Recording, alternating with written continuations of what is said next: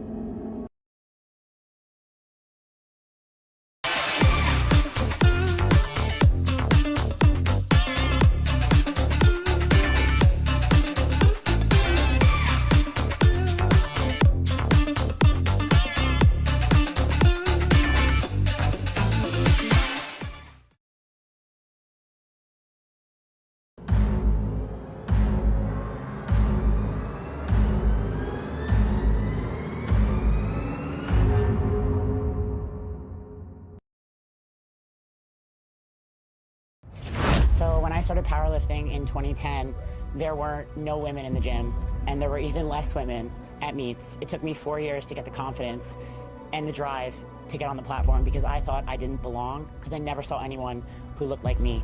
I went to meets, I spotted and loaded, and there were maybe 1 or 2 women at every meet, and I never had the courage to get on the platform.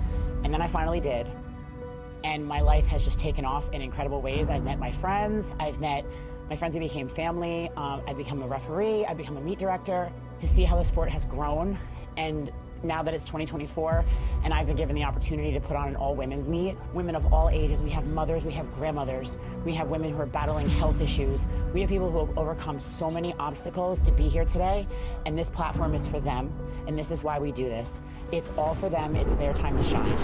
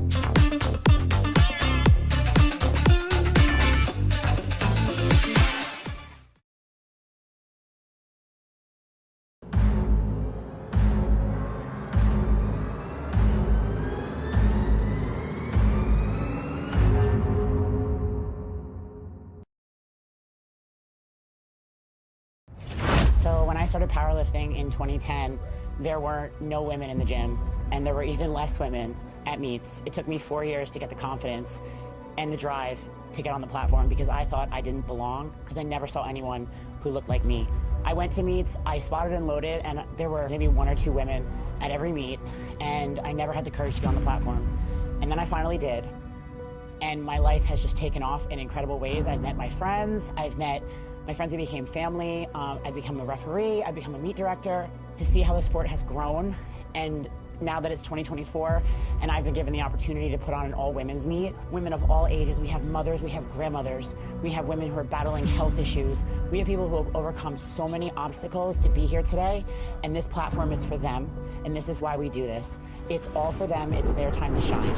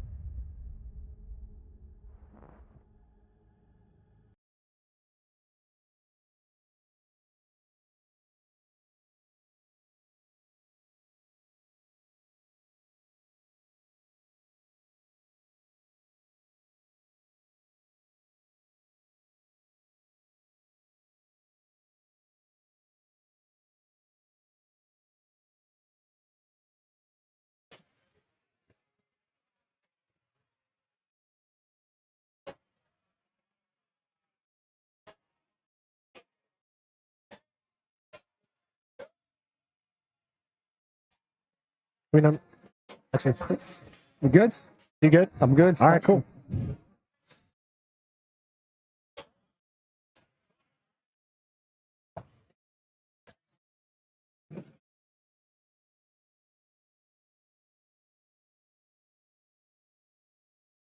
All right, guys, what's going on? We are here from Adelante Barbell Club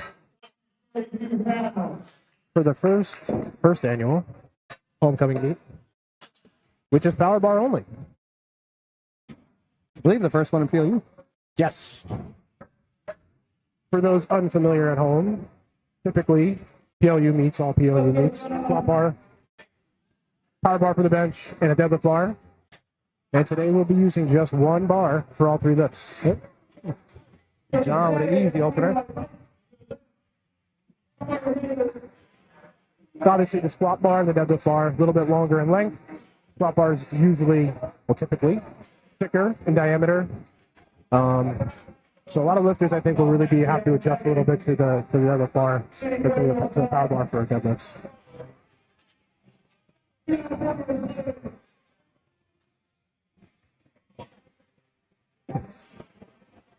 Nice thing I'm making here with 60 kilograms on the bar.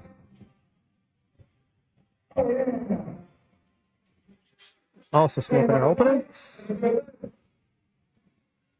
Kilo math, so much easier with a power bar. Yeah. You don't have to do that extra especially with squats. Right. Power bar plus collars. I'm like, I can deal with that. Yeah. I don't need the extra 5.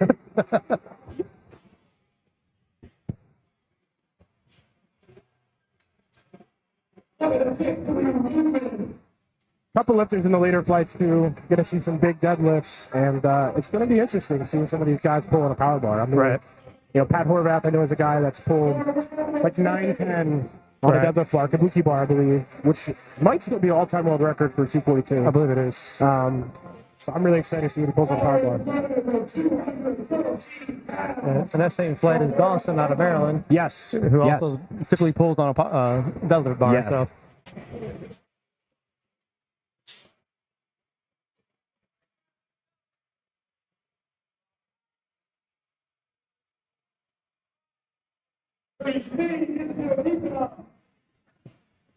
Ooh.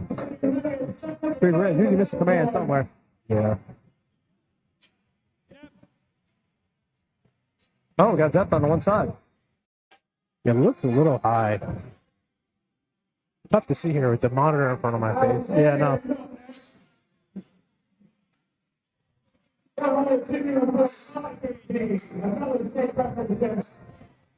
And Dawson had a very short turnaround going from Ghost Flash. Yes, to this. I did on Instagram. He put up a massive day as a 198. Yes. At 567 dots, which is just crazy.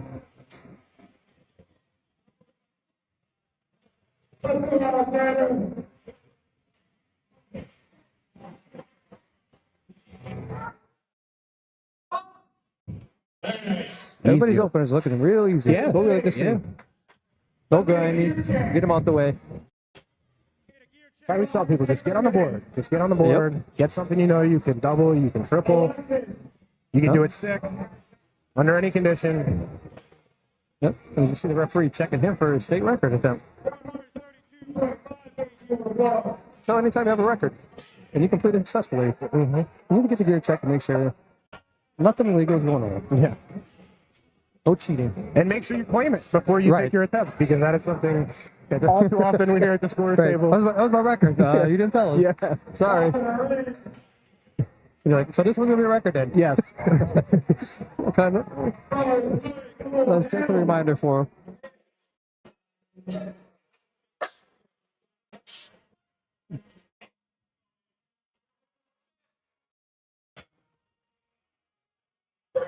Slowly approaching the 300 mark on squats in the first play.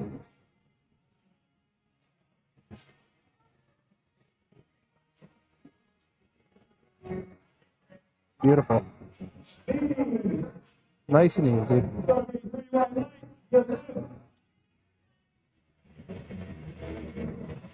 And this is the ref crew here that, you know, for anybody who's not competed here in Jersey, they're going to hold you that standard with squats.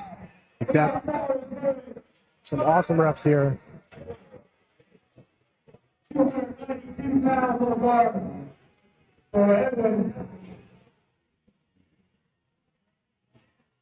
Edwin, same way last up at 132.5 kilo. Nice shot.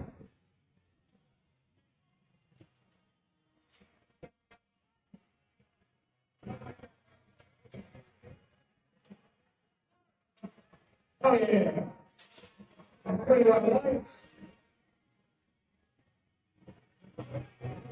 Nice state record attempt here for Elizabeth. Also repeating 132.5. Makes the job on the spot is nice and easy. Tighten the collar. Yep. Just a rack. Yep. Save some energy. Yep.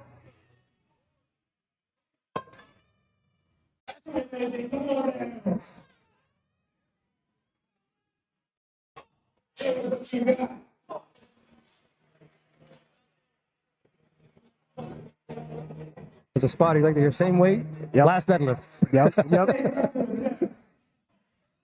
Liz is a third grade math and science teacher, says here.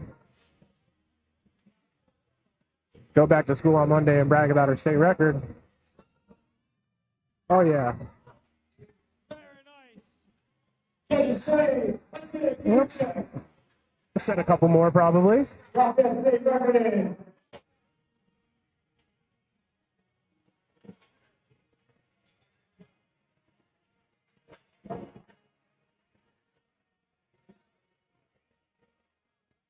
Mario coming up here. Mario's first powerlifting meet.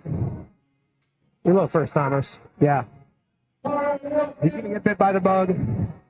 That's what we hope. Yep.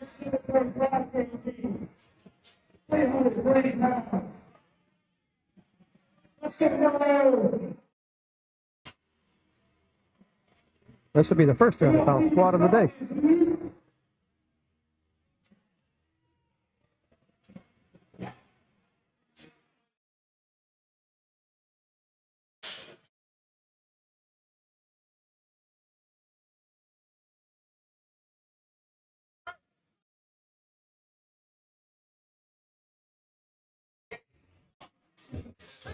Good speed there. Oh, yeah. It's always nerve-wracking, that first squat in your first meet. The first one every time. Yeah. Okay, every time it's good. I don't think it gets any easier. No. Definitely doesn't get easier. No, you're like, But you never forget the first one. You walk out and you're like, oh my God, there's all these people watching me. But I still get that feeling now, 9 years in the sport. It's just can't feel my toes walking up to the platform. Nope. Even though you've done it. Yeah. You're not doing it with a heavyweight. Yep. Yep.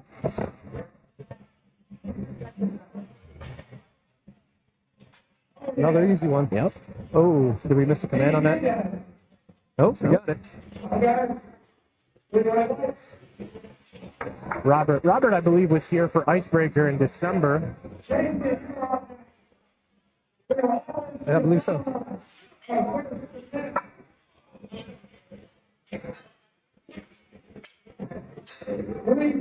We're up at 150 kilos, 352 pounds on the bar.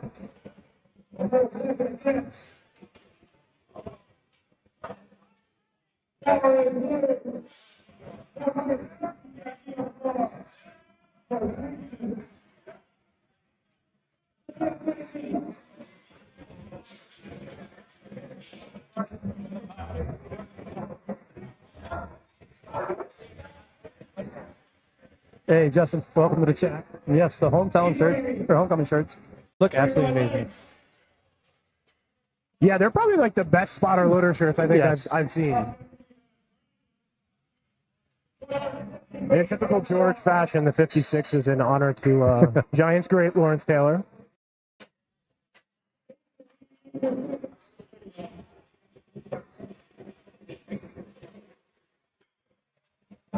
Yeah, when I saw him posted online, I was like, oh, yeah. I did sign up to spot load, George. Do I get one of those since you kicked me off the platform? Yeah. He's like, yes. Yeah, those are sick. The meat t-shirts look great, too, with the baseball style logo on them. Yes.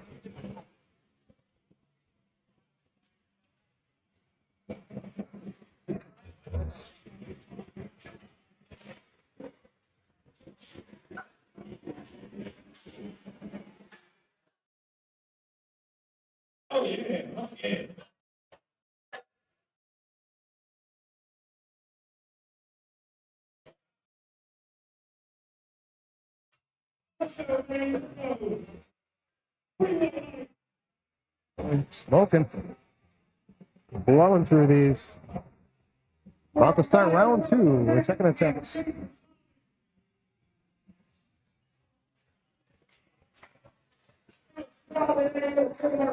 And now we got our first 400-pound squat, 195 kilos. Yep. First 3 reds of the day. Yeah, for those at home that saw 170 on the screen, due to collars, that is not 3 reds. Yes. It's technically 3 reds, Yes. but we can't load 3.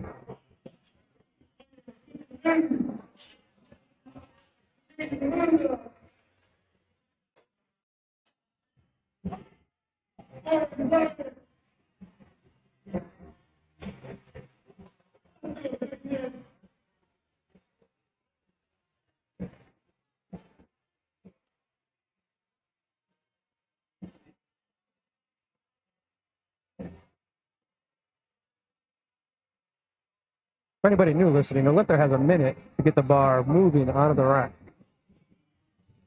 Once they hear bars loaded, they have 1 minute.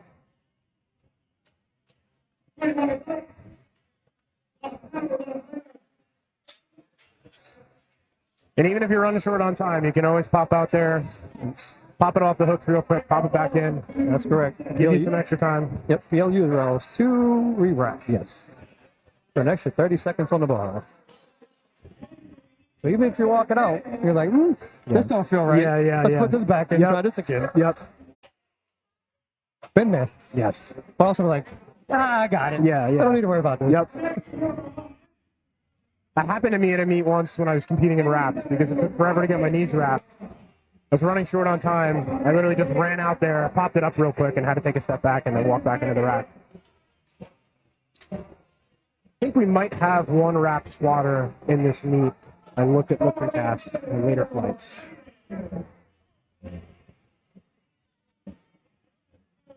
Megan, pretty much raw, except for a belt. No sleeves. No wrist wraps. Speedy second attempt. Let's see if she throws some weight on the bar. Yeah, really. 7.5 kilo jump. A lot more to take on that. Yeah. Respect to the lifters that can go out there with no knee sleeves on at least. Oh, I can't even imagine. I don't even warm up without them. I think once I get over one plate on each side, I'm like, yep, they're going on.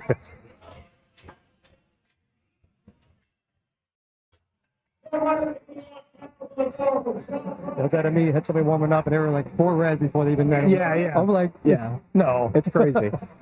I'm like, we put them up.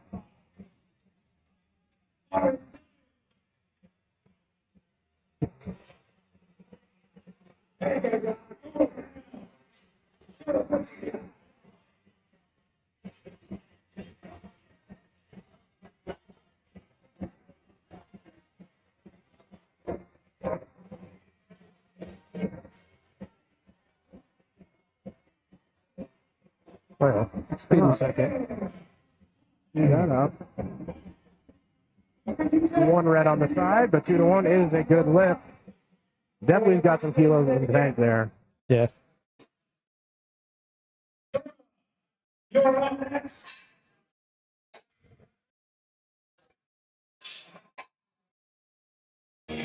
Stay record time coming off the more here. Missed an opener, but still took a 5-kilo jump. So let's see. Especially to get called for depth, that's always a questionable. Yeah. Like, unless it's just something stupid, I'm probably retaking my last. Yes. As much as you don't want to. Looks a little bit deeper there. Let's see what the judges say. That 2-1. gets it. Gamble pays off. It does. That's something you see a lot more too with rap squatters is sometimes they'll go out, they'll miss an opener, and they'll still go up for their second just because sometimes those wraps being so tight, Yeah. you know, a little bit more weight on the bar is going to help you sink it a little bit deeper. I was watching a buddy's meet. Somebody was like, in sleeves though, went up every time despite not even remotely close. Yeah. You're like, bro. Yeah. Like, you're getting deeper, but you're still not deep. Yes. And that's the problem too. Some lifters get so fixated on hitting a specific number, a specific total, that they're not willing to retake a weight because that's going to really hinder the day that they want. You know, the biggest thing I tell lifters that I coach is like, you're going to go and have the day that you're meant to have, right? You're not always going to feel 110% like you are in the gym when you're training. Nope.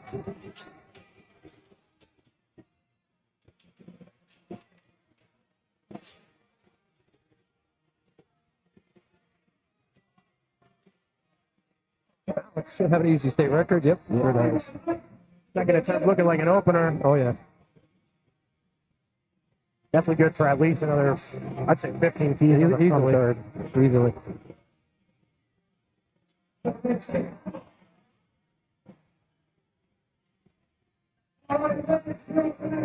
going to stay record for Elizabeth.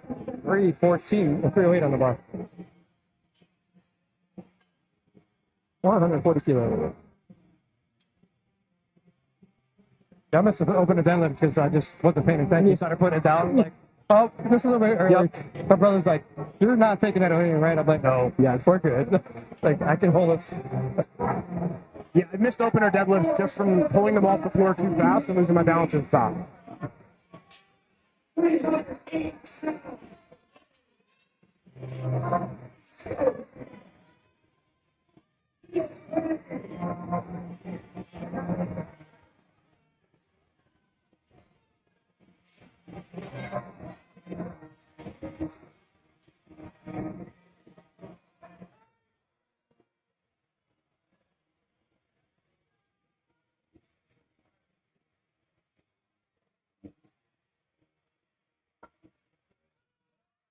It was deep. Let's go. Well, she's got it.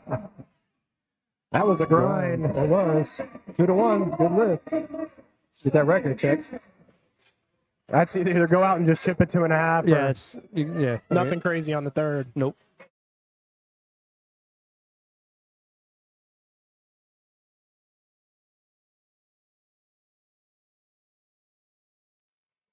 Might be a smart move to just scratch it and save some energy. Yeah. It's a long day. Already got 2 state records in the book too, so Right. it's like Yeah, well, you're going to break your own record. yeah. Or just waste too much energy and affect the rest of your day.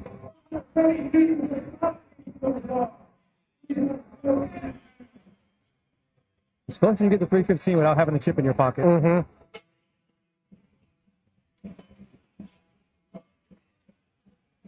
And the 2 different knee sleeves. I'm way too OCD to ever do that. You're right. They look like different brands. Yeah, like, that's not even gonna happen either. Yeah.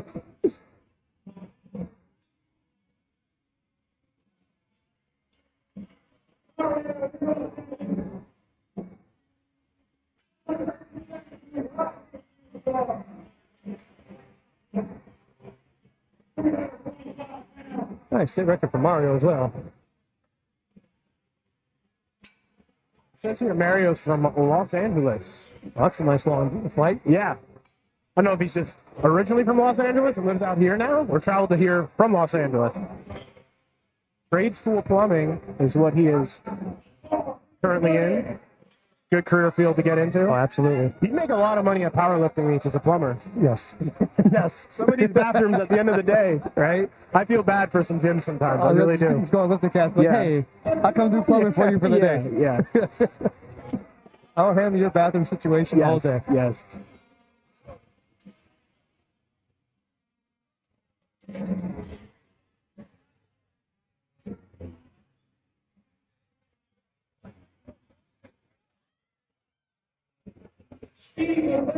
Look good. Oh, just high on the side. Just a little bit.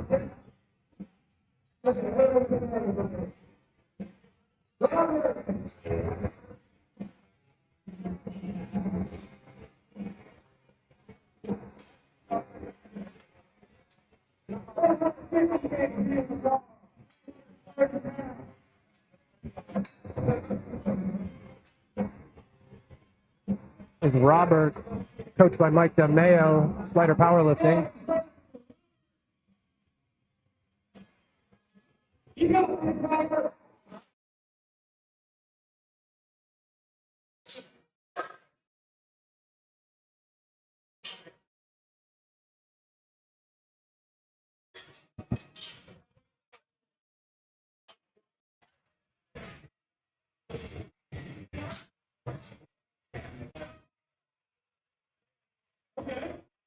Good looking second attempt. Yep. Yeah, 2-1. Kind of red from the front. I think he jumped the rack. Yeah. By like a half a step.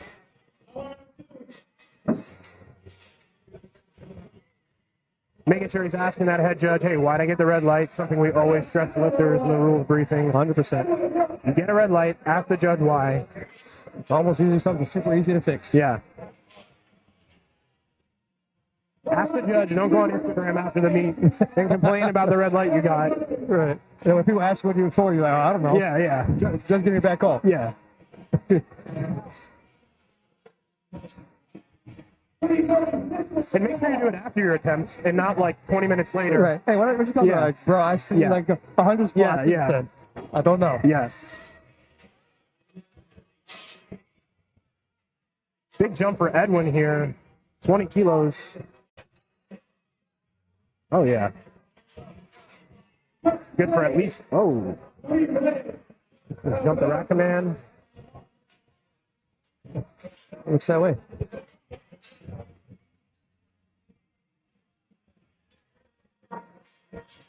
Yeah, especially like on bench and deadlift. We've seen somebody like, we're like, you lifted today? Yeah. Like, when? Yeah.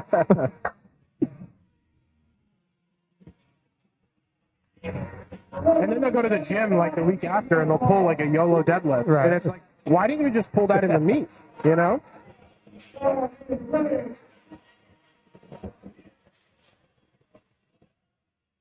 15 kilo jump here for Jake. Or they're going back afterwards. Yeah. If you just had 9 attempts, do you need 10? Yeah. That's a big thing too. I think a lot of lifters get mesmerized by getting a 9 for 9 day that they almost don't want to take risks. Right. You know, and you've done a whole prep to take the risk on the platform. Yeah, like a 9 for 9 with a lot of routine makes no sense. Yeah. 9 for 9, you went heavy on your thirds? Cool. Yeah. I've been competing for almost 10 years. I've never went 9 for 9. Never. I've gotten close. I've gone like 8 for 9. I did it twice back to back, and I was like, yeah, that's too much. Yeah. Maybe I somehow open up the squat. Yeah. Okay, great. That's broken. Yeah. There we go for Brandon at 177.5.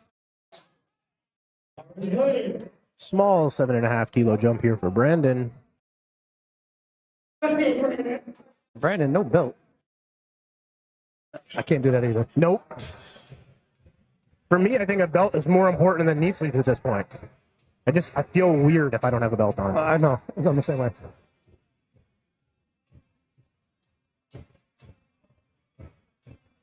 Definitely more common with some of the bigger deadlifters, more so than squatting. He's definitely deep. You see what they give him. Big 3, yep. Probably expect a 5 or 7.5 jump from there. For sure. There we go, 210. Last second attempt at flight A. Jason's knee PR is 474, so he's not far off. We'll see see how this looks and see if he can go break that on his third attempt.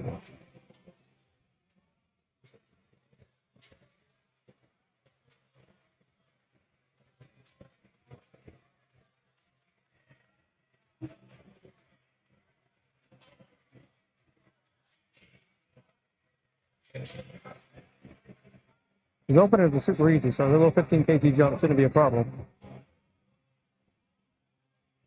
Good looking second attempt. Yep. That's a massive quads. Right? As he squat, I was Definitely like, a built squatter. yeah, so I'm like, yeah, so you should be going up. 2 to 1 on that. I think he's definitely in PR territory in this third. Yeah. So if I cut that in half, take a 7.5 kilo jump. Yep, you're good to go. All right, down to our final attempts for flight A on squats. Megan staying consistent.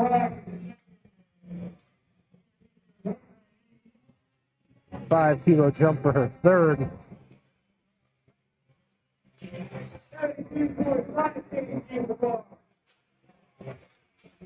Which, based on the second, should be a relatively easy squat. For sure.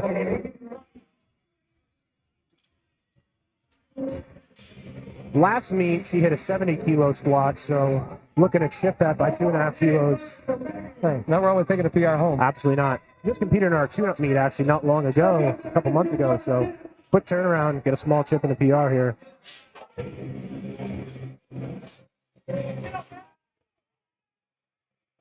It's close. Let's see. That No lift.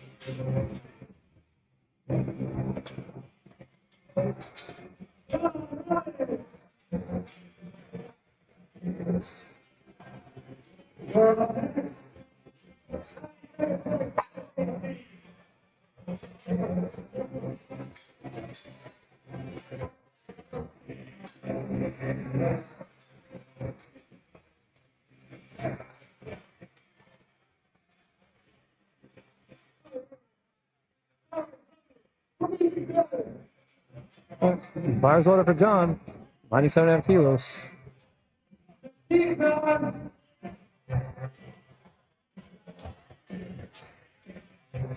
Big jump from a second to a third here.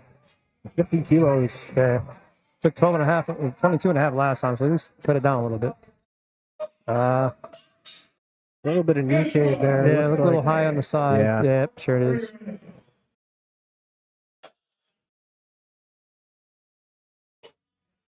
A little excited, a little dive bomb on the squat. Yeah.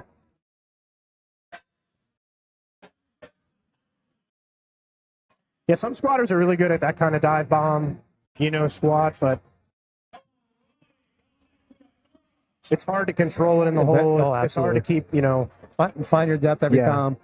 it's hard to maintain good foot pressure when you're kind of falling into the squat so fast. That's where you kind of see that knee cave. Yep.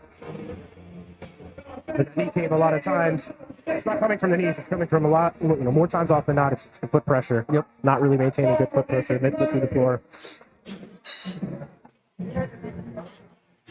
2.5 key jump for Nora. Based on what we saw in a second, that's a good call. Yeah.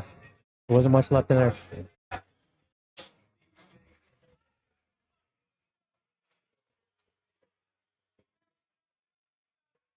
Look deeper again, so let's see what Jake can say. Nope.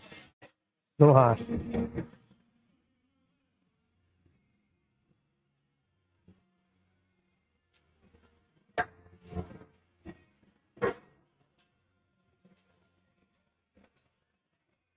So Alex's training PR is 250. So this is a big PR. Oh, yeah. We'll set a PR on his second attempt.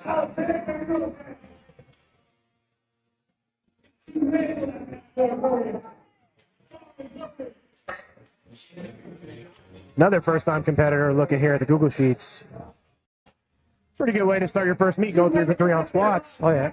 With a huge PR on top of that? Absolutely.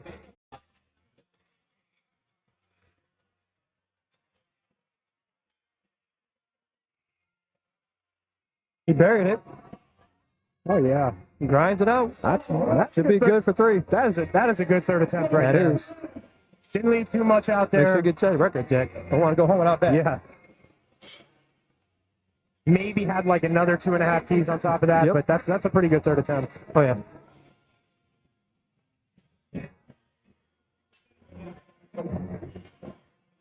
And Liz, like we talked about before, kind of said take a 2.5 key jump on the third, and that's kind of what you're doing if you can. But second attempt was a grinder.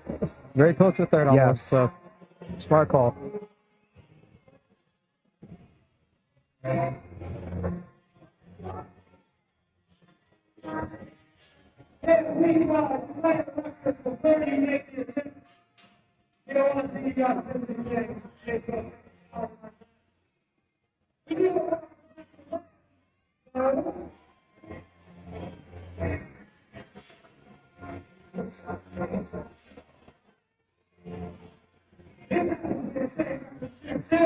Going to break her records. Good pick, good walkout. Yep.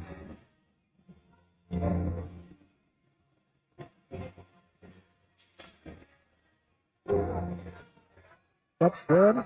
Oh, just hit that sticking point out of the hole. Yep. You know what? She took a shot at it. She did. Could have scratched it and said, you know what? I'll try to chip it. Didn't grind too much, so it's not going to cost us too much I energy think once you go out for those third attempts that you know might be a little bit of a grind, once you don't feel it, there. just tell the spotter to grab it. I've done that. I'm like, no, we're good. You can take this. I think my last 2 meets, I've missed my third attempt squats, and I knew right out of the hole. I was like, nope, not getting that.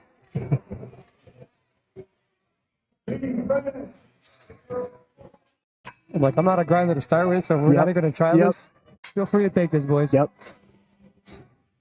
Because grinding out a squat, too, is one of those lifts where you grind it out a little too much. You can injure yourself. You really can. Yeah, that too. You know, bar starts rolling forward.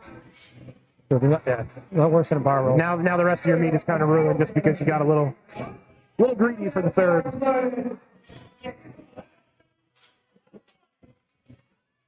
Alexis with a 10-kilo jump here for his third. Stayed consistent, 10 kilos from his first to his second, 10 kilos from his second to the third. All right, chat's starting to pick up a little bit now. People waking up. We got some DAC fans in the chat.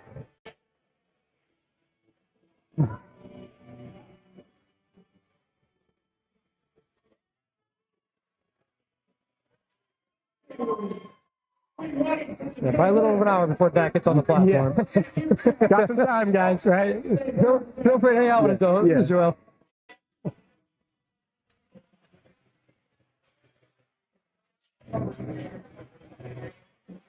All right, Mario at 152.5.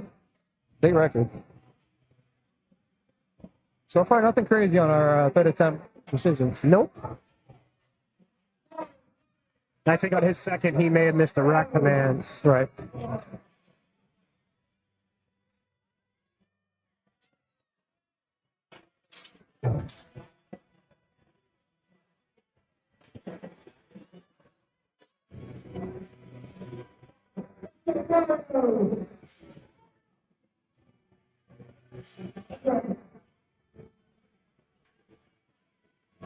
Good pick, good walkout for Mario here. A huge difference in the squat. Absolutely. Oh, he knew it. We talked about before, right? You know, you got it. The sun spotter. We're good, boys. Yep. So yeah, good pick, good walkout is so important in the squat. You know, because if you have bad pick, bad walkout, the weight's going to feel way heavier. Oh, it's the worst feeling. And then when you get set, you're going to be like, you're going to start doubting yourself. Yep.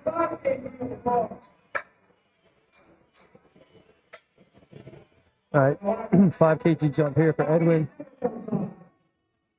Another smart call.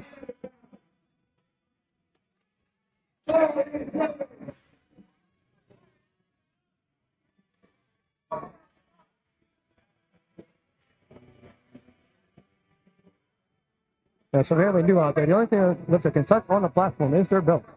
That's why you see everybody coming out wrapped already.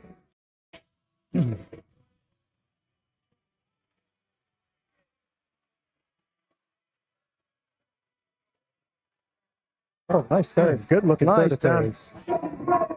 Good call. 2-1. 2-1. Probably add a little bit more there. We're playing it more on the safe side after this in that second. Oh, yeah.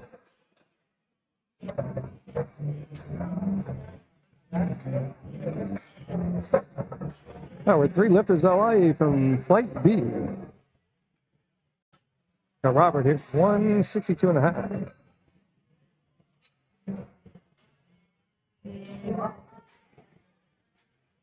This is just about a 3-pound PR attempt here for Robert with meet PR. His last meet, 335. Or I'm sorry, training PR rather. Sorry.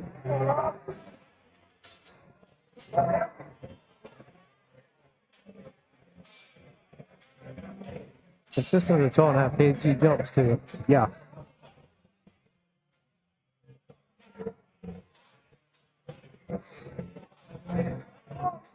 Oh, nope. Lost it in the hole there. No quick. We talked about before that dive bomb squat. You know, some lifters are kind of good with that rebound out of the hole, but it can really throw you out of position at the bottom. Oh, yeah.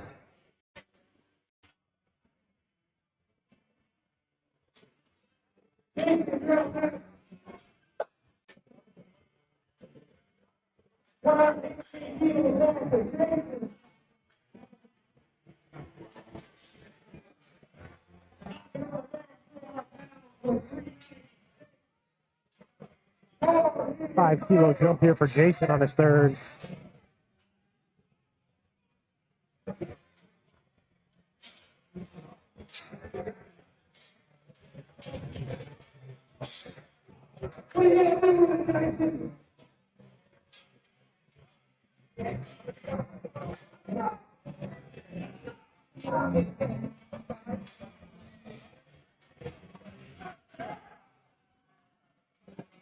Just a little high. Yeah. Just missed that one on depth. Yep. Yeah. Spot arm got away, so I couldn't see, but yeah, from a claw perspective, yeah, a little high.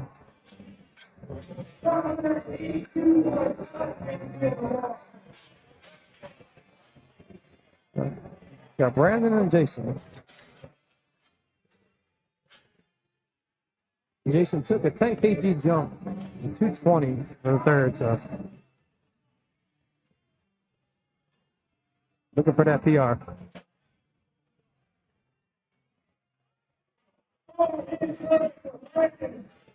Couple 400+ pound squats to close out flight A. It's always nice for flight A. Yep.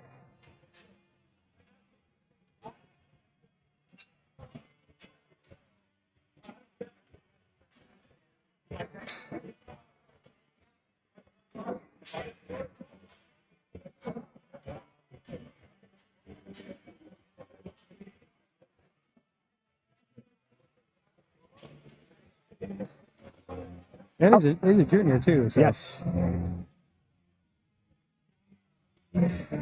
Very deep squat.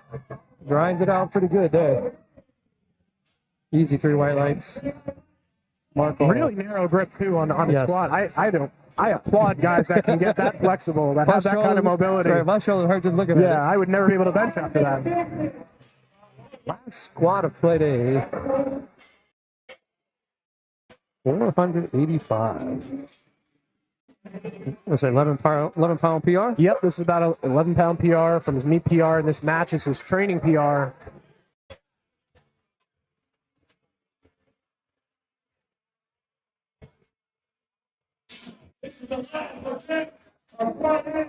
Just over where I expected him to go, so we're right there. Yep. 220.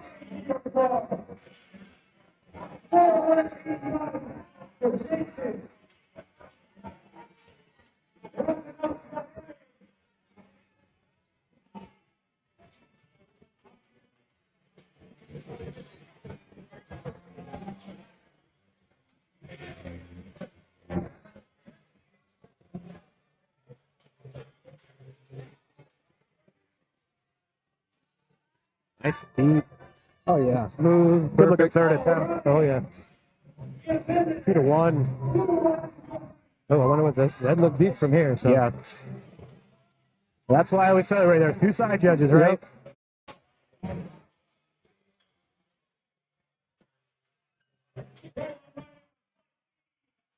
Gonna roll right into flight B.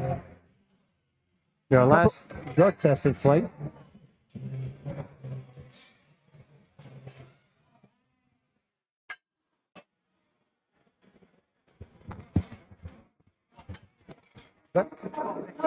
Or is it now? Yeah, because there's a couple big squats. Are gonna round out this flight. I've been corrected by George. Yes. George decided to mix things up. Have a combination of tested and untested in this flight. So he went with the option of not separating them. Yes. And choosing everything based on weight class. Which is typically how most meet directors set up their meets anyways. Typically keep all your females together. Yep.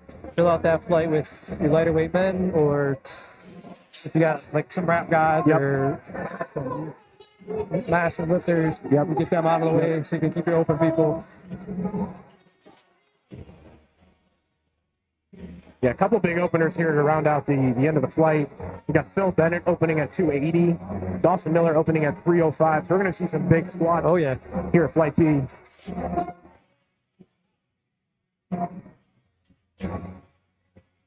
You got a lot of Jack fans. The past 3-4 comments. Yes. Jared walks away. Jared coming up at 165.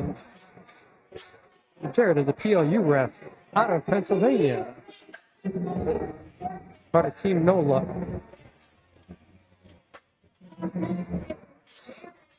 Coached by Jeff Rogers, correct? That is correct.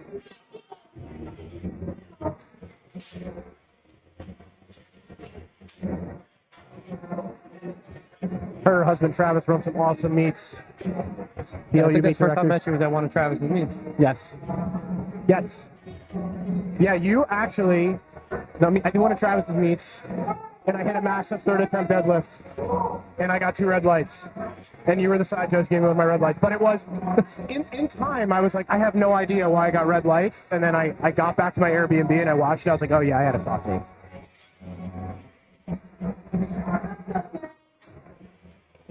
Because you guys told me that, and I was like, there's no way. And then I went back and I watched the video and was like, all right, yeah. And then I ended up losing best lifter at that meet by less than 1 dots point. Good on me, right? But that's the way it is sometimes. Sometimes it works that way.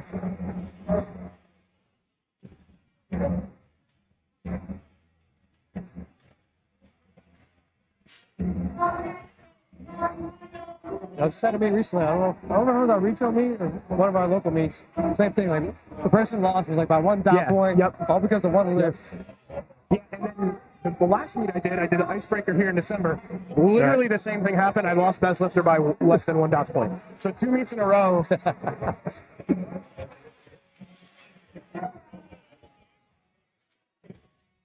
think weight is last time, 165 for Robbie's.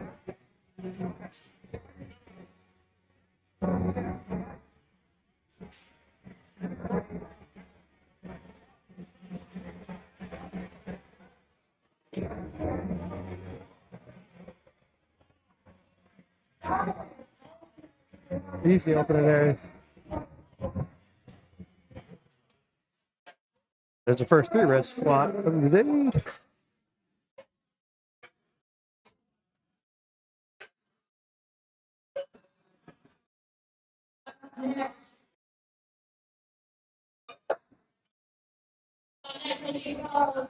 Golf coming up.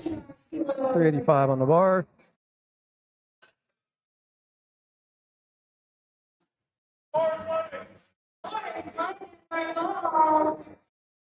Says here Gail's also a hockey player and loves beer and meat. Those are 3 really good combinations.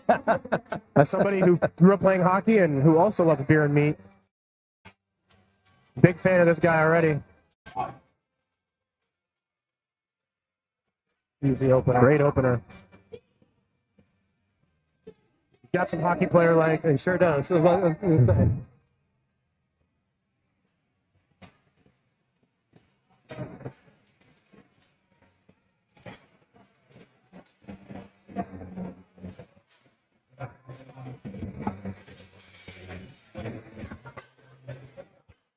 We're throwing some beef on the platform with these big spots coming up. Yeah.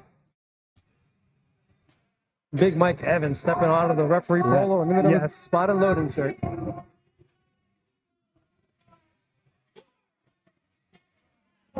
Now you're definitely not going to be able to see the depth on the squats when you got Mike in front of you. I've lost all visual on the platform. Casting a shadow over the platform, Mike Evans.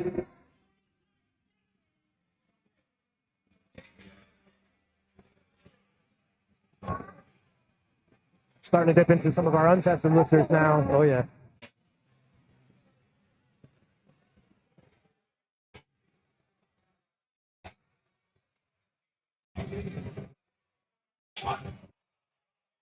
I'd like to see our older guys compete too. Yes. What's up, Master 35 39 here for Josh.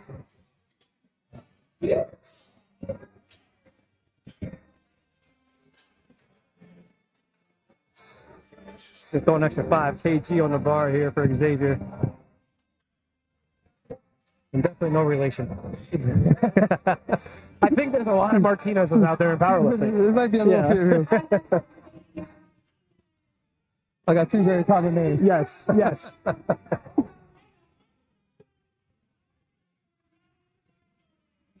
Yep. A little anxious. Gotta wait for the head referee to say bars loaded.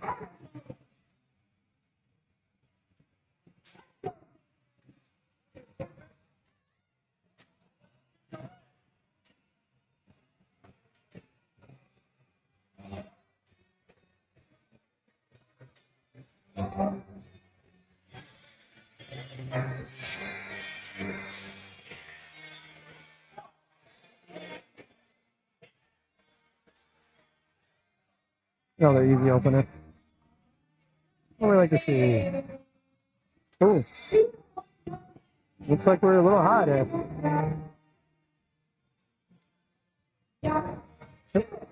Sometimes too on those openers, you almost want to test the referee, you know? What can I get away with? You know, toe the line a little bit. Definitely do. Yeah. Once you start getting those big, higher level meets, you know, it becomes, some gamesmanship. Okay, they're going to call that higher, and I'll stick a little bit more on the next one. You either get the approach of, I'm going to sink the first one, let's show you I can hit them. Yes. And then we'll go from there. Probably a better approach. Yes. Usually. Nick, he's one of our regulars here. He did icebreakers, Yes, didn't he did do icebreakers. He's done a few of our meets. Very distinguishable by his hair, always. That's exactly what I remember. I was like, I know where I saw this before. 424 on the bar.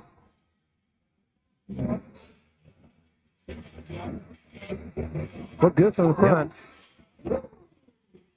Yep.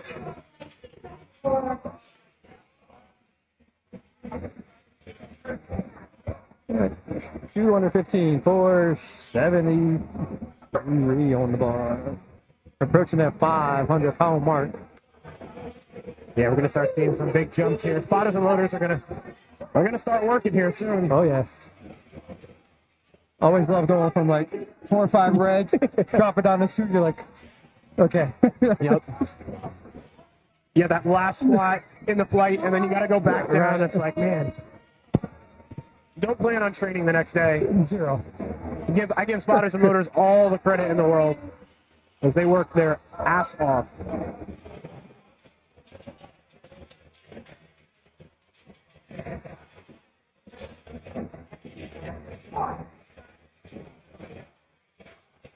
Another one. What's up, Master? Good looking opener for Brian. Here we go. We are now in our 500-pound range. We'll start seeing 5-man squats. Chris Jones, husband of Melanie Jones. Yep, Jersey's very own. Yep. That's Chris's first meet back after 2 years as well. Yes. I believe my first powerlifting meet ever, I competed with Chris. So he's been in the game for a while. He has.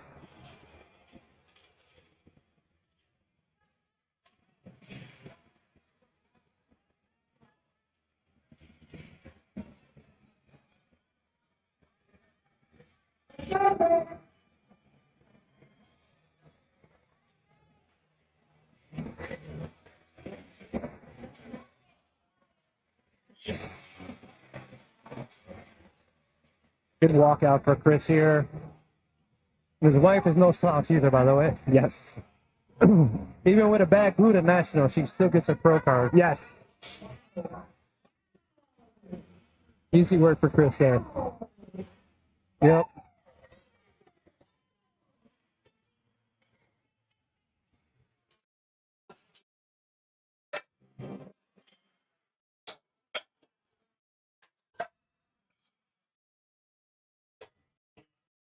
£573 opener. Well, Chris had spinal surgery, so that's impressive to come back from that. Absolutely. 2 years later.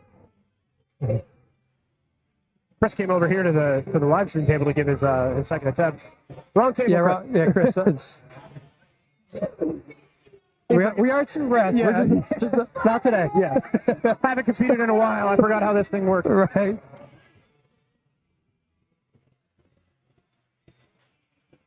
Yeah, big opener here for Abby. I hope I'm saying your name right. It's actually a B. A B, okay. A B's out of Maryland. Awesome.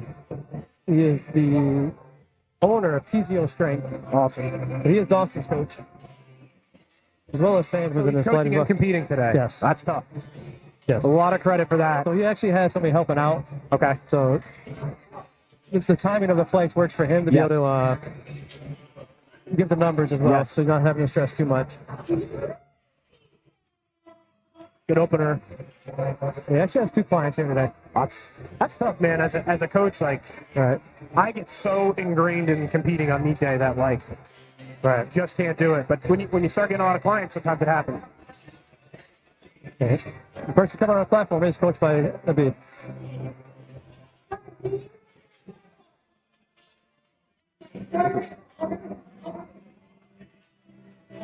So Sam is also out of Maryland. So Sam, Dawson, and a B all train at Chisholm Life Gym.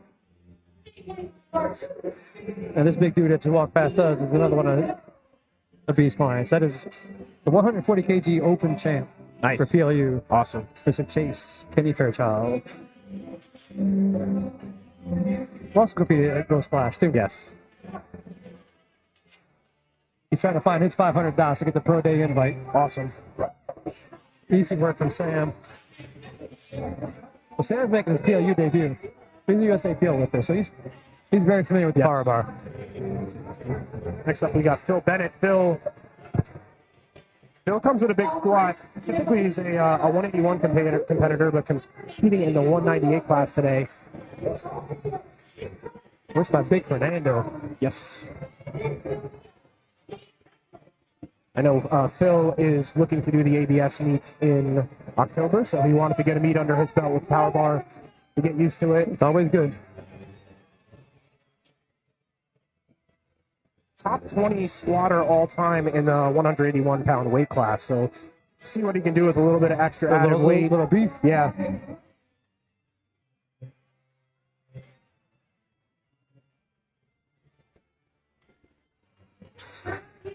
And he hasn't even filled out the weight class either. Yeah. He's only at 88.5 kilo.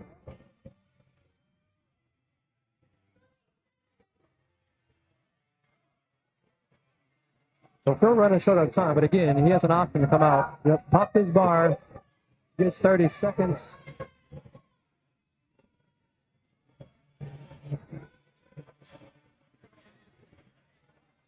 Oh. Looks like he's going to time out. Yeah, I don't know if he showed up late. Yeah, so I didn't see him. I didn't see him in the warm-up room earlier. Figured he Right. just wasn't here yet, but oh, there he is behind us.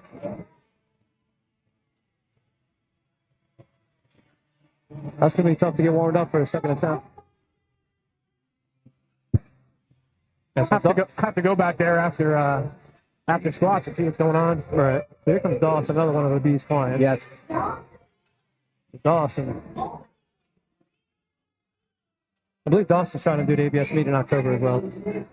Yeah, it's kind of perfect timing with the way this meet lines up. You know, Yep. you can get used to the power bar, take a little bit of a break, and then kind of head right into a meet prep. Bringing the racks in for Dawson. Yeah, for a relatively small guy, he squats with a very wide grip. Typically a 198 lifter, but competing in the 220 class today.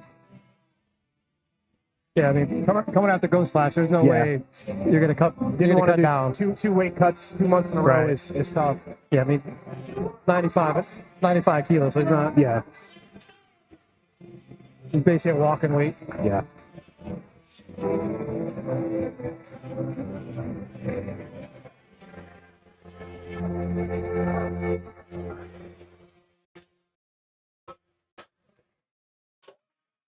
He has a pretty squat, too. I was training with him, just like, cool. Yeah. Saw some of his videos on Instagram. I'm like, my God.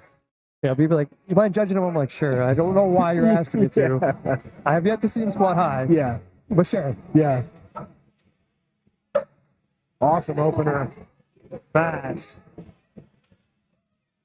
Easy 3 white lights there. What do you think? Probably like 20 kilos on his easily. first or second. And there's another one of our Beast clients helping out.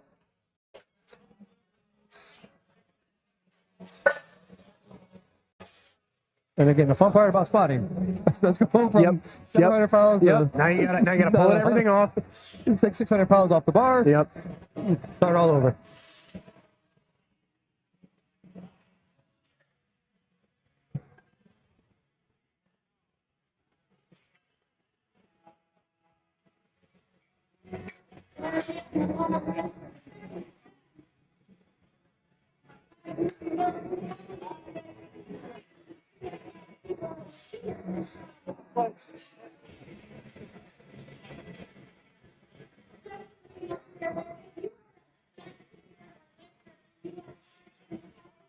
Oh, the chat is on fire now. Yes, it is good to see Chris Jones back on the platform after 2 years in spinal surgery.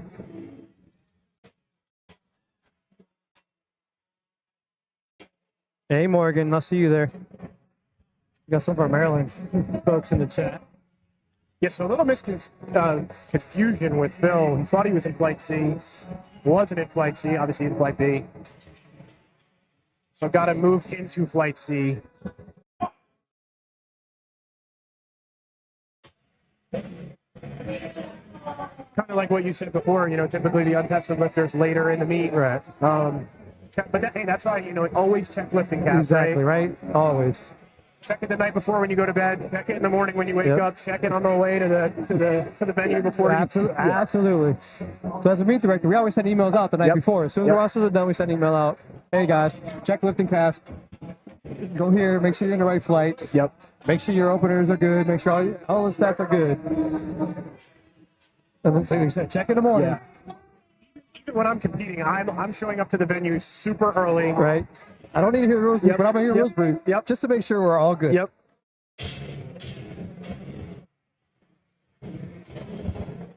And we got some world record holders in the chat that were Morgan friends.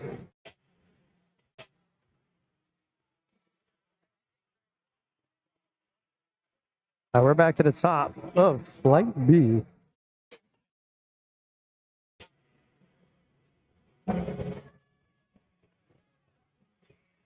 Jared with a smooth looking squat. Little high on that one. So he got called for depth on one side the first time, now it gets to them both. Come back, fix that.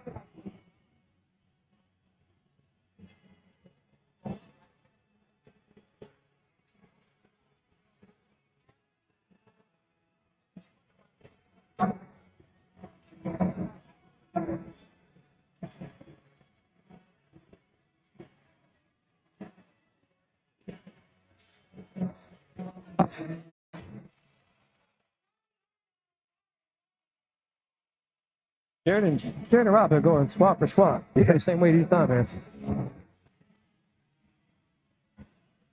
10-kilo jump for Rob to his second.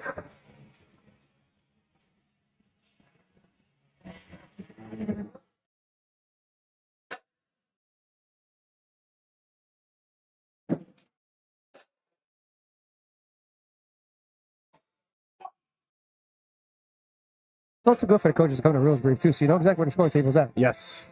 Exactly. Yes. You don't give your attempt to the to the live stream table. Yep. Can't help you out. Yeah.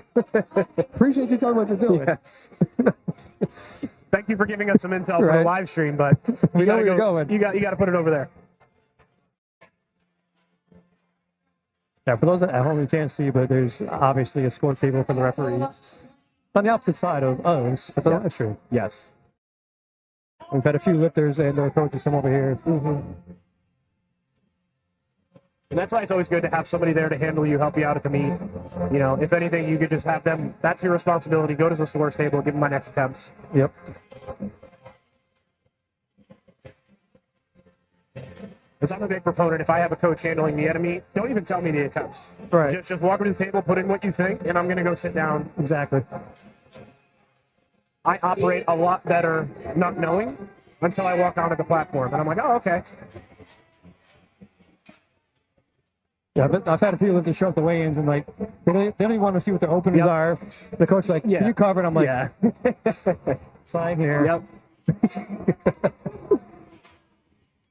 Or be on the mic and be like, "Don't announce it." I was like, "I have to announce the weight." Yes. Like, so you're lifting, you Yes. put headphones on, Yes. or go away. it will be enough.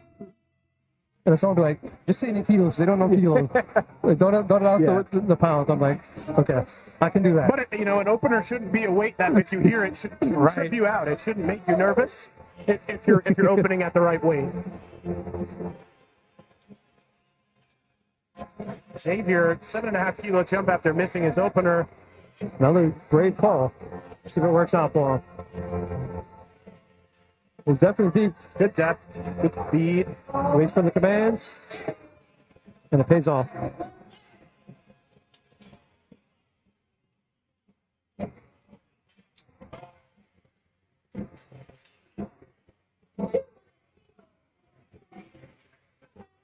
Nick with a 7.5 kilo jump.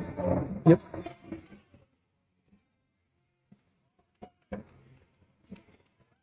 Josh is taking the same number right after him.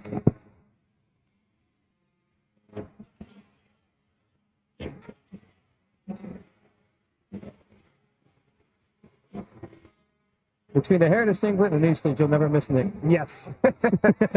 You'll know exactly who he Yes. is every time. Easy way for Awesome depth. Yep. 3 whites. Control smooth squat.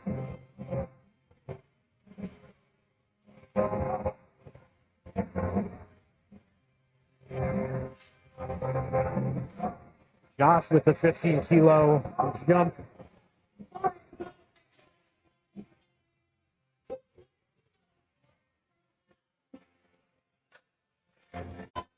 See Uncivilized Strength in the chat. Brandon, one of our PLU competitors. We competed against each other at Icebreaker.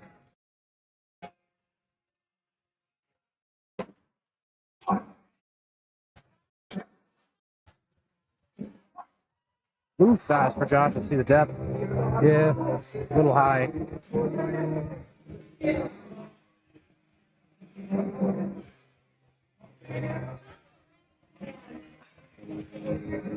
State record here for Brian, 15 kilo jump.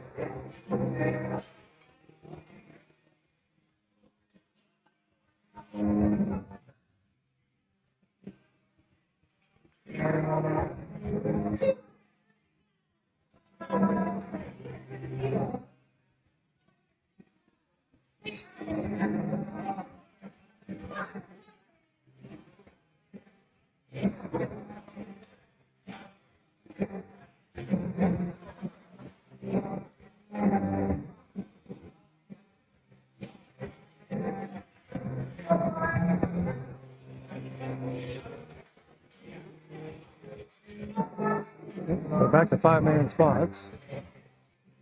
Big up Mike Evans, commanding that spotting crew. No, Morgan, it's your buddy Eric Martinez.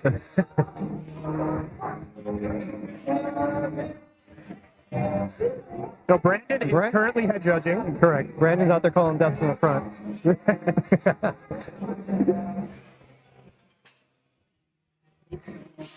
Chris Jones coming up for his second attempt, 12.5 kilo jump.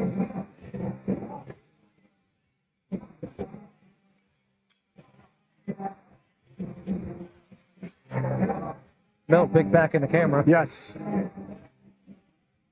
Talk about a power couple. Right?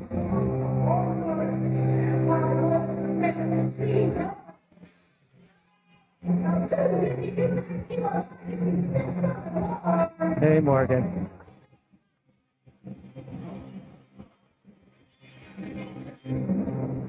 Yeah, Morgan's just coming off the big meet herself, so nice to see her hanging out in the chat.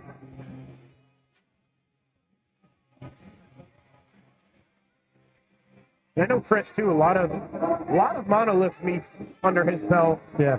And Don't know how many meets he's walked out squats, honestly. probably not many, because But looks pretty damn good doing it. like, MML both started RPS, so they're definitely mono. See the judges say on that one. 3 whites. Good looking second attempt. I'd say he probably got another maybe 5-10 kilos. Yeah. Yeah, Chris has international experience too. Yes. Both MML, both been overseas.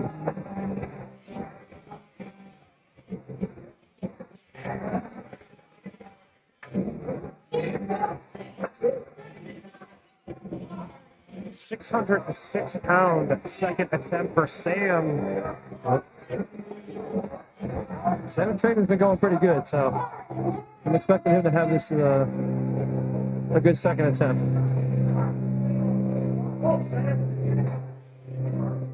It's actually his first meet under B as a coach, so Those are always tough sometimes too. You know, the first meet with a new coach, how to peak and kind of feel out process. Yep. That's why I always tell lifters, you know, you're working with a coach, give them a meter, give them more than one meet. Yeah. You know, not every lifter peaks the exact same way. Especially you sign up like right before the meet. Yes. Okay, I'm 12 weeks. Like, cool, we got zero time to really to get to know each other. I always try to push that with new clients I intake. Like, hey, I know you want to jump right into a meet, but let's take a little time to really figure out your weaknesses. Because there's not much a coach can do in 12 weeks. No. And right behind him is his coach, a B. 617-pound second attempt for a B.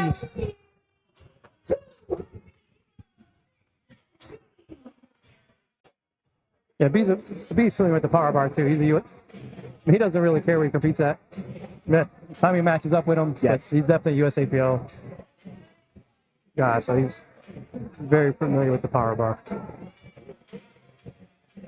There's a 300 kilo meet PR.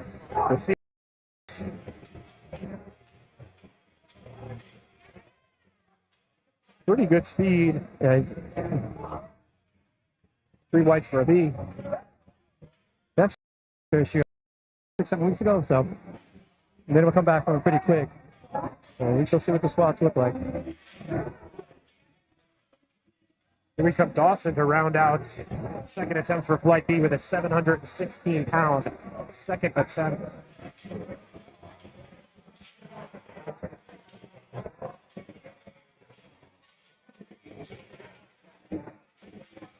Dawson's meet PR is 760 pounds at 198. So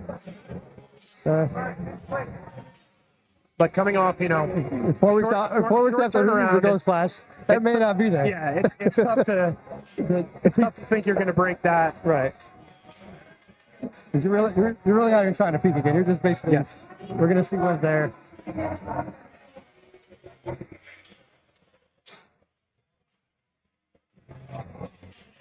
I don't even think I get under a barbell for a month after I compete. Yeah, let alone jump into another. He's literally peak. back in the gym. Yeah. I was like, dude, he just got back in town. Yes. I think my last meet in December, I didn't get under a barbell for almost 6 weeks.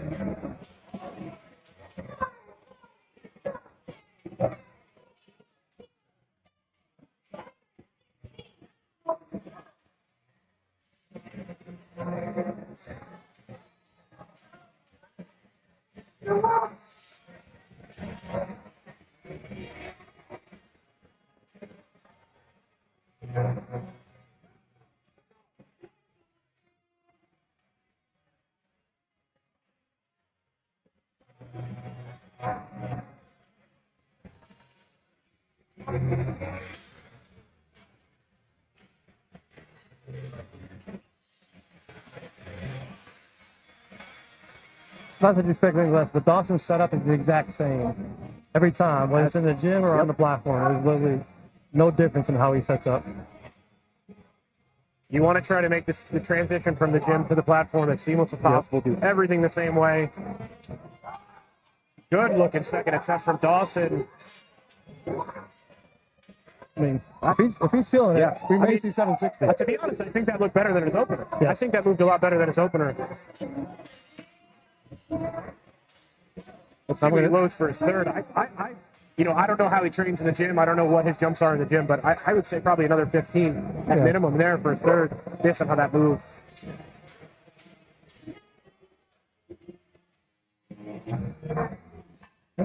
Back down to third attempt.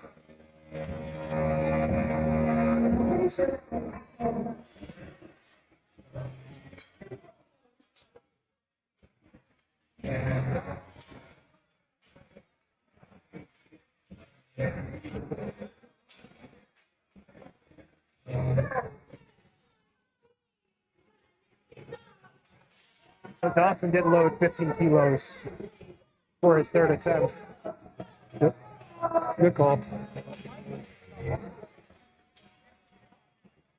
Yeah, Morgan, Dawson's squats are beautiful. Like, it's amazing to watch.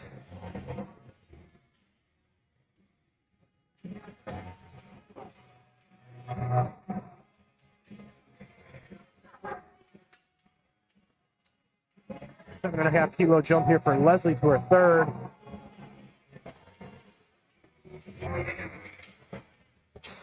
Real easy looking third attempt. 3 white lights, no doubt. Nope. Jared retaking that. Smart call.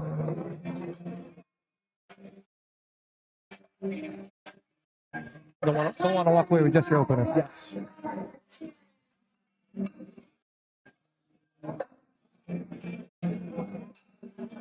And it helps when you have a coach that's also a referee, that's at a ton of meets, Right. that sees lifters, I'm sure, more times often than not, miss an attempt and then go up. Yep. When you have a coach like that in your corner, that can kind of probably texting him right now saying, nope, take it over, take the same thing. Yep. Give him a cue or two to remember, like, hey, been there, done this. Yep.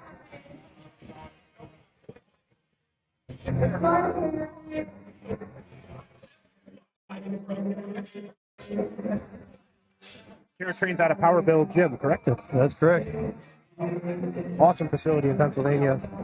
Yes. Couple facilities. Yeah, CT done well with both KOP and Warrington. Built himself a powerlifting empire out there. Let's go, A Jared. little bit of a grind for Jared. Let's see what the judges say. We get through the sticking point. That's 2-1. Good lift. Mark Hall retaking that. Yeah, there's not too many weak people running around Powerville. And on the bodybuilding side, you're like, is anybody in here not jacked? Yes. Yeah, I used to be coached by CT. I joke with one. I was like, Does the membership automatically get that strength and definition? I haven't been to the two bigger locations, but I went to the original Power Build gym. One, yeah. That place was awesome. Yes. Yeah, he's only got bigger every time. Yeah, it's crazy. He's already playing on another one. I'm not surprised.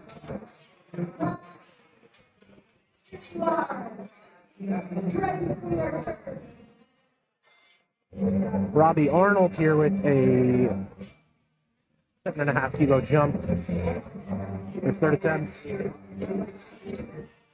But not only is the facility great, but like the community within the gym is amazing. Yes. Like they built a true community within the gym.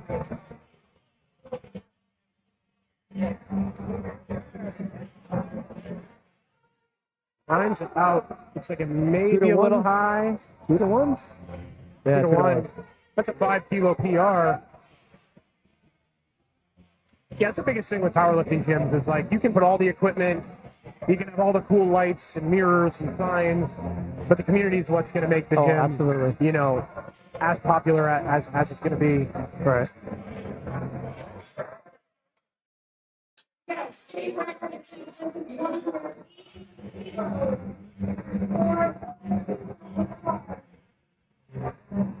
Oh, chipping a state record. What's a good thing about a record? You only have to break about 0.5 kilos. Yeah. So you can save yourself a little energy instead of taking a full 2.5 kg jump. Might do something in between.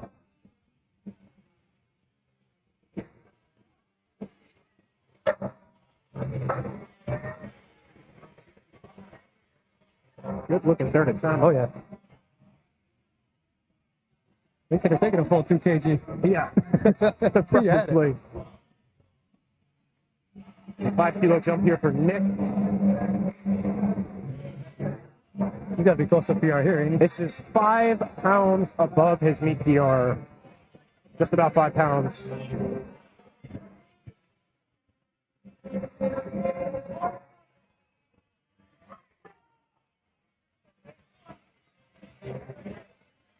Nick always coming to the platform with a ton of energy. Right. Throughout the day, too. It's like it doesn't go down. Doesn't get tired.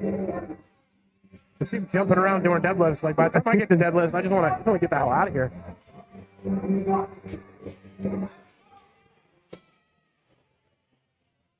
Good depth for Nick. Good squat. Should be 3. Yep, that's 3. Nice little PR for Nick on his third. Oh, yeah. Josh with a 5 kilo jump here after missing his second on deck. So maybe we'll see if these 5 extra kilos help him sink it a little bit lower.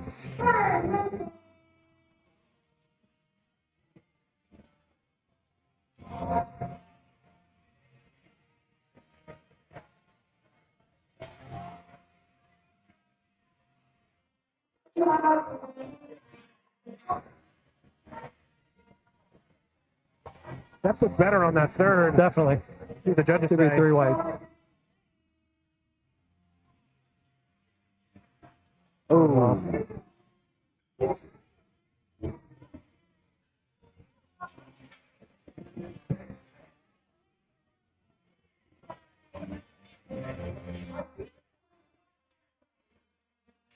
Twelve and a half kilo jump here for Xavier.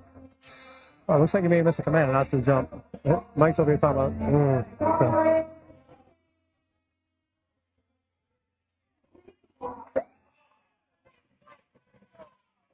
Little back slap, get him hyped up.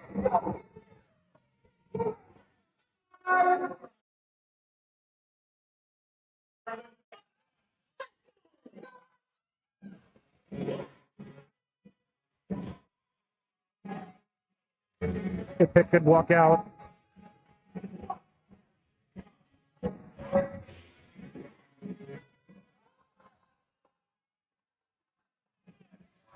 See what the judges say here. Who won? He knew it too. He shook his head a high. little bit.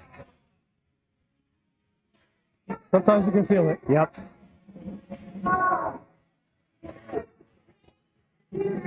Looking at that time, I'm like, that was a little high. Yeah. You're going to be like, oh, I guess not. Yep.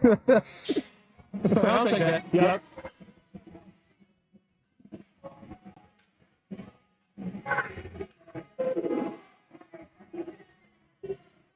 Brian with a state record here in his third attempt. 2.5 kilo jump.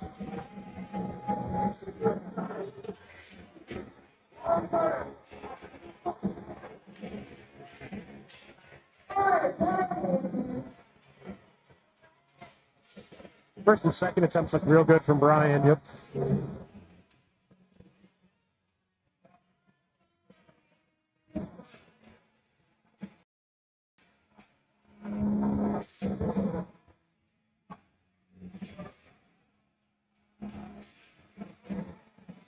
That looked good. It did. Yep. Go. Victory squat from Brian there. Absolutely. 15 kilo jump, 7.5 kilo jump. Probably out of 10 kilos there, honestly. For sure. Another last 4 squats. Chris Jones here, state record on his third attempt, 589.7 pounds. 15 kilo jump. Not a bad way to end squats after not competing for a while.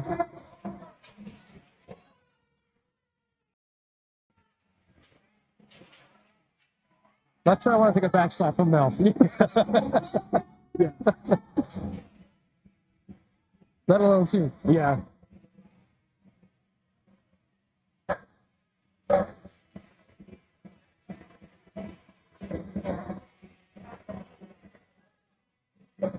I think Chris also competed mostly in wrap most of his powerlifting career. See him here in sleeves, knocking on the door close to 600 and see how this goes.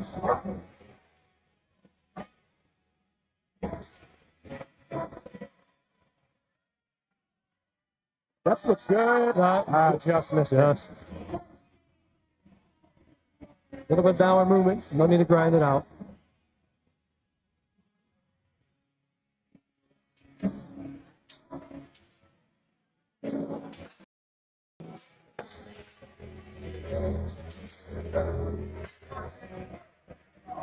Right.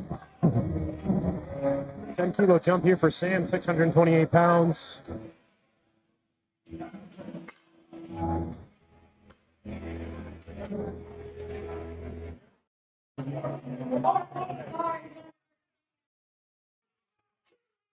This looks like to be almost 100 pounds over his meat PR, what it says here on the sheet. So That's a big PR. that is a nice PR. Not a bad way to finish your first class with your your coach. It makes the coach feel real good. Right?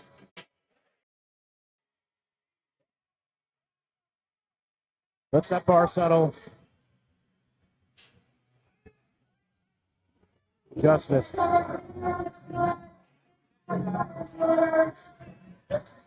Still a pretty good round of squats there for Sam. Yeah, him and his coach have been talking trash in the gym for a while, coming in his meat. Sometimes that's the best thing too. You're doing a meet prep with all your buddies. You're all doing the same meet. Oh yeah. You know. They're relatively close, like squats and deads. Yeah. A B's bench. Yeah. He's like, don't worry. Yeah. 15 for a B, 650.3 pounds. It's about just 5 kilos below his meet PR.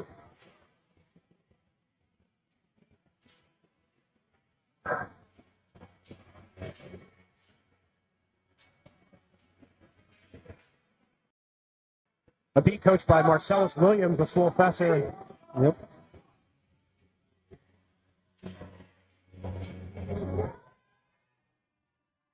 Grinds that third attempt out. 2-1. Just high.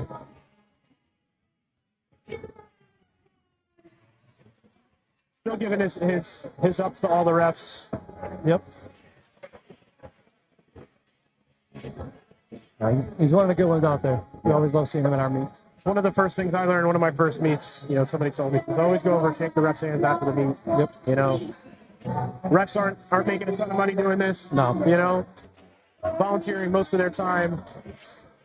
we're not trying to give you red. Yeah. Like, we want you to get away. Yes, that is a huge misconception, I think.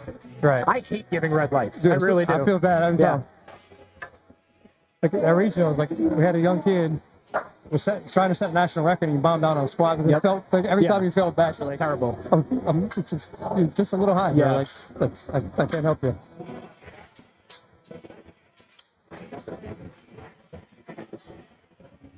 So Dawson taking a 15-kilo jump here from his second, just shy of 750 pounds. He's pretty damn good if he can hit this month turnaround from the Ghost Clash.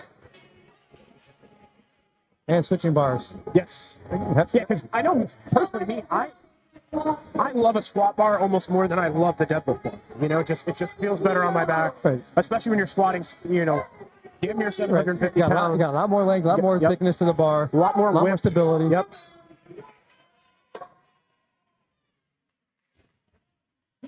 You make a quick transition from a 55-pound bar to a 45-pound bar. Yes. A little bit different whip. Yes. Balance is different. Yep.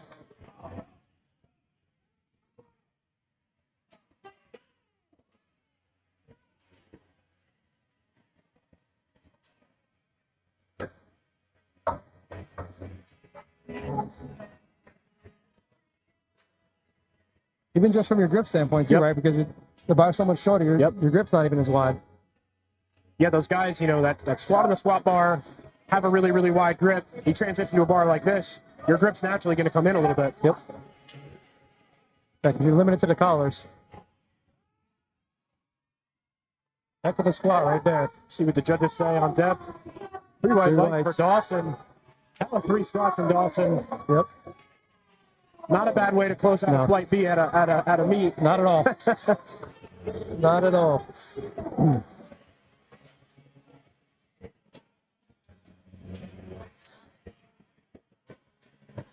I know we have a lot of Dak fans in here. Now you guys can see Dak. Oh, yeah.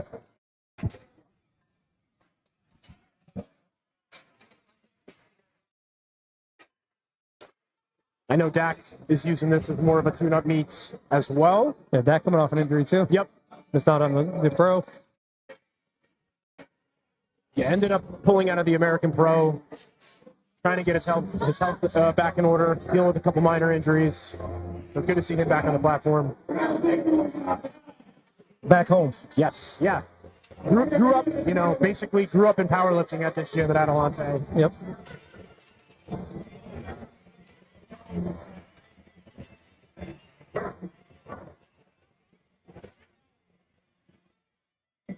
I met Dak when he was like 18 years old, and now he's like this fully grown giant man. It's pretty cool to see the progress he's made. Yeah. Not just as a competitor, as a coach too. Coached a ton of clients. Probably all the people flooding this chat. We're adding more sauce to the platform for our spotters and loaders.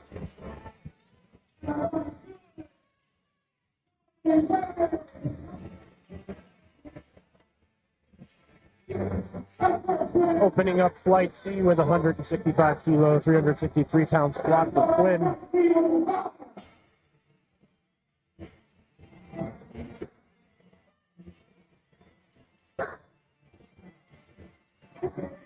That's a good looking opener. That's fast.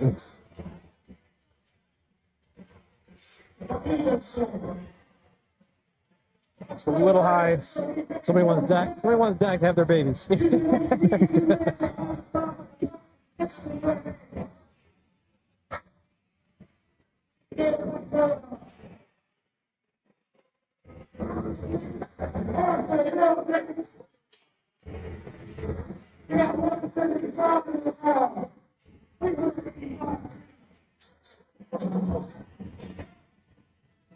Hey, Caleb, don't miss too much work there. Don't get too distracted. Best thing to do when you're on the clock at work is watch a powerlifting live stream. Company Wi-Fi. Yep.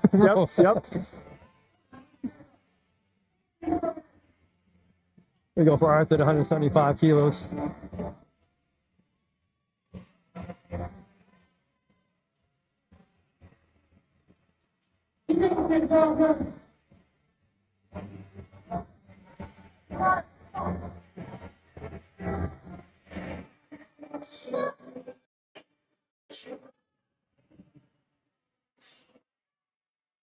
Easy for Arthur there. Oh, yeah.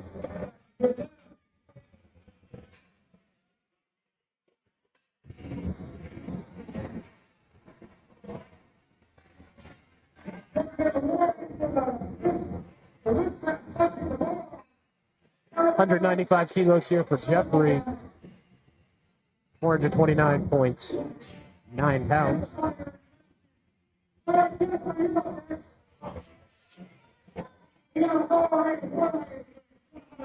You can tell it's flight scene too because the combo rack, every time I look up, it keeps getting higher and higher and higher. You got all the big guys coming out. Oh, yeah.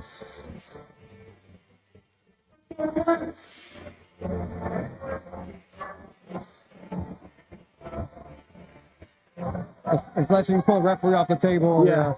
We got some hype behind him. Yeah, between Matt and Mike, we have our two biggest referees out there spotting right now. It sucks too because I'm a manlet. I'm 5'7", and a lot of the guys I train with are much taller than me. Yes. So sharing a combo rack with some of those guys sometimes is a workout in itself. Yeah, because you're not unloading the weight. Yeah. It's just going on. I don't have spotters and loaders at the gym.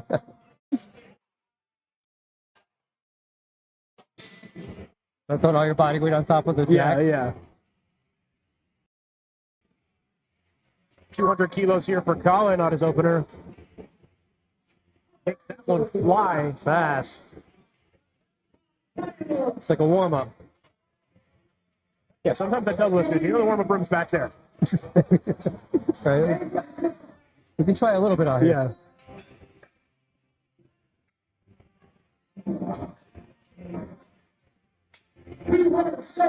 Or you can do like Barrett.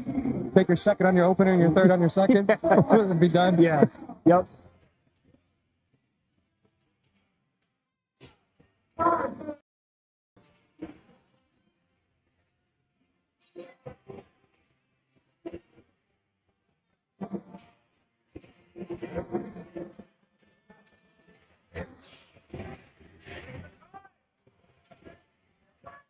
Real wide stance here for Jason.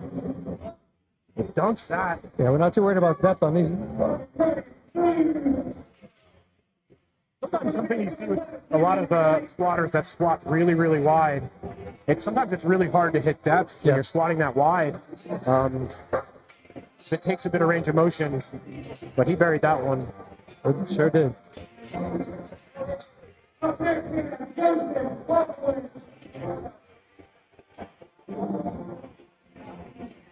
I think George did set up by height, not by weight class. Yeah, I think you might be right. This thing is going to be touching the ceiling the next time I look over. There's one spot. She's been able to walk around the bar every time. Yeah.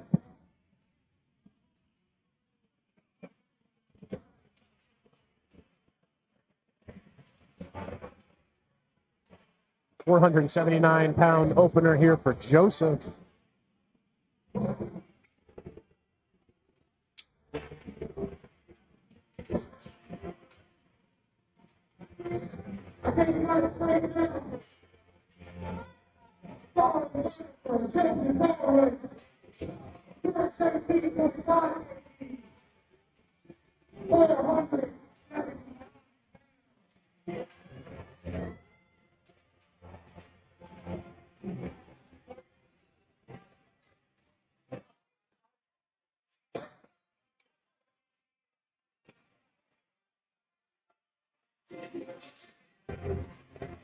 Really high rack height there for Joseph. Yeah.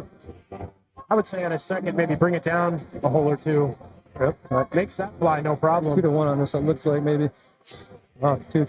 Yep. 2 to 1 the opposite direction. No lift there, a little high. Big walkout, too. Yeah. Not a fan of that with some of the heavier weights. Yes.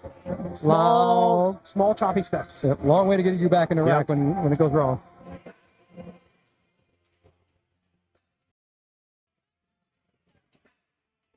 The bar's out of the rack.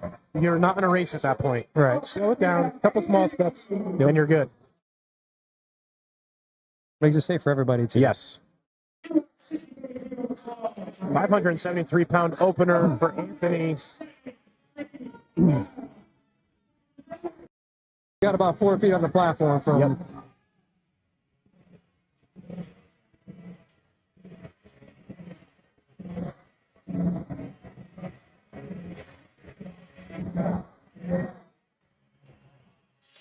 State record attempt here as well.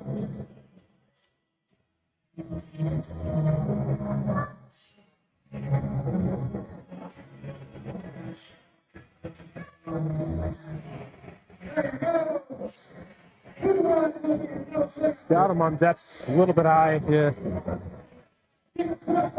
All right, so now we have Phil Bennett.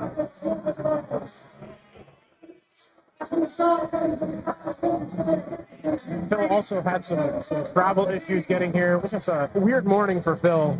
For those of you who aren't from the area, there is currently a New Jersey transit strike going on. So some of our lifters that are traveling here from out of state are actually dealing with some transit issues getting here. Yep. George said he did a weigh-in this morning because of it. Yes, it's been a $400 Uber to get here. It's been a wild few days here for New Jersey commuters. It's 617 pounds here for Phil. I believe his training best was about 672, so this should move pretty easy. Oh, yeah. 3 watts for Phil.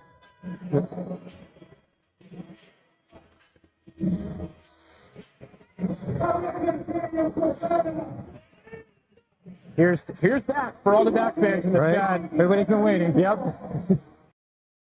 Opening up at 290, 639.3 pounds for Dak, coached by Brad Pouliard.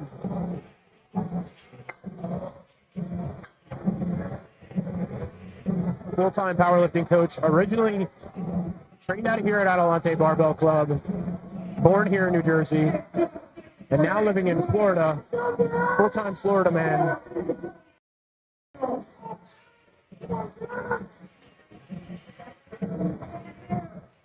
Also a big Knicks fan. We see some Knicks and 6 in the chat.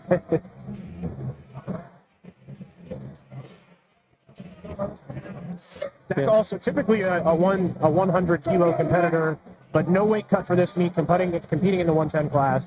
I was talking to him earlier, said it was weird not having to cut weight.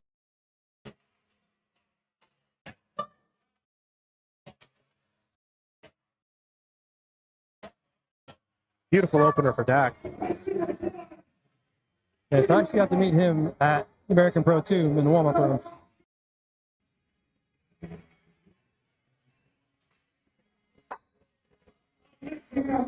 Yeah, I know he was really excited about this meet. He's been a huge advocate along with Pat Horvath, 2 guys that are really big advocates for getting some power bar meets and untested powerlifting. Right. So Pat coming here all the way from Wisconsin, I believe. Yes, I believe so. Compete in this meet. They're talking the talk, and now they're out here walking the walk, which is what we want to see. Big 300 for Pat Horvath, also coached by Marcellus Williams. His last meet was a pro, wasn't it? I believe so, yes.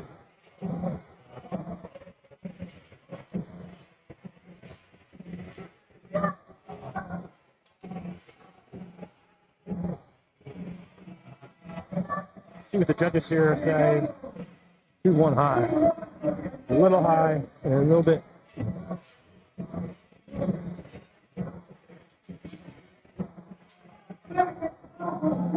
Back to the top of the order here for Flight C, Arthur.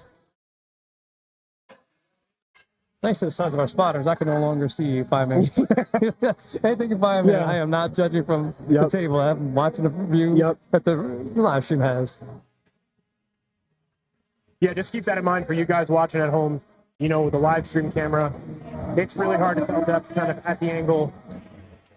Yeah, the front angle. Unless it's like super duper high. A quarter squat? Yeah. Cool. Yeah. After that? Yeah. Because contrary to popular belief, you can give her in the front for depth. You can.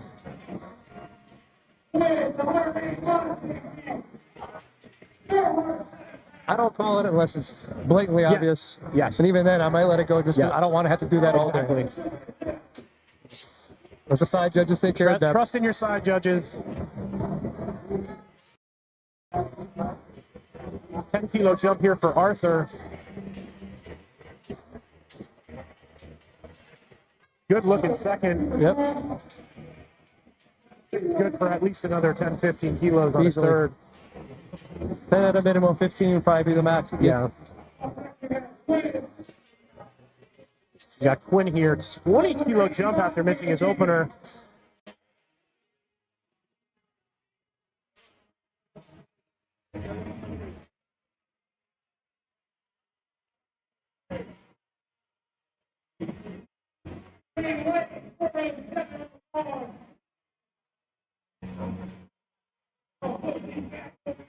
Coached by Oscar Jean.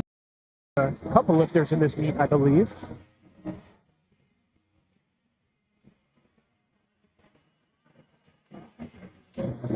Also says here he enjoys bowling. And I can't imagine a man this big throwing a bowling ball down a lane. I feel bad for the pins. Yeah. There's a little bit of power coming out of him. Yeah.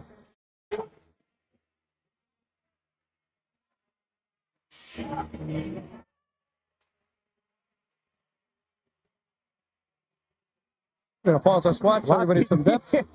Like, you guys want to check? Here. Good depth there, yeah. There we go. I'll let you get a look. Yeah. You good? Picture. Cool, I'm standing up now. Yeah.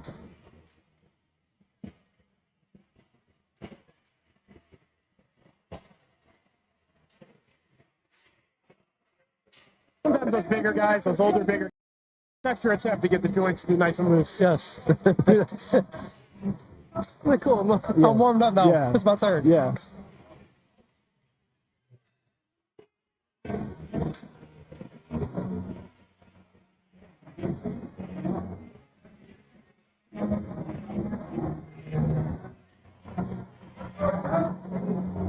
Twelve and a half kilo Jeffrey, 457 pounds, the second attempt.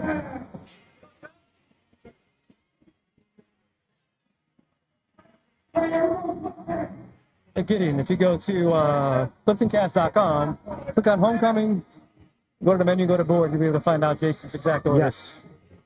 I believe we're like the third or fourth meet down on lifting cast. I checked before. Yeah, so anybody at home who wants to follow along, it's very simple. Yes. Liftingcast.com, click on the Homecoming meet. Two options. You can look at results or you can look at board. Board will give you the exact order. You can see the attempts, you can see the lights.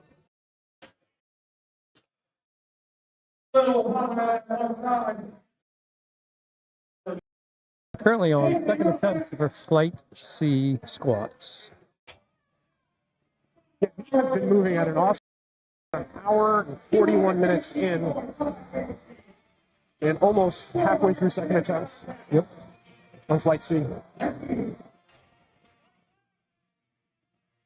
I was talking to Chris in the back before warm-ups. He was like, "I think as we move fast." I'm like, "All depends on the spotter loaders, right?" Like, I always figure between a minute and 30. Yep. Grinding it out. Get a good crew right around a minute. Yep. If it's an okay crew, minute 15 usually. Yeah, no, and that last flight is typically a lot of times where you're going to see big discrepancies in attempt changes. So that last flight will always move a little bit slower. Yep. You know, depending on the meet itself. You know, some of the more higher level, pro level meets, a lot of those guys are lifting close to the same numbers, but local meets, it could be, you know, anybody from a 400-pound squat to an 800-pound squat. Exactly. You really don't know. They get some big jumps. Yep. You know, same thing like we talked about. Like, you get a 700-pound squat, and your opener's at 315, so you're taking 400 pounds off the bar. It takes a little bit of time. Yep. 20-kilo jump here for Colin. He smoked his opener, and he smokes. Yeah, it's like I think he's still warming up. Yeah. Put 30 kilos on there. Come on. Let's put some weight on the bar. Work a little bit on our third.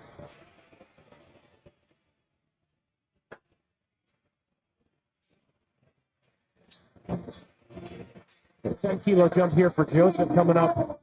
Missed his opener.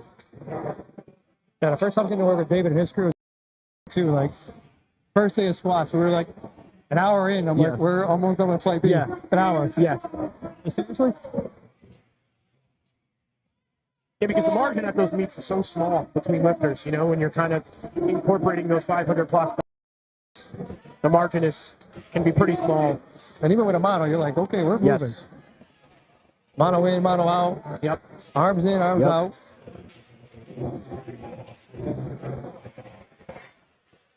So Joseph missed his opener on depth.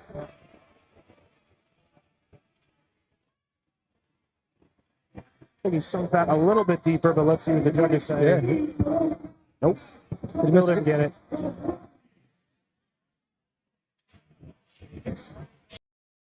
Did he miss a command? I'm not sure. He may have missed the rack commands. Down. Down. Yeah, conferred by side referee, he missed a command. So, for those listening, there are two commands for squats. There's a squat and a rack. So if you squat before the squat, and you start moving towards the rack before the rack, unfortunately, red light. So. Yeah, that's a big thing too in training. You know, you're taking your last few heavy squats before the meet. It doesn't hurt to have one of your buddies kind of just give you the commands. Right, even if they're not great. Yep. At least you get them. Yep.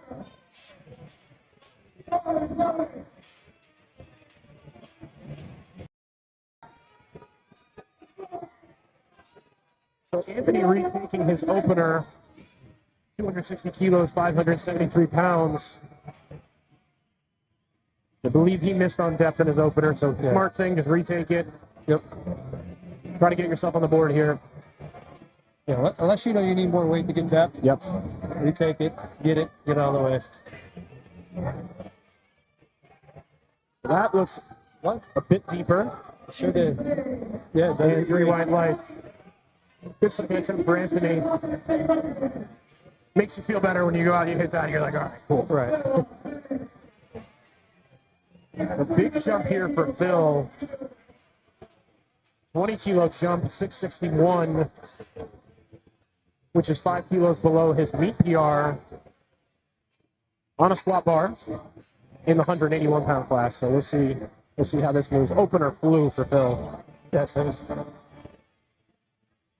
Phil also a coach.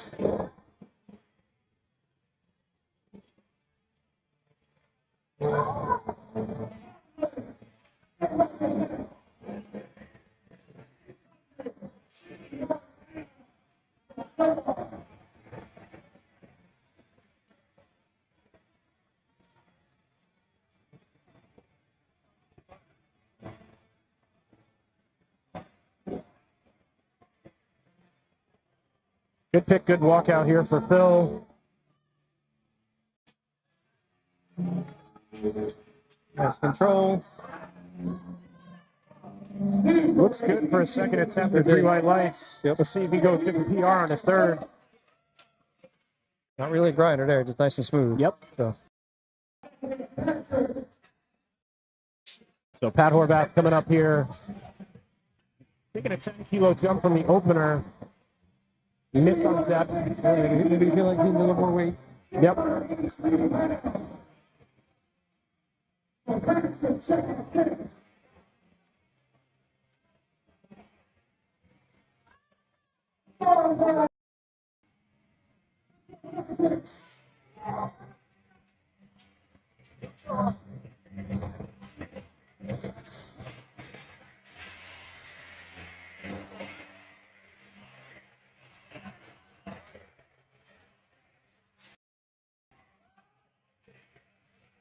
Walkout for Pat.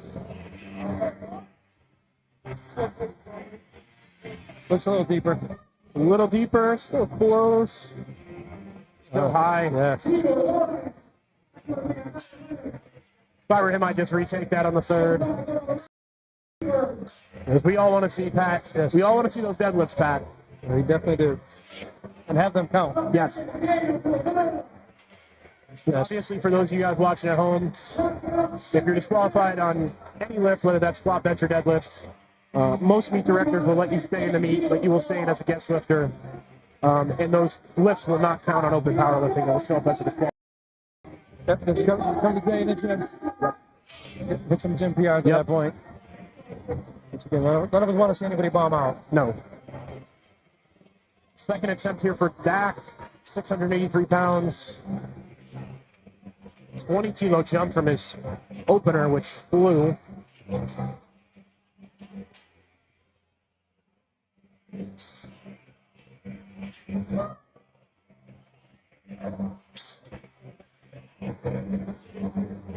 Great looking second attempt for Dak. Yeah, good job there, Dak.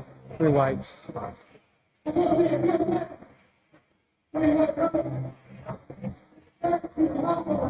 See when he loads up here for his third.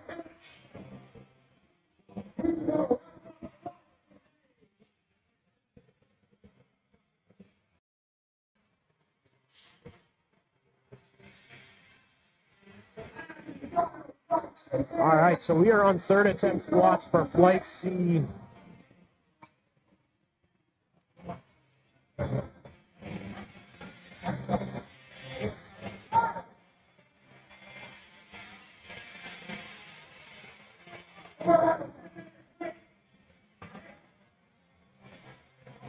So Dak taking 325 on his third. I believe that's what he told me back in the warm-up room earlier that he was basically kind of capping at today. Not a bad plan to have a cap. Yeah. Like, cool, first meet back. Tune-up meet, don't want to push it. Right. Also a first meet with his new coach as well, so they're kind of just working together.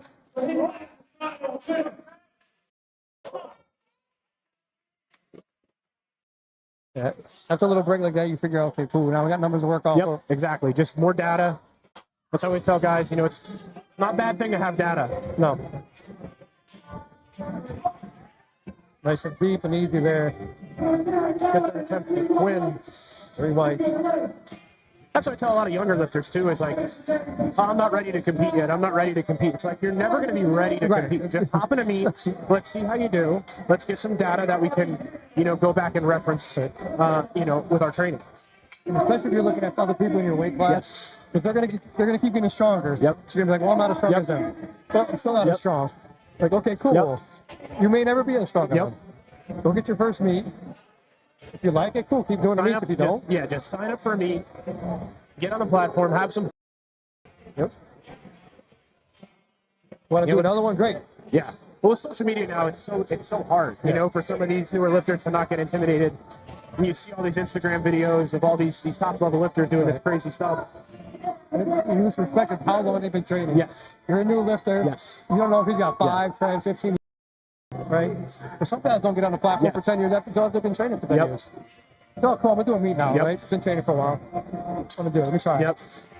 And they tried, they're like, oh, I love it. Yeah, I started lifting weights at like 16. I didn't do my first powerlifting meet until I was like 23, 24.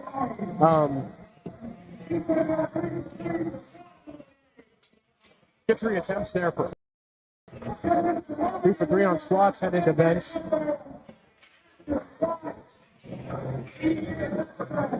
So 10 kilo jump here for Jeffrey, 479.5 pounds.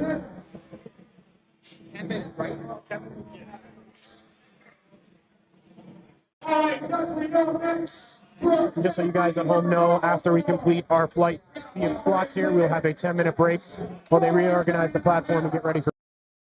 And we'll jump right into flight A bench.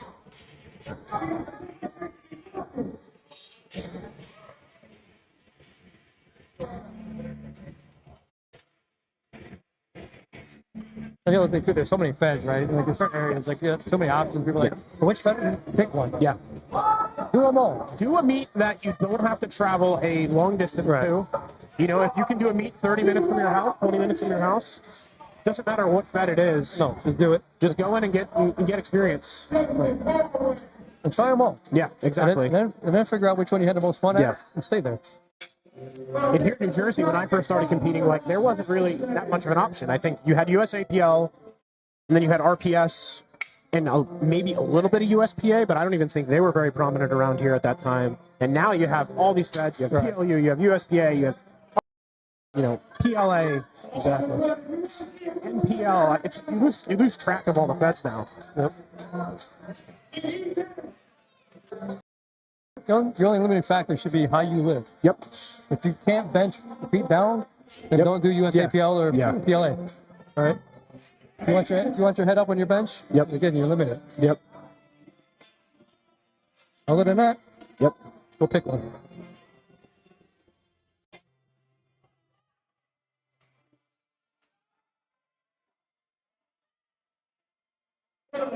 Well, let's see. 2-1 for Joe, so he stays in the meet, missing his first and his second.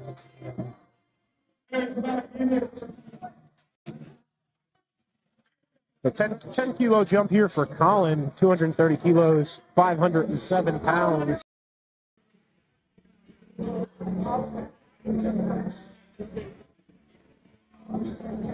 Where the second went, Yeah. he has way more than 10. I would say 20. Right? Like you say, consider 20. Yeah.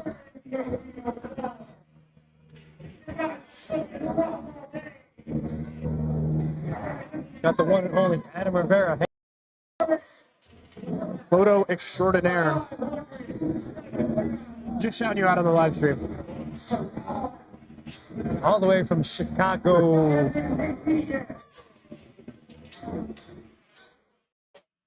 I mean, come on, Colin. Right? Come on. Like, Anybody in the chat know Colin? Tell him we told him the warm-up room is on the platform. no. Great job from Colin. 3 for 3. Didn't even break a sweat. Yeah. Could have easily said Yeah. 20 kgs to go. Yeah. Talk about Adam for a second, guys. If you were doing a powerlifting meet and Adam Rivera is there for, doing photography, I cannot stress enough to get some photos by Adam. Okay. And if you're in Jersey and Angel's there, make sure you get your videos. Yes, Angel as well. Angel Visuals on Instagram. Get your photos, get your videos. These guys are probably the best in the business. I've gotten photos by Adam from 2 meets now. And one of them is actually framed in my little man cave at my house. And the funny thing about the photo is it's a third attempt squat. I took it to Go Squat, and I actually missed it on depth. But it's an awesome picture. So everybody, like, yeah, it's a cool squat I hit in the meet. Right. So it's forever enshrined of the third attempt squat I didn't get. The only squat I ever missed on depth in my powerlifting career to this point. So third attempt here for Anthony, 600 pounds. 1200 kg jump after getting on the board with his second. Well, got a little lean forward Not there. there today.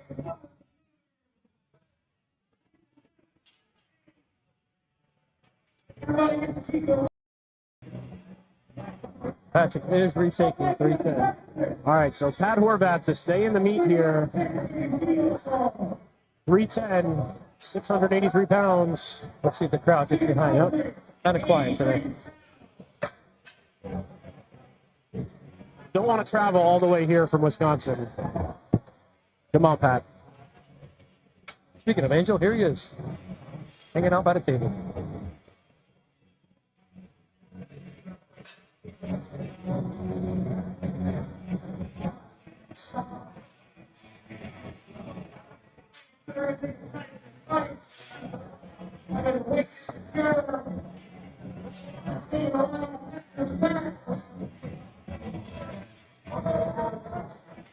Making sure we have that bar loaded nice and tight. Collars are nice and tight. No space between them. Yep. The weights. A little bit of space could shift that barbell coming out of the rack. And 683 pounds, that's not fun. No.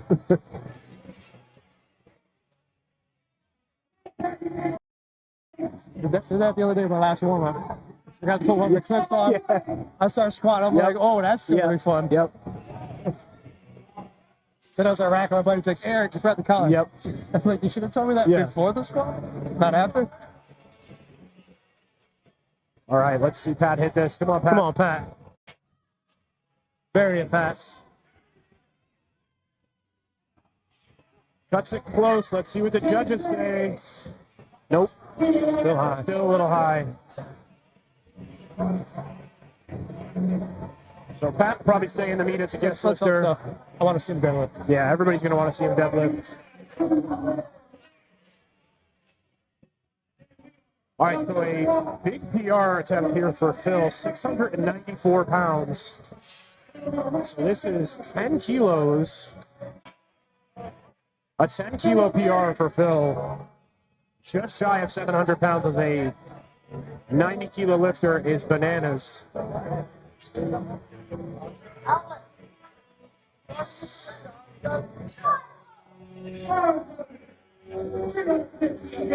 Phil's also a father of 2 girls, and they're both wrestlers, which is badass. Yes. You got a dad that's about to squat 700 pounds. You're both wrestlers. I feel bad for the future boyfriends down the road. Right? Let's see if Phil. Gotta worry about the sister first. Yep. If we get past the Yeah. sister, there's dad. And I believe mom power lifts as well, so. Great depth for Phil. Oh, he's grinding it out. Great squat for Phil Bennett. 3 white lights. Huge PR. So he's getting to the meet today for Phil, but damn good 3 spots from him.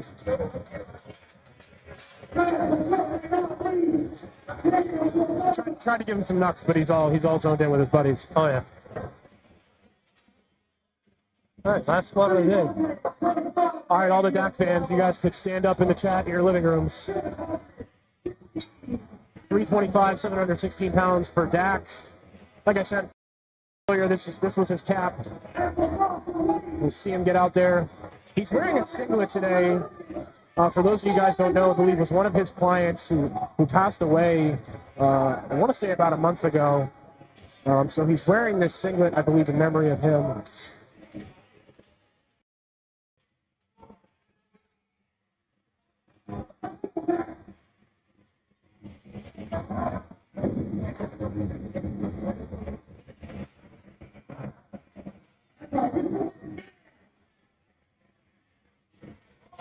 Good pick and a good walk here for Dan.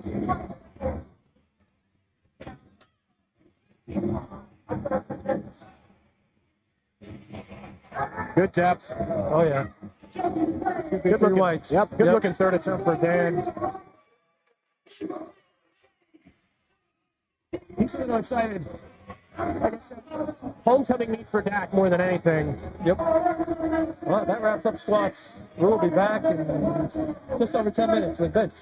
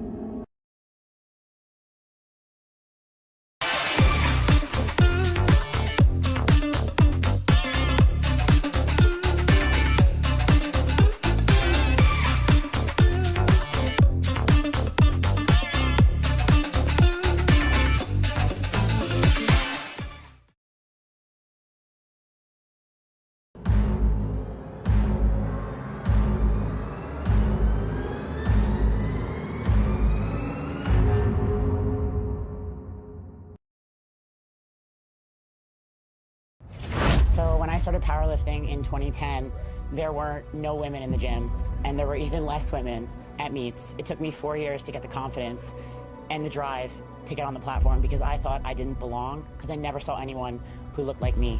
I went to meets, I spotted and loaded, and there were maybe 1 or 2 women at every meet, and I never had the courage to get on the platform. And then I finally did.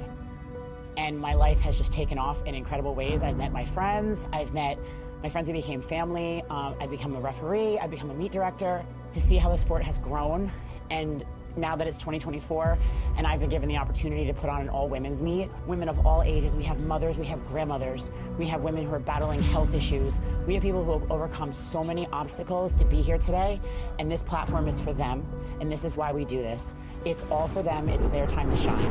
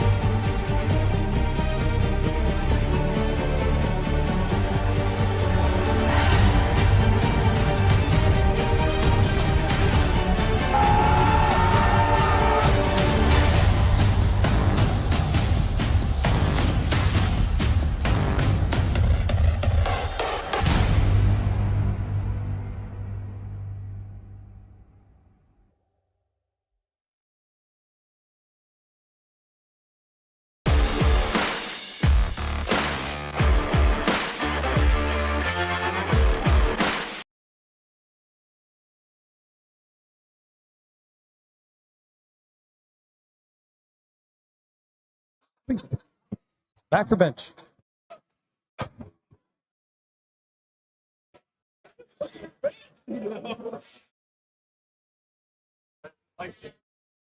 All right, guys, we're going to kick it off.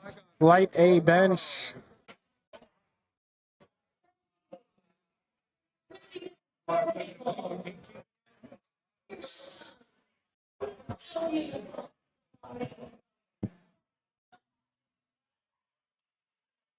For those unfamiliar powerlifting, we have 3 commands on this one.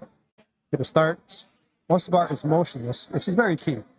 There's a lot of lifters like, what do you mean? Yeah. Like, it's a long pause. Like, no, the bar is still moving. Yep.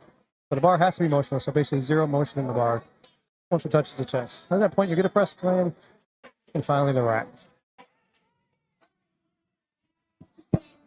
And for those that like to sink, yes, they have to wait a little extra longer. Yes. Yeah, you'll get some lifters will be like, well, that person got a shorter. Everybody gets a different length press command. It's all dependent upon your ability to get that bar motionless. So I always advise people work on mastering a soft touch. Yep. The softer you can touch that bar to your chest, the faster your press command is going to be 100% of the time. Yep. You know, you watch somebody like John Hack, arguably one of the best bench pressers in powerlifting history, based on his weight. His touch is so soft that he wouldn't even crack an egg bringing that barbell down to his chest. So Megan opening up 2-1. Good lift. Yeah, we don't have any rules in the book that says 1 second, 2 second Yep. pauses. Motionless. So here you see a coach putting some rubber mats on the floor. So we do allow bench blocks. Typically, meet directors don't provide them. So it's whatever you can find in the gym or you bring your own. But usually for our shorter lifters, Yes. that need a little extra height, we'll use blocks of some sort.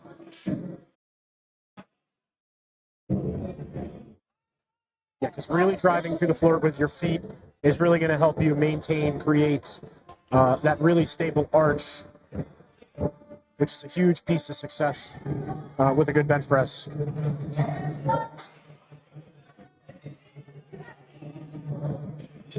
Easy opener for Nora. We feel you, our lifters can have their feet up off the floor through the heels. Yes. They can have their head off the bench if they want it. They just cannot touch the bench in any sort with their feet. Yes. They're even allowed to set up with their feet on the bench. Correct. They get as big as arch as they want. Yes. Your butt can be off that bench pad, but once you get that start command, it has to remain on the pad. Yep. So I know myself personally, I unrack the bar with my butt off the pad, and then I set my butt down, get the start command. That's actually something recently new I started doing. I haven't done that my whole career up until about a few months ago. Really helps me get into a higher arch, really drive my shoulders, my upper back, traps into the pad.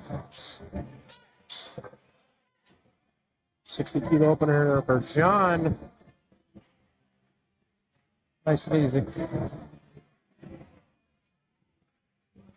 Bench is one of those lifts you really, really want to ensure that you're opening light because, you know, typically in training, a lot of times you're benching on, you know, a day where you're just benching. And you don't have that built up fatigue from squat. You know, your shoulders, your biceps, your elbows might be a little bit fatigued from that squat. So it's always beneficial to open up pretty light with your bench. And then take a big jump, you know, from your first to your second. Typically that's how I operate at least. Yep. Especially with the bigger guys, those bigger squats, you know, Oh, yeah. they can suffer from a lot of bicep tendonitis and stuff like that. Yep. Shoulders being in that position are not Yes. good. Yes.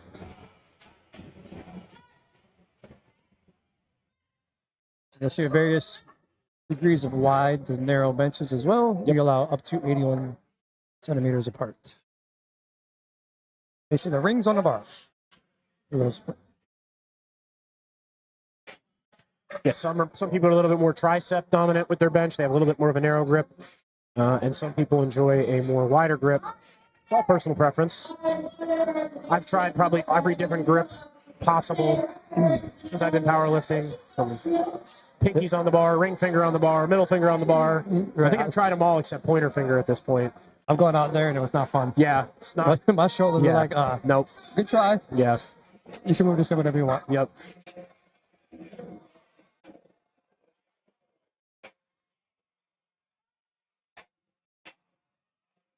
Here we have a very narrow grip. Very narrow grip. That looks like Heels my up. close grip.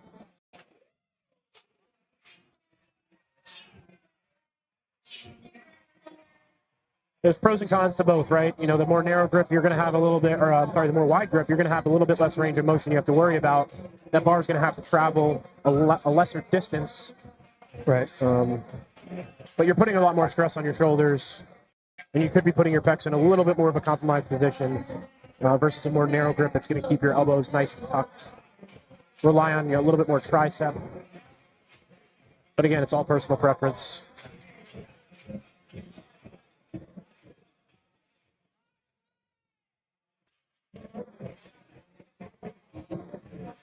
Opener here for Edwin, 77.5 kilos, 170 pounds.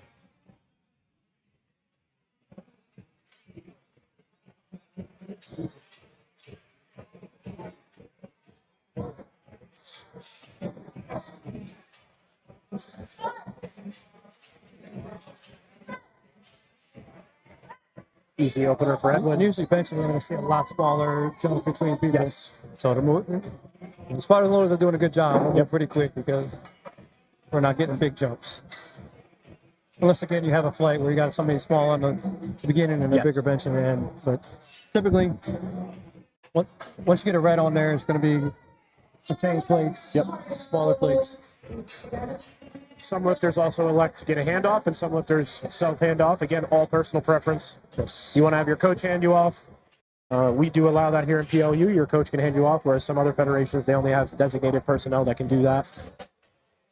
But you will not get that start command until your person handing you off gets out of the way of the head judge. So it does add a little bit more time onto that start command.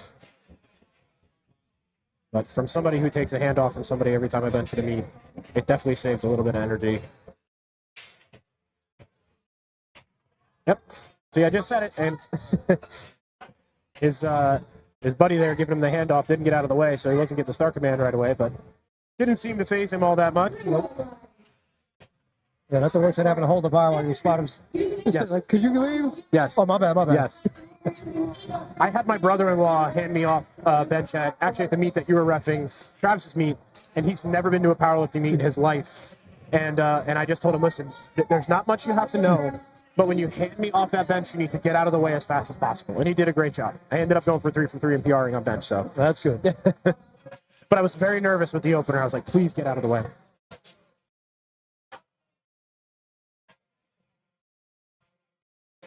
$80-kilo opener here for Alexis.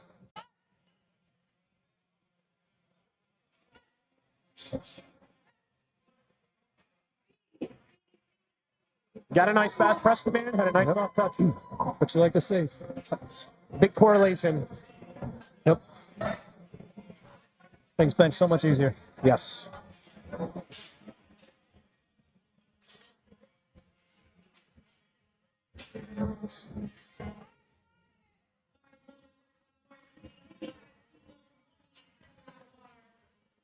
Yeah, so you also see the spotter loaded adjusting the face savers, right? So in bench, we require face savers to be set for safety. Yep. Last thing we want is anybody dropping weight on themselves.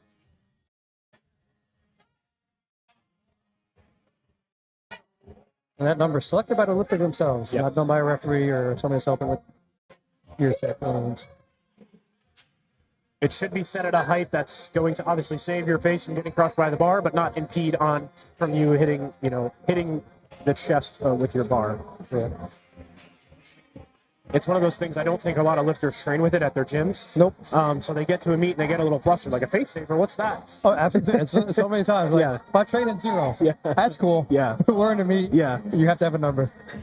I don't think I've ever used a face saver in the gym. I'll be completely honest with everybody at home. So every time I get to a meet, I'm like, I don't know. Let me go in the combo and figure it out. But we have good spotters and loaders that shouldn't be an issue regardless, but can't be too safe. Nope. You never know when a bar slips out of somebody's hand accidentally.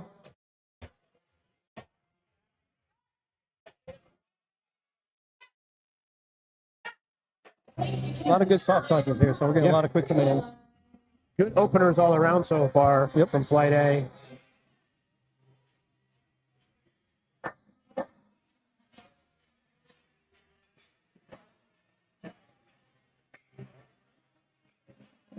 If you're not here in person, there is a good playlist going on right now for bench, which helps. One of our meet directors, Dom, always doing a great job with the playlists at our meets. And if you're really nice to him, he might take a request for your third attempt deadlift. Just be really nice to him.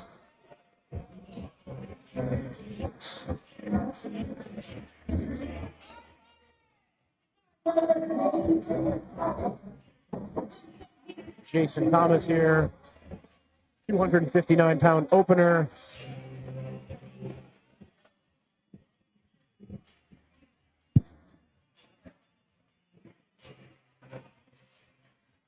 electing for a self handoff. He's going to hand off with the butt off the bench, sets his butt down. Now he gets the start command, like we were talking about earlier. Easy work for him. Just like a squat opener, bench opener, nice and light. Moves easy.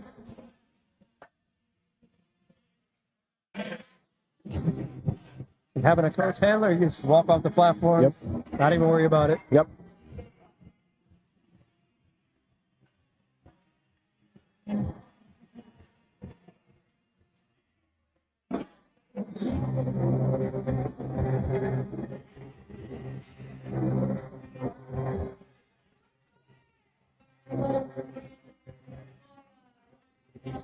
We're rounding out first attempts here.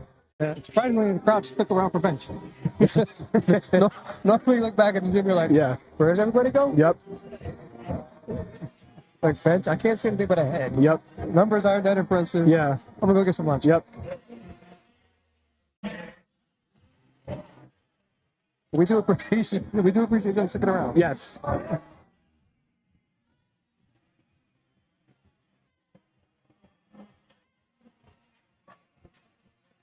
Everybody's doing a good job on openers. Yeah. 100% on the openers from flight A, which is good.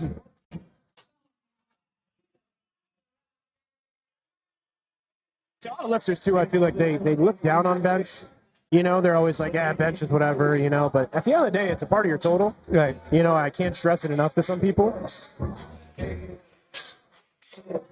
if you're one of those guys at the top end of a meet that's battling for best lifter, it could be the make or break thing that's going to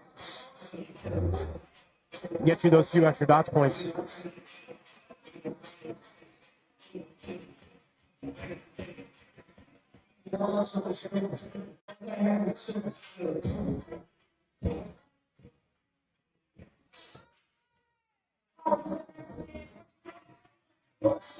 And being a power bar only meet, this is the one, you know, out of squat and deadlift, this is the one thing that doesn't really change for anybody, no matter what federation or bar you're used to.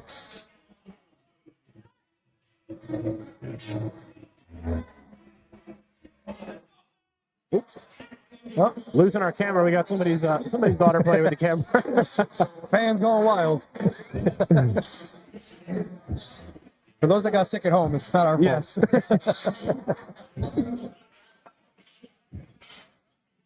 Somebody's daughter wanted to be a part of the live stream. See, they like the angle. Yeah. If my son was here, he would be doing the exact same thing. I guarantee it.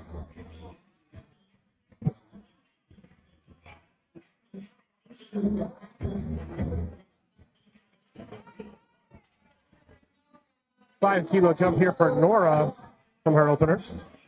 A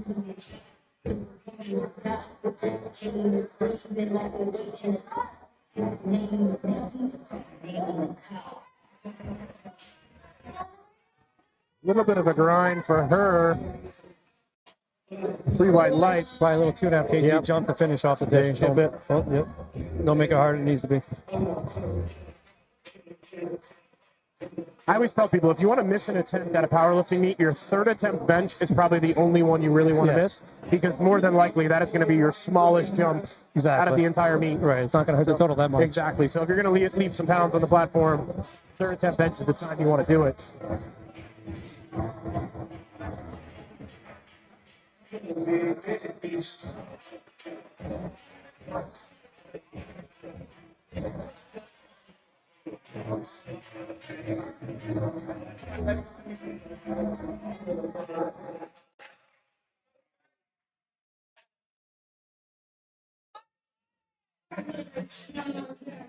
Yeah, I missed my last meet just because I tried to time the press. That's never a good thing either. Especially when you're referee, you're like, I know I should be doing it. Yep. But they've been fast all day. Yeah. Let's see. Take a shot. It's much easier just listen and wait. Yeah. Yeah.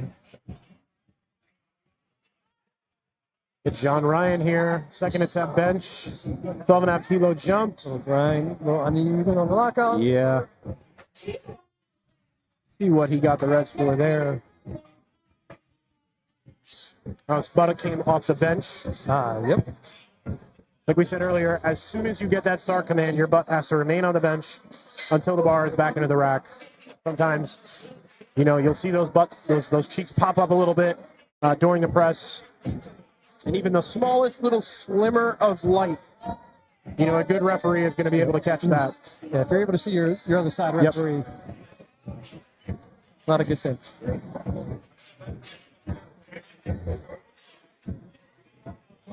Two and a half kilo jump here for Alex.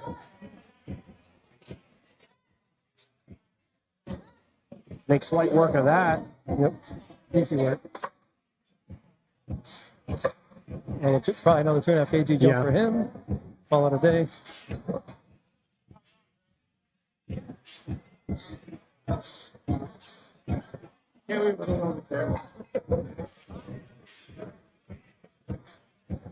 The biggest thing with butts coming off the bench, a lot of times it's just lifters are losing that tension through their legs when the bar hits their touch point. They kind of loosen up and then they retension, and when you do that, you know, your butt will kind of just naturally pop on itself. Let's force down and not enough out. Yep.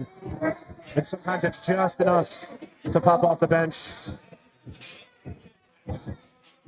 Because I tell people all the time, the bench is not just a chest movement.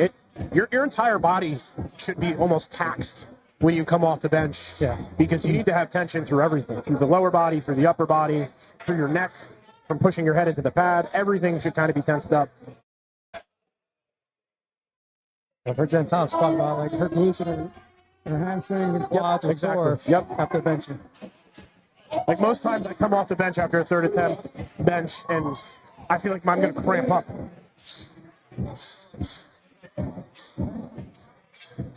I got Edwin with an 82.5 kg bench coming up. Like 5 kilo jump for him.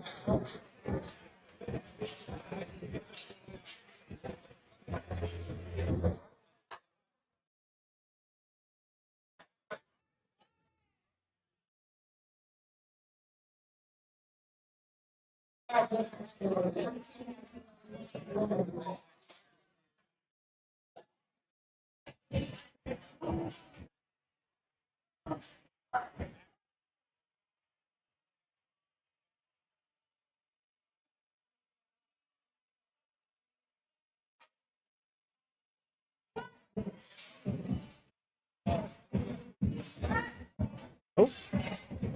don't know what happened there with Edwin. Leaned over and told the spotters to take it. I don't know if he had a minor shoulder injury or something there. As soon as he hit, he's not grabbing anything, so I don't know. As soon as he hit his touch point, he turned his head over to the spotters and told them to grab it.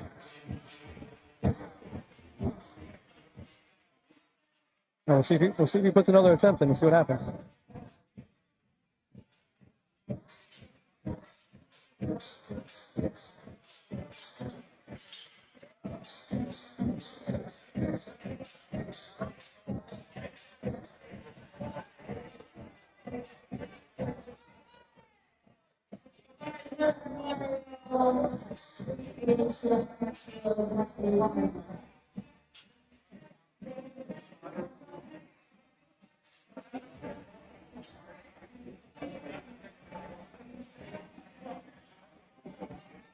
Five kilo jump here for Mario, 181 pounds.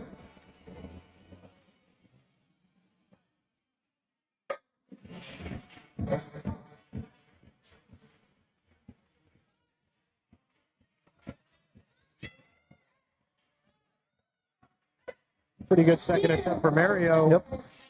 All right, stay with that 5 kg jump.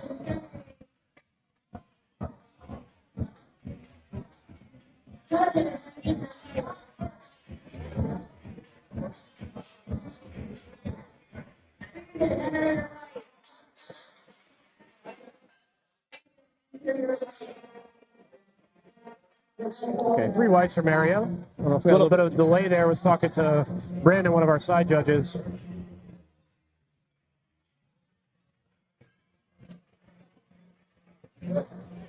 Common minor infraction we see a lot of times at the bench too is wrist wraps touching the bar. Yep. You know, the refs will give you a warning the first time it happens, but if it happens again, you'll be given a no lift.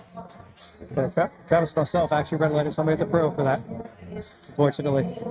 Yes, some lifters will wrap the wrist kind of so low down to the hand, or even if that little thumb loop that's hanging off, you know, is in contact with the bar. Thumb loops have to be off. Yep, nothing touching the bar.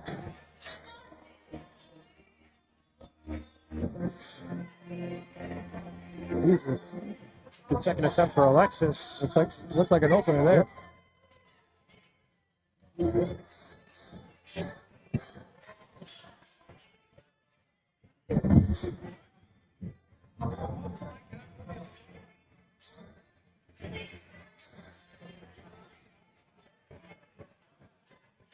Tom's throwing all kinds of music in here. We got gyro switches all over the place. Anytime you come to Jersey for a PLU meet, you're guaranteed to hear this song at least once, probably multiple times. Speaking of Jersey lifters, there's Miles. Miles himself. He is an energetic lifter. Yes, he is a vibe. Yes. He gets the crowd going. Awesome deadlifter. Super strong.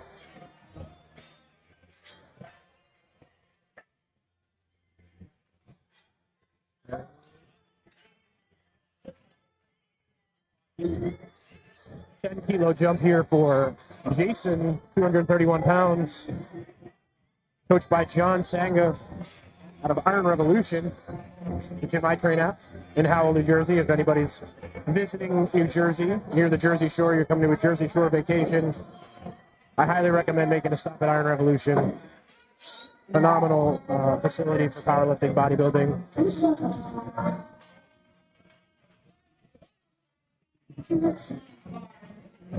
That's before the tan and laundry part, right? Yeah. Yes.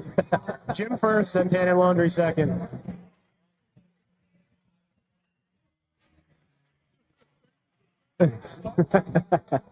Adam Rivera over here being a clown.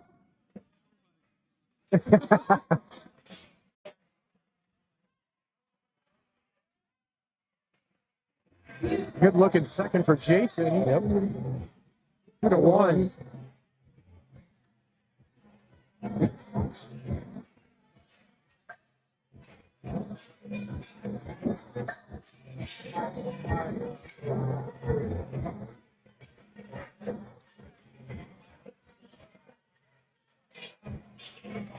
Spotters giving the bench pad a little wipe. A lot of lifters will put a little extra chalk on their backs for the bench just to create a little bit more friction, kind of help them maintain and keep that arch. There's Jason, 281 on the bar.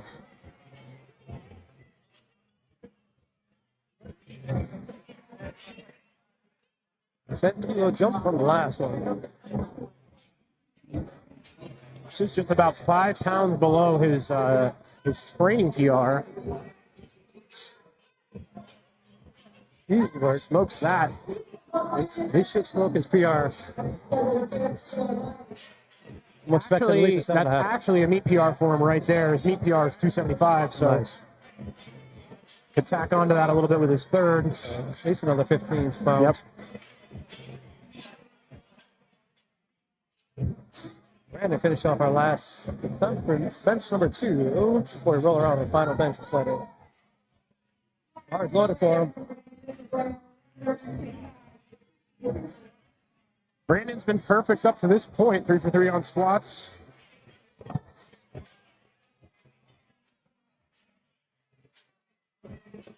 Pretty close to raw liftings you can get. Yes. No belt before, no wrist straps now. Right. Wasn't for the knee sleeves, you'd be completely raw. Yeah.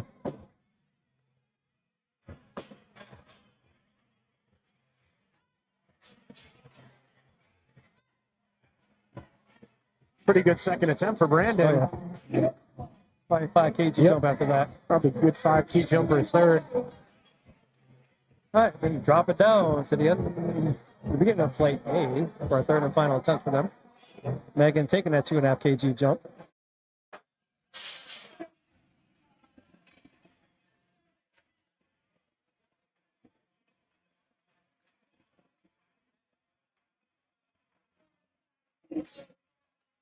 Just shy of 100 pounds, 99.21. Kilos just don't make it fair. It's always just below, Right. You know, like a benchmark number. 314. Yeah. You're like, I want 315. Yeah. Well, you gotta get another kilo. Yep. 100 pounds. I'm sorry. You gotta go over. Although she does have a chip to play with based on the first attempt. So. Yes.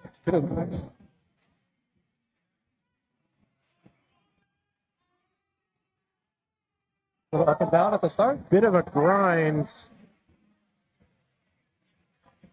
2-1. Looks like some downward motion after the press command.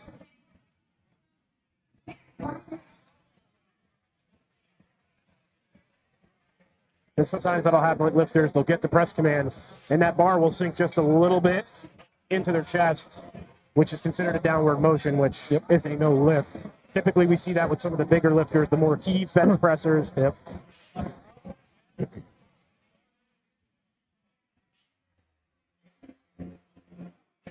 Laura also making a 2.5 kg jump as expected. One of our juniors. A lot of really young lifters here today. Yeah. Which is awesome to see. More and more powerlifting is getting more and more popular. You're seeing so many more younger lifters at meets. It's awesome.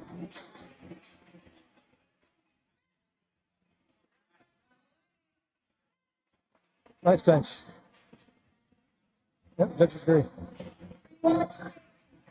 You're seeing powerlifting become more and more prevalent in college now too. So yeah, these lifters are getting started at such a young age, and they're going to college and they're joining these powerlifting clubs at college. They're getting scholarships in some Yeah, cases. scholarships. Yep.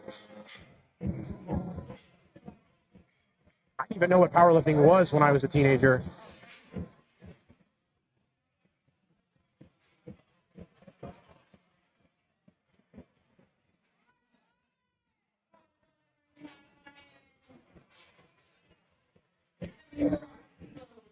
Another one of our really young lifters, John Ryan, I believe he's 13 years old, which is just insane. Retaking his second attempt, 72.5 kilos, 159 pounds.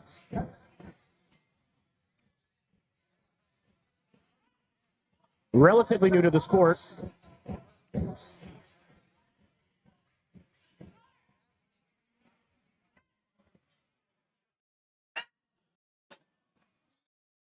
Yeah, it looks like his butt popped off. It's 2 in a row, right? Yeah, I believe so. Elizabeth, taking advantage of the chip. Set a state record. Yep. Realize you don't want to take too much more. Yep. Put a little extra on the toner. And again, you miss it, not a big deal. Not really losing too much on your total. Yeah. In this case, half kilo. Yep.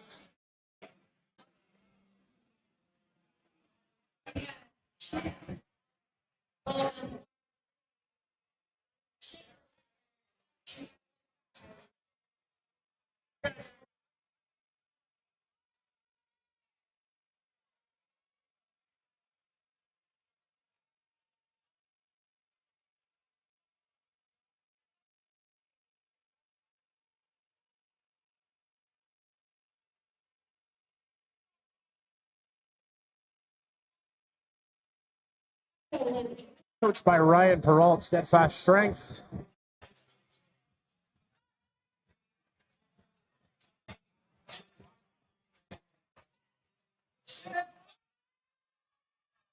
She's grinding. Just gets stuck. Oh, she just shook her head. Again, no big deal there. Yeah, worth a shot. I believe she did the same thing on squat, where her second and third was a small jump and she missed. Yep. Trying to get everything out of it she can. Leave nothing on the platform. It's always something I preach to people. Just try to leave nothing on the platform, because the worst thing you can do is go home from a meet. You're rewatching the videos when you get home and you say, you know what? I had another 5 kilos. I had another 10 kilos on that. Right. I could have done more. Yep. Alex, third attempt here, 7.5 kilo jump. 3 for 3 on squats. See if he could go 3 for 3 on bench. That's an interesting jump. We only took 2.5 kg the first time. Now we're going to throw 7.5 on there. That's what you see the other way around. But maybe it felt good on that second. Getting that bar nice and centered in the rack.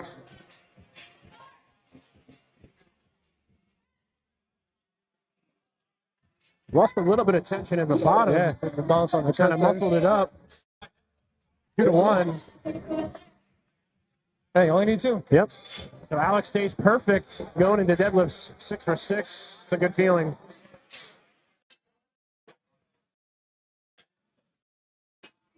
And if you're thinking about it, you're like, oh, I'm perfect. Yep. Now, how do we want to do this now? So I want to go 9 for 9? It's like when a pitcher in baseball has a perfect game. Don't talk about it. Right.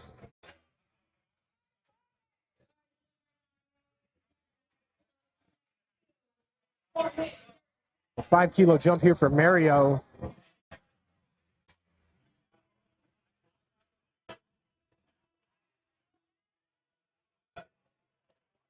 You said earlier, first-time competitor. I feel like for a first-time competitor, the bench is almost the most nerve-wracking part of the meet. Yes, this is 3. Yes, 3 you commands. can't see the ref, so you're having to wait to hear. If things get a little loud, you might not hear. You think you hear something, you jump a command. And no matter what you do in training at the gym, no matter who's training with you, you're never going to equate those press commands the exact same way you're going to get them at the meet. Nice grind. You got it. Good third attempt for Mario. I always tell guys if they're giving me like commands at the gym, I tell them don't give me gifts. Make me work for it a little bit. Exactly. The biggest thing I can tell everybody is like work on longer pauses when you're training in the gym. Yep. So that way when you go to the meet, if anything, it's easier. Yeah, I have a training buddy, like, he's a USAPL lifter, and, like, he'll ask for commands before a meet. I'm like, do you want my command, or do you want a USAPL command? Yeah, because USAPL, they have to get before the head judge gives the start command, the 2 side judges have to then give the head judge a command to give the start command. So you're waiting a little bit longer in those meets to get that initial start command. I believe ABS does that as well. Which isn't bad, because at that point, some of your minor infractions, they're not minor infractions, but things like soft knees, butt off the bench, things like that, soft shoulders, whatever, squat. You don't have to worry about it as a referee. Like, yes, cool. At this point, now can they finish in that same position?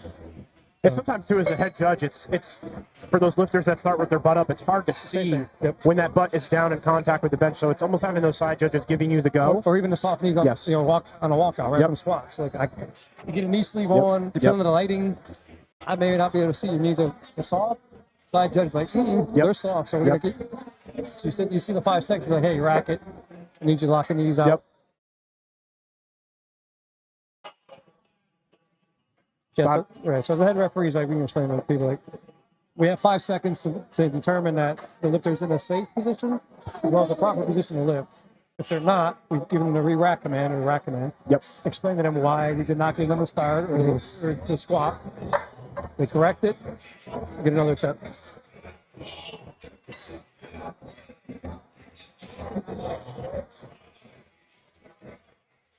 Until you got a bench, it's going to be pretty obvious. Yes.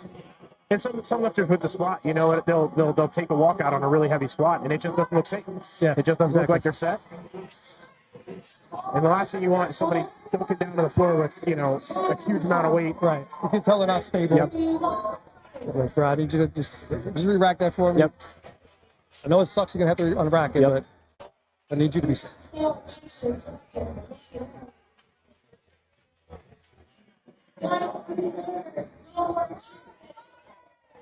We see it now more with powerlifting too, because more meets, I'd say the majority of meets now are all on combo racks. We're seeing less and less mono lifts, as the years go by. So those walkouts are, something that, every lifter I think now is growing up in the sport walking squats out. Whereas, 10, 15 years ago, everybody was squatting out of a mono lift.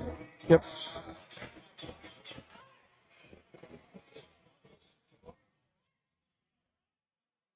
Two and a half kilo jump for Rob. Butt's coming off the bench a couple times. Just got stuck. Yeah, just not there today. Even from a federation level, like we've gone to combo for nationals this year, right? Yes. Got away from the mono for nationals. Yes. Even at regional, we had no mono at regional. Yep. Yeah, I'm doing the surge in September. And, oh, me too. Oh, awesome. Yeah. It's after I do a meet in 2 weeks. That's awesome. So not a short break, but not a long break either. So roughly a little over 3 months. That being a mono meet, I may take some of my last squats in training on the mono lift and utilize the mono instead of walking out. Saves a lot of energy. Yes. It all goes on open powerlifting the same. I know some guys are very, I walk the weight out no matter what. It's like, dude, I don't care. It goes on open powerlifting. Right. Open powerlifting does not do that.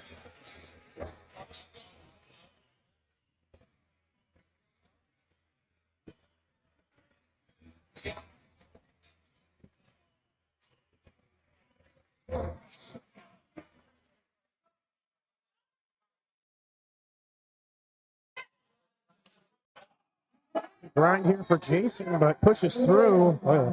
Good call. Oh, let's see if his butt probably came up. It has to be. 5 judges like that. Didn't see any up or down. So. Yep. Last 2 benches here for Flight A. Got Jason Thomas. So 5 kg jump for him, and then Brandon did take that 7.5 kilo jump.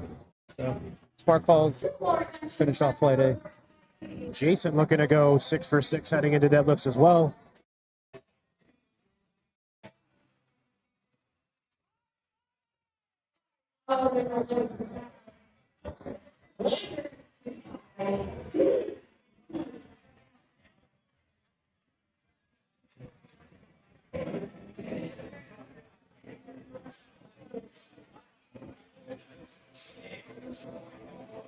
Really wide grip here from Jason. Yeah, he's utilizing the full 81. Yep.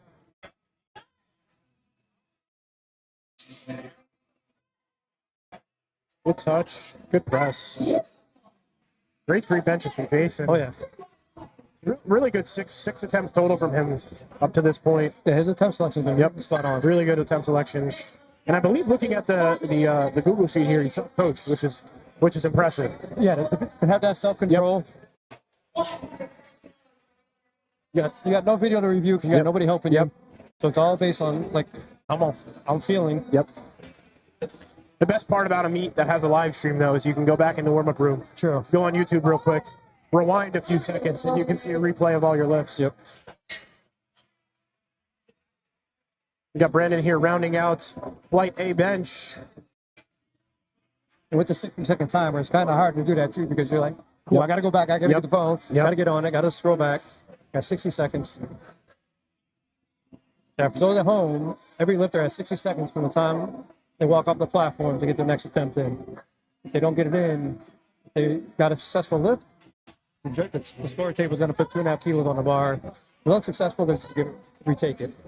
So we always encourage people to get to the table as quick as possible. Get your number in. Awesome 3 benches from Brandon as well. Another lifter going 6 for 6 into deadlifts. You're going to see our judges rotating around. Meet directors ensuring their judges get enough time on the platform. Give everybody a break.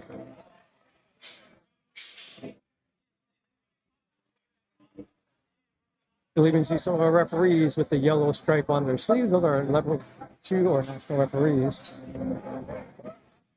Not required to have the shirt, but if they have it, that's how you know. And we have a few here in our crew in Jersey. I think 5 or 6 at this point.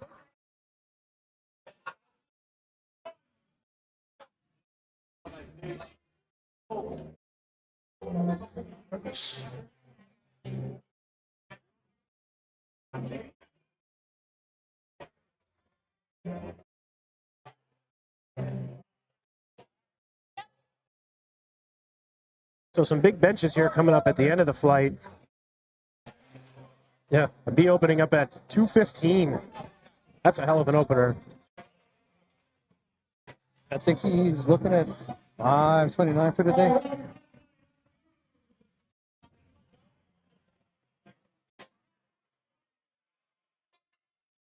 He's one that goes big jump from first to second. Yes. Yeah, I'm typically the same way as well. Like I've seen him make like a 45 kilo jump. Right. You look at it, I was like, am I counting that math right? Yeah. Like that doesn't make sense. Yeah. That's the thing too. With a lot of guys with the big bench presses, almost all of them are opening up super light. That's the thing too. Is I always tell people is like your jump should be the same exact jumps you make in the gym when you're training. Yep. Even in the warm-up room, from the empty bar exactly. up to your third attempt. If you take 4 warm-ups, take 4 warm-ups in the warm-up room. Like I'm super OCD. Like I'll go to a meet with all my warm-ups, everything written out on my phone on a notes app. So there's no like thinking. I'll even have the kilos too, like the colors. Like, I need two reds and yellow. 2 reds, yellow, black, whatever it is, right? Like I don't want to have to think about it. I know exactly what I need on the bar. We got Jared here opening up flight B with 100 kilos, 220 pounds. Especially when you're working in with people you haven't worked in with before at a meet. And you don't know if they know kilo math or not. You're like, you don't want to give them a number. Like, I need 405, and then they don't load 405 for you, right? You're like, that felt heavy. You're like, oh, it was 115, thank you. Yes. Kilo math was off because of the squat bar. Yes. Yeah. I always tell guys too, like, you're going to a meet by yourself. Find a coach in the warm-up room. Find a coach who's coaching somebody, and just say, "Hey, man, do you mind just helping me warm up?" And 9 times out of 10, I'd say 10 times out of 10, any coach would be more than willing to give you a hand and help you out. If you have a really good warm-up room crew back there, the coaches wise, they're gonna see you and be like, "Hey, bro, you need some help? Yes, I got you. Come work in with us." It's one of the biggest things that makes a good meet is the warm-up room. It's like, if you have a good warm-up room, a good crew back there running it. Yeah, like when it be and some of the guys like that at our meets, like I don't never have to worry about the warm-up room. Yes. Because I know it'd be and some of our other coaches are gonna handle it for me.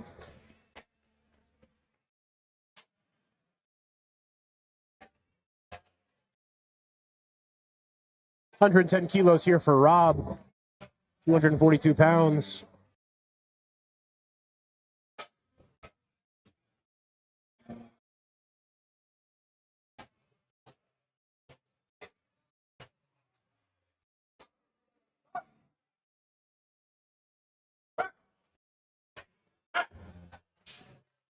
I see the opener there. I'm surprised the number of lifters that are not wearing wraps for bench. Yeah, it's crazy. Some guys though, they genuinely just don't. Like I know Dak, he's a guy that does not wear wrist straps for the bench, and he's a guy that's knocking on the door of a 500-pound bench, which is nuts. Yes.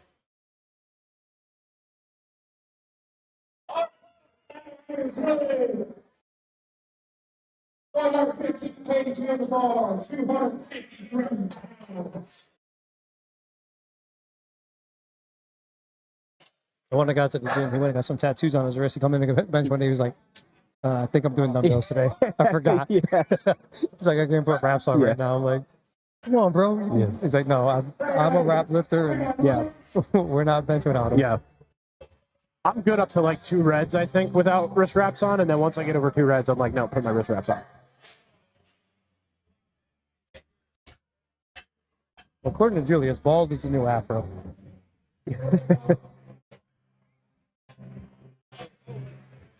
Bald is beautiful, right? Yes.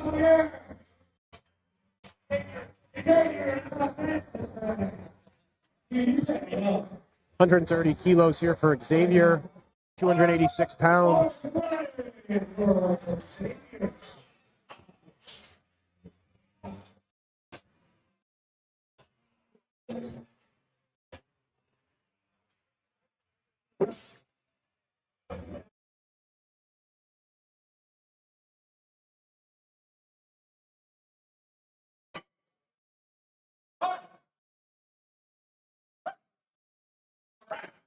Easy opener for Xavier. Yeah, nice soft touch. Got a fast press command.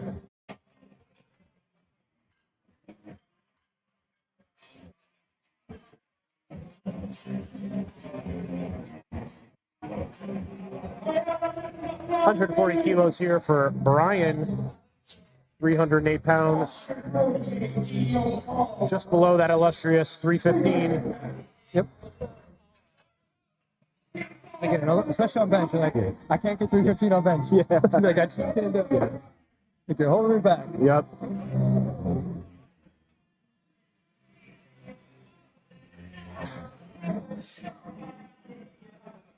Brian put together 3 really good squat attempts. We'll see if we continue good attempt selection here on the bench.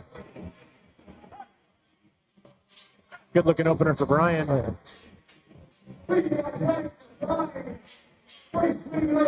Everybody's doing a good job of soft touching. Yes. So I'm seeing a lot of long commands here.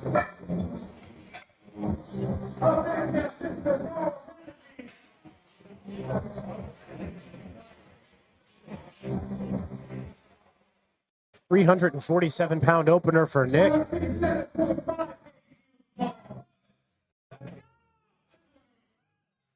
Pretty good opener for a junior 90 kilo competitor. Yeah, so we mentioned earlier, he's asking one of the spotters for a handoff. Yep. Yeah, if you don't have somebody here helping you, you can always ask one of the spotters to give you a handoff.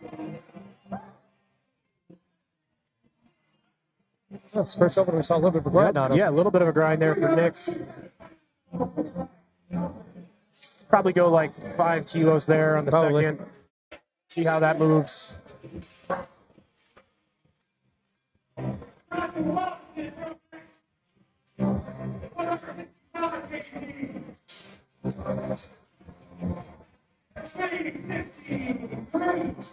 £363 opener for Josh. So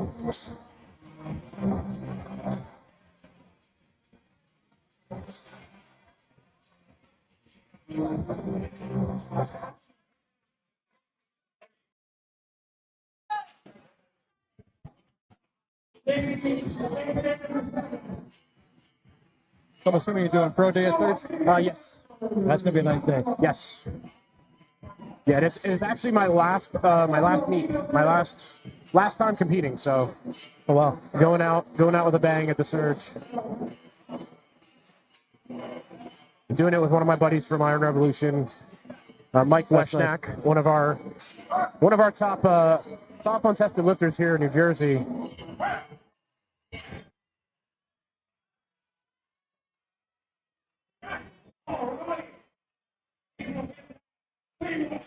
A little bit of a grind there for Josh on his opener. Yeah, it's 2 in a row like that. Yep. And Mel's doing that me too. Yes. So. Yeah, it's gonna be a good time.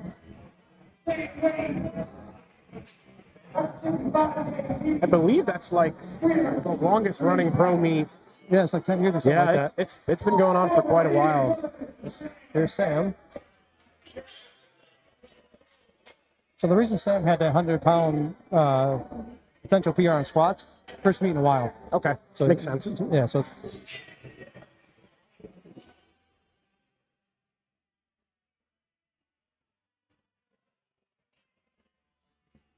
Real wide grip here for Sam. Big arch.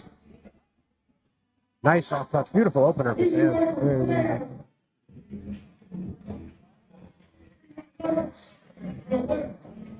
All right, so our first 400-pound bench of the day. Chris Jones opening up with 182.5 kilos, 402 pounds. Pretty damn good opener for a 90-kilo lifter. coming back after spinal surgery. Yep. Little over 2 times body weight.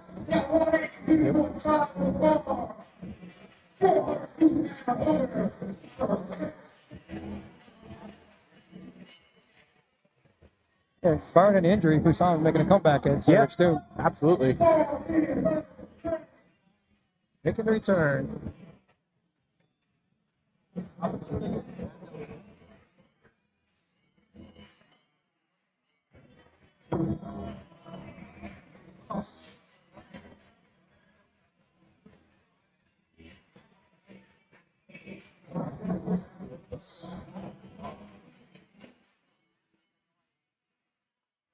was talking to Mel in between squats and bench, and like she's just so happy that Chris is finally being able to compete after being with her for 2 years on the platform. Good opener for Watching her Chris. compete, yeah.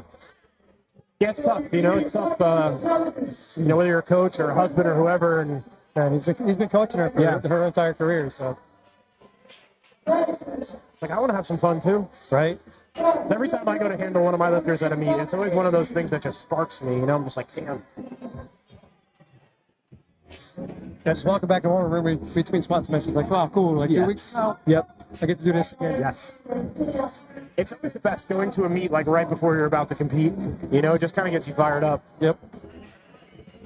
407-pound opener for Dawson after a massive 740 squat. Yep.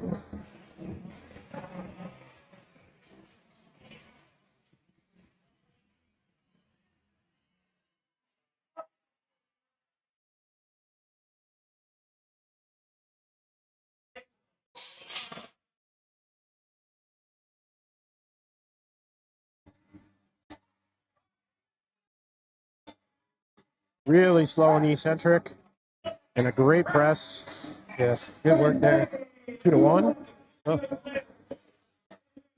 That's one of those things too, you know, if you kind of slow down that eccentric portion part of the lift, you know, bringing that bar down to your chest, it's going to be a lot easier to get a nice soft touch. Yep. Than going fast and furious, kind of dunking it into your sternum. A lot of slow eccentric benching in your training is something that can really pay off. You know, tempos. Oh yeah. 3-second tempos. There goes a B. 473-pound opener, which is insanity.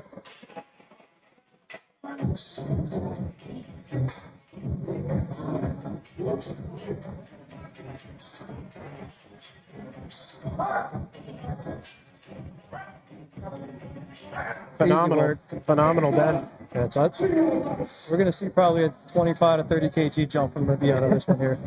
It's awesome.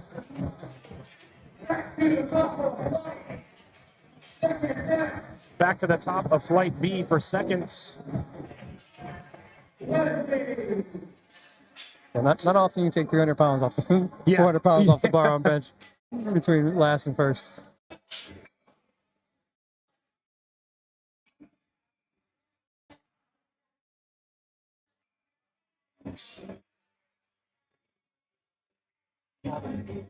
Really big crowd here today for this meet. Really awesome turnout here at Adelante. Love to see it. I mean, it's a beautiful Sunday. Beautiful weather outside, and everybody just wants to come hang out at a powerlifting meet, which is awesome. Good catch by Andy, our head judge. Looks like the rack was a little uneven.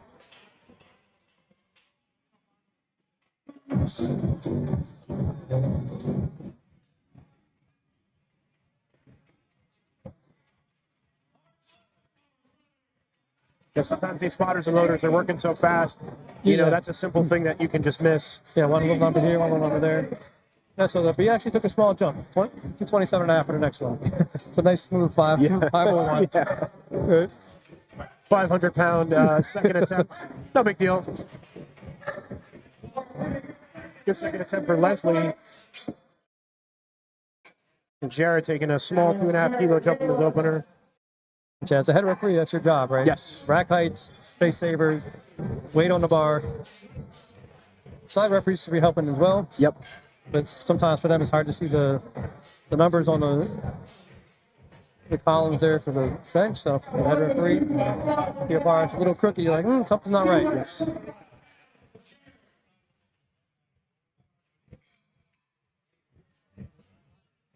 Last thing we want is for an uneven bar or a misloaded bar for the lifter. And more than likely, you know, as a lifter, you're going to get under that bar, you're going to feel it. And then you're going to be like, oh, oops. Like, And you'll catch it, yeah.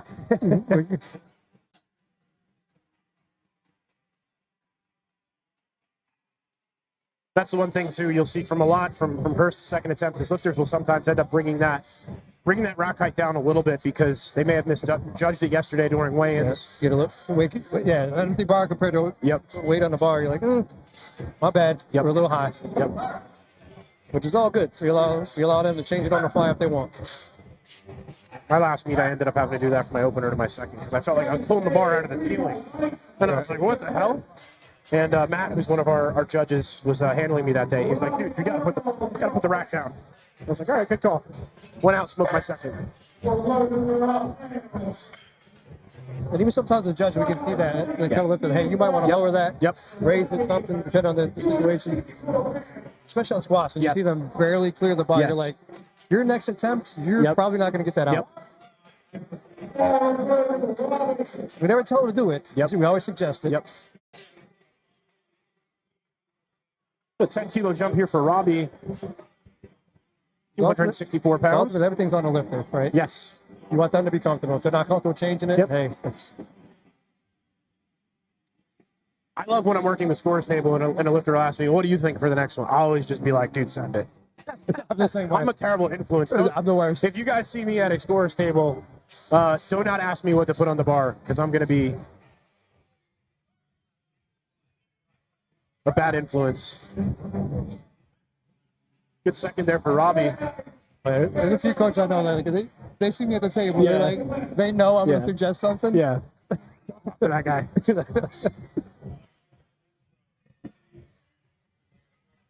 Sometimes it's always nice to have somebody there, you know, to handle you, or just, you know, having a second set of eyes. They're always going to look at you a lot more objectively. Yep. Especially they got video. Yes.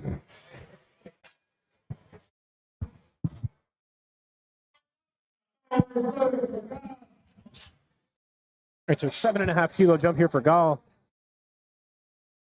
270 pounds. Because I've had some lists where you're like, that felt terrible. Mm-hmm. You look at the video, you're like, Yeah. Looked great. that did not feel that way. Yeah.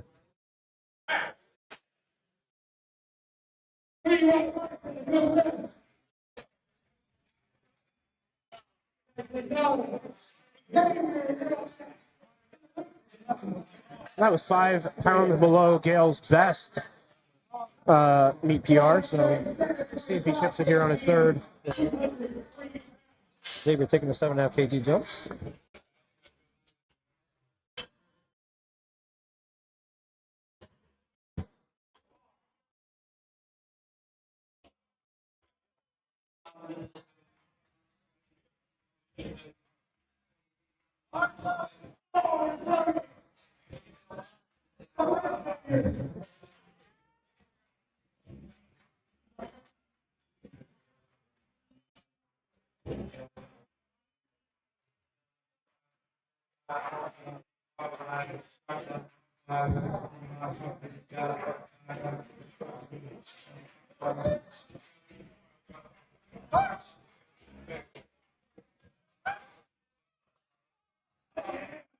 Good second attempt. Take a small jump by 5 kg.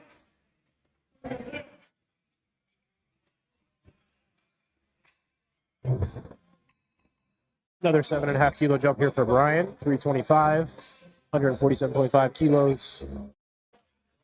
Typically, not going to see too many big jumps. You know? Unless you're a bigger guy. Yeah.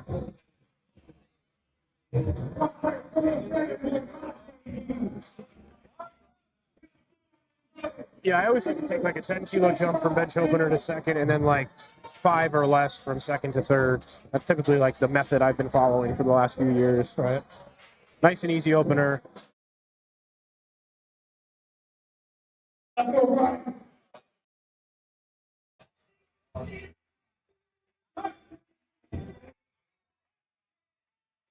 I've been taking bigger jumps and warm-ups for like, Yeah. each of the working sets becomes a little bit smaller. Again, like we talked about early, kind of limiting that losing pounds off the total. Yep. You know, you take those smaller jumps, you're losing a little bit less, you know, if you don't make it.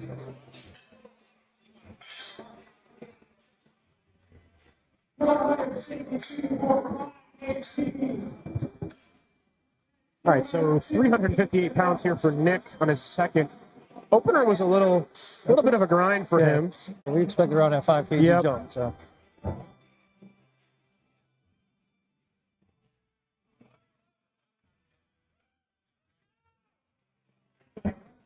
Always energy from Nick. Oh, yeah. Which amazes me. Yeah. I barely got enough for my lift, let alone getting excited.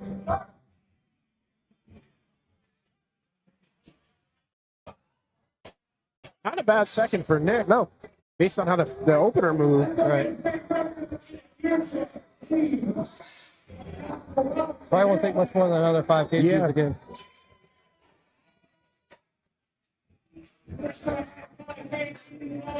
So Josh, another one with a little bit of a grinder opener, just making a small 2.5 kilo jump here for his second, 369 pounds.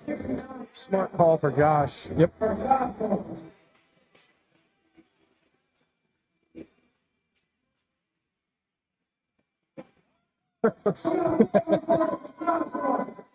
I don't think we're not going to talk on this line. Yeah. That air's probably not a good thing. Yeah.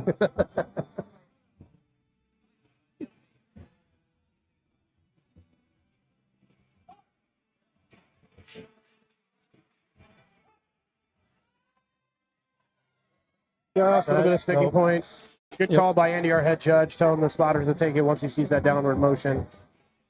Yeah, I mean, like we talked about, once you see the downward motion, you're not getting a lift. So judges are going to tell the spotters to take it. Yep. Protects the lifter, saves them a little bit of gas if they want to retake it. Yep. Well, we let them know in the rules brief too. Like, if we see up and down, we're going to take it. Yep. Don't get mad at us. We're just trying to help you out. Yep. Save you energy and save you from getting hurt. Yep. Don't need to grind something you're not going to get for no reason. Like I had that pull, but you weren't going to get the lift. Yeah. You'll watch it later and you'll be like, oh, okay. Nice Sam coming out with a 10 kg jump.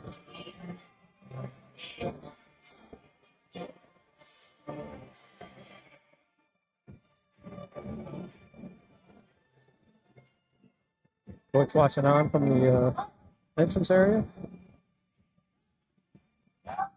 Oh, easy work from Sam. Good second. Damn. Nice and smooth. You got your coach out there that's about to take a 500-pound bench. They give credit to him. He's out there just watching. Yep. Making sure his lifters are in line. Do a little coaching while he's waiting. Yep. Chris Jones here. A nice 5 kilo jump. 413.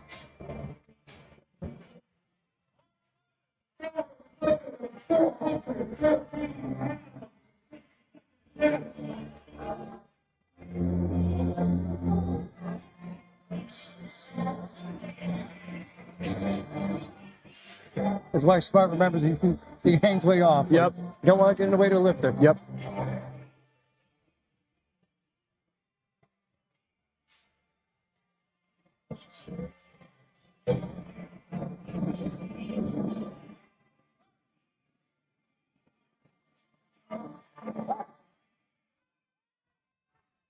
A little bit Let's of go, Chris. Come on. Nope. Just can't grind it. See if he goes out and retakes it on the third attempt, or if he calls it there.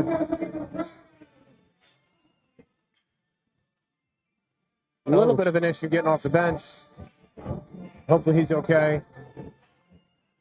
Yeah, I mean, you don't want somebody with his spine surgery like having the back issue coming off the bench. Like, Yes. Can be very uncomfortable. Oh yeah. Getting into that arch. I know even if I strain my back in the gym training, bench is one of the things that almost suffers the most for a couple weeks. So you got so much tension built in that.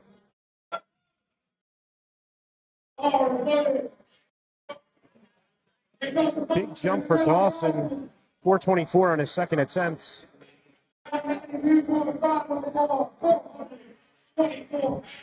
Opener moved pretty well.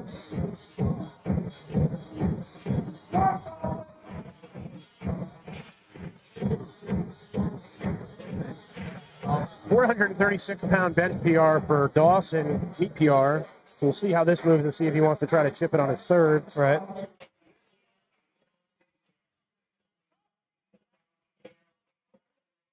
Nice and control and smooth again. Same thing. Yeah, I think he could try to chip that on the third, if not match it. Probably. He didn't grind that. It looked just like his opener, right? Yep. Just smooth down, smooth up.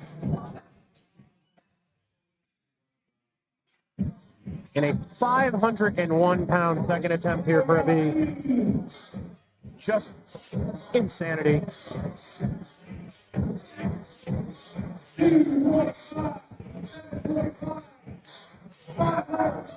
DJ Dom has the beats pumping in here right now.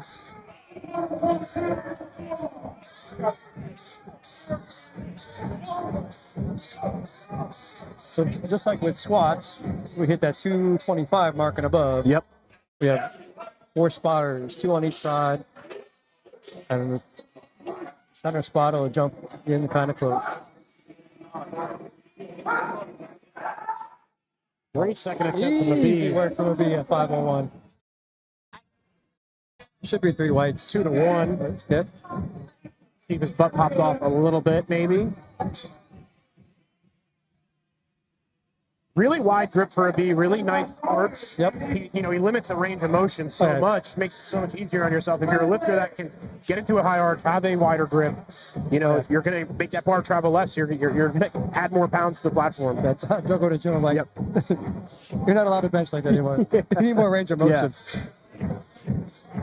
There's a lot of people non-power lifters will be like, oh, that's barely the bar's great. And it's like, okay, well, you go and do that. Right. At that, level of mobility and flexibility, I guarantee you can. Right. But the object of the sport is to lift the most weight you can. Yep. Within the rules. Yep, with doing the least amount of work possible. Right. If you can shorten your range of motion. Yep. Great.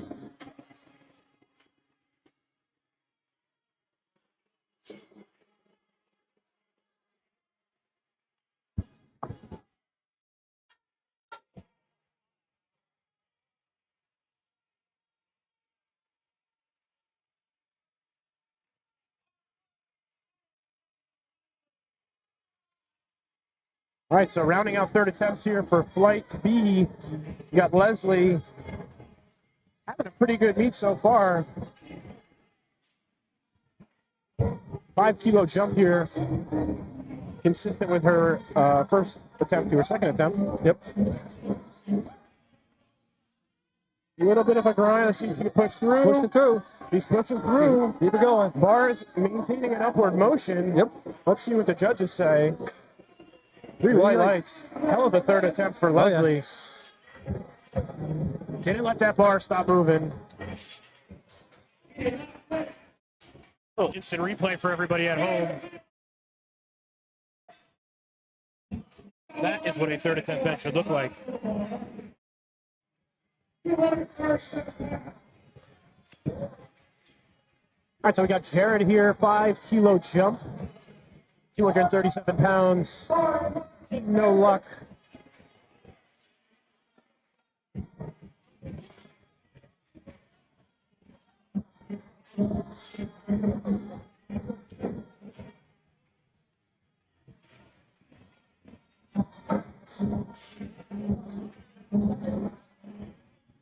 Speaking of grips, we also allow suicide, reverse, if necessary and uneven. Yep. Don't recommend some of them, but hey, Right. if it works for you.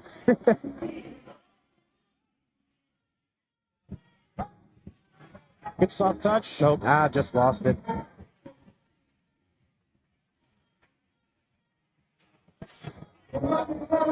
Two and a half kilo jump here for Robbie. 270 pounds. Coached by Michael Scullin. Mike Scullin, my buddy, as the 66 kg U.S. IPF champ. Avery.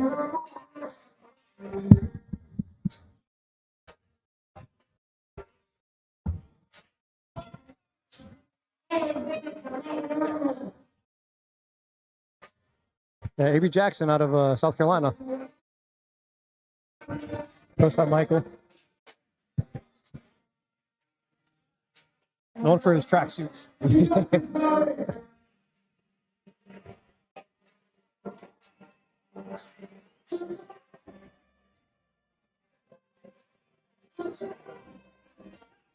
Robbie putting together a pretty good meet so far. Yeah.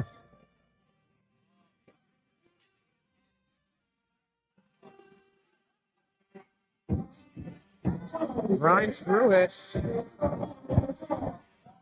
3 white lights for Robbie. And that is a 6-pound PR for Robbie. So 6 for 6 going into deadlifts. PR on the bench. I think he got a PR on the squat as well. So pretty good day for him thus far.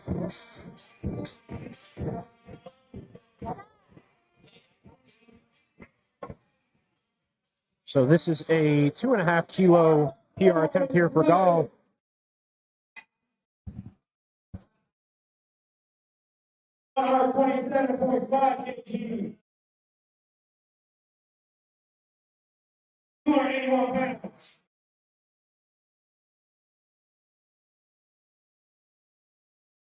Silence in here.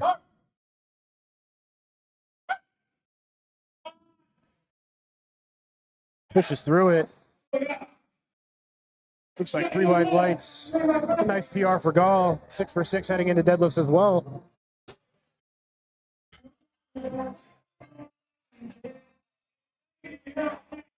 Xavier here with a 2.5 kilo jump from his second.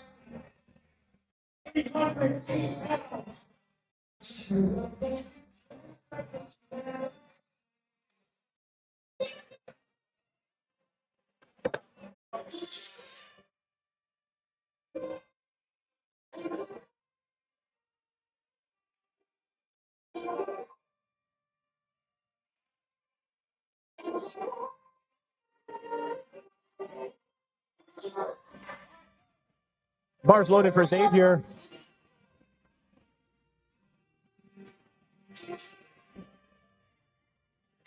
Yeah, good call on the two hit. He's chipping there, so. Yep. What's that, KG chip? Smart call.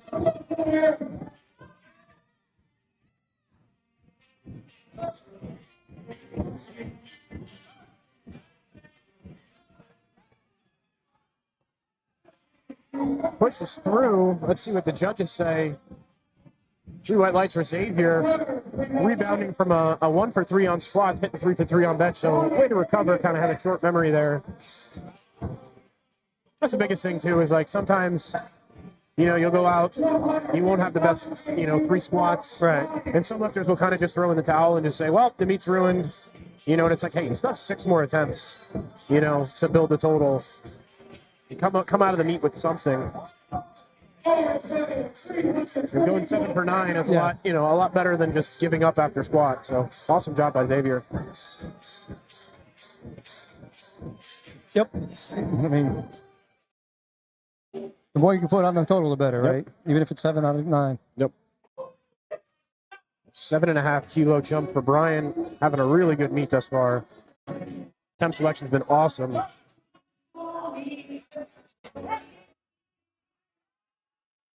What's in here? Just missing that sticking point. Yep. Good catch there by the spotters. State record attempt coming up for Nick. So yeah, just like we expected, a 5 kg jump again.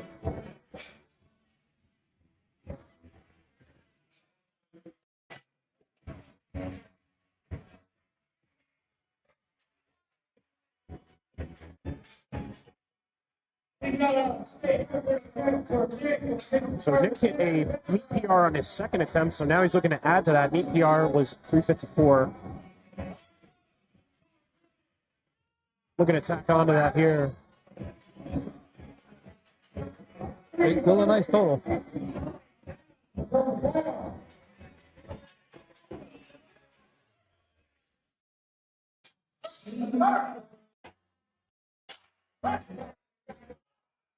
Pushing through it. Hits a little sticking point at the top, but pushes through. Bar maintains that upward motion. See what the judges say. Oh, no lift. Butt may have came off. Judging from the 2 red lights on the sides, typically that's a lot of what you're going to see more times off than not from those side judges.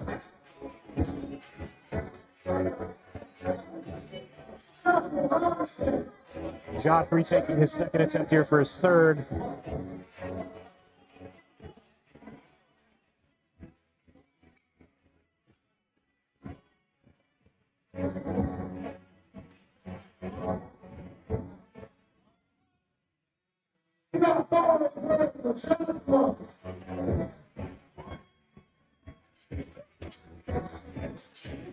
See if he could rebound from that miss on his second. Yeah, just short of lockout. So. Yep.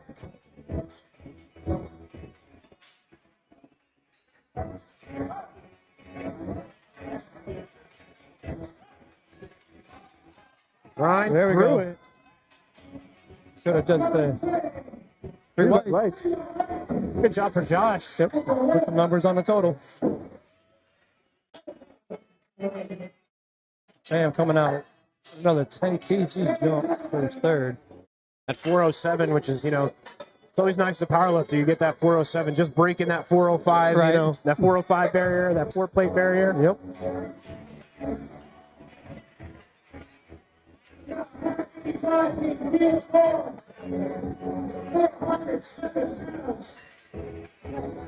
Like we talked about it before, hasn't competed in a while, so this is going to be a massive meet PR along with his second attempt, and even his opener was a PR as well. His training PR says here 391.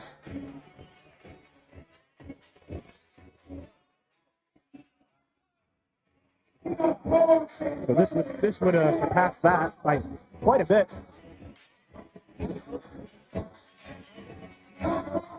Coach Abid looking on.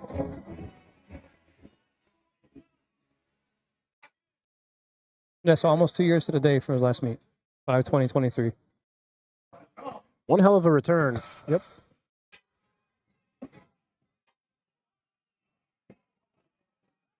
A soft touch. Just stuck. The spotters caught it. There was downward motion. Yep. Nonetheless, a really good, So far, so benches good. from Sam. Good to see Chris back out here, retaking his second attempt. Looks like he was okay after that miss on his. Yeah. Yeah. You see someone get off the bench and holding it back. Yep. You never know.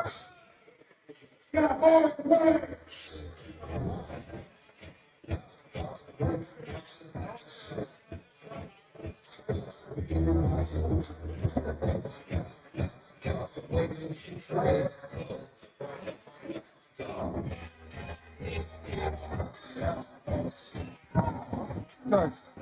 Guard. Camera.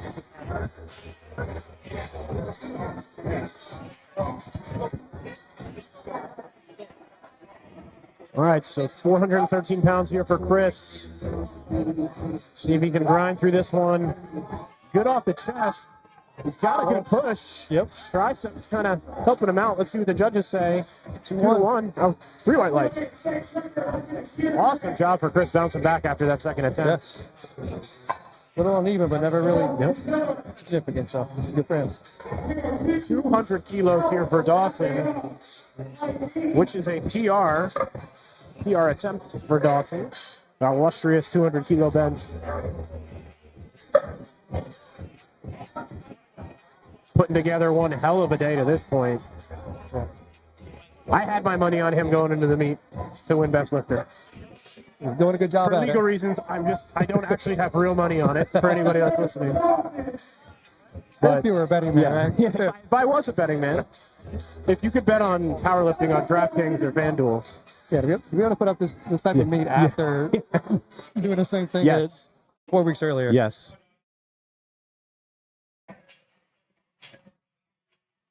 Like you said, like literally no time to recover. Yes. Right from under the barbell, right back under the barbell, prepping.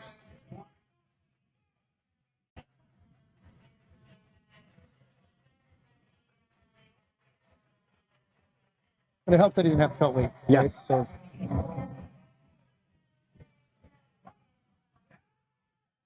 He's pushing. come on, Dawson. Grinding.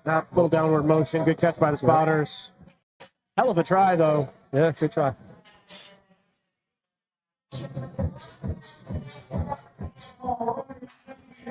£518 here for Abid on his third attempt. A small jump, 7.5 kilos compared to his opener to his second. Yeah.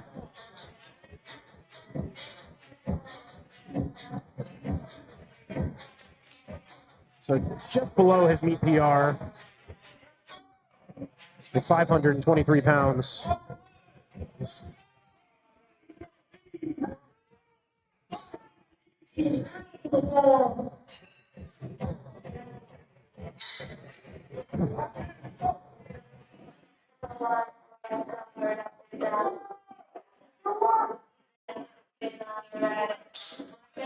Let's see it be. Motion control. Good touch. Nope. Just didn't have it. Still pretty damn good to bench 500 pounds. I don't think anybody's going to have a problem with that. So we head into flight C of the bench. Judges swapping around on the platform.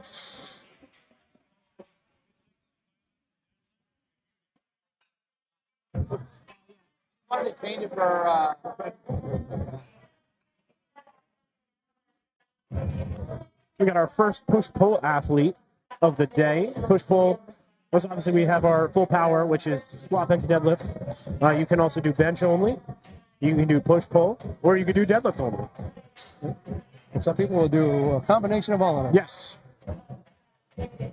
Whether it's based on a record for single lift only or the full powers. Or they're like, just in case squats don't go good. Yes. I still want some sort of total that counts on powerlifting for a meet. So. Yeah, I know guys that have gotten injured in prep, you know, and they can't squat, but they can still bench, and they can still deadlift. So they'll be like, all right, I'm just going to go do a push-pull. Yeah, I've had a few lifters do that, like right before. Like, hey, I can't squat. Can I just switch? Like, yeah, I got you. Especially if you're going to travel somewhere for a meet, you already made all the travel arrangements. You might as well just go do what you can. Yeah. Have some fun.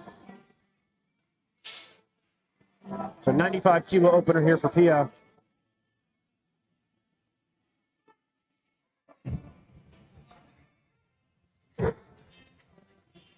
Little bit of a grind here. Yeah. One of the few that we've seen on bench. It's not normal for them. 3 white lights. Probably just chip that on the second. Yeah. 2.5 to 5 kilos.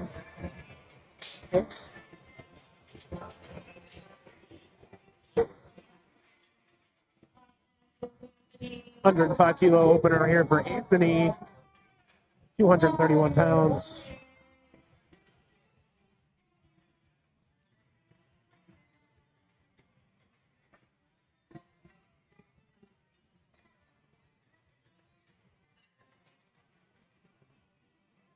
Anthony's sporting a Resurgence barbell shirt, assuming that's where he trains out of. It's a gym nearby here in Cranford, New Jersey. Just hosted a meet there. Yeah, we're just a couple months ago. In March. Tune up. Awesome facility.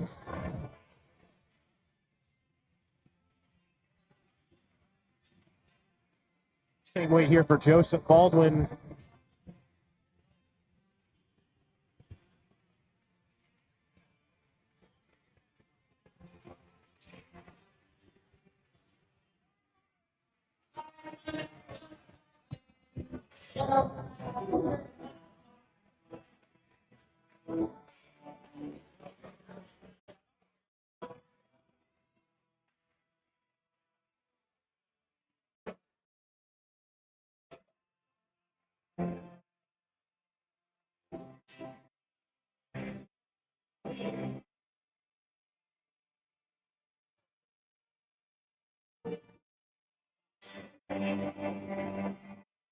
Taking his time, getting nice and stable into the bar. Speedy opener. Really lifting that bar on the rack, too. Yep.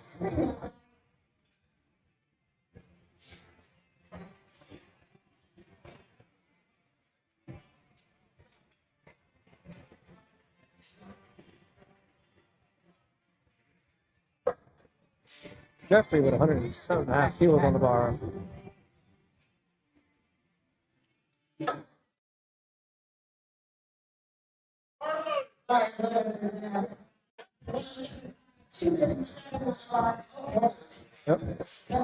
little quick on the bars loaded. Face saver rolling set again.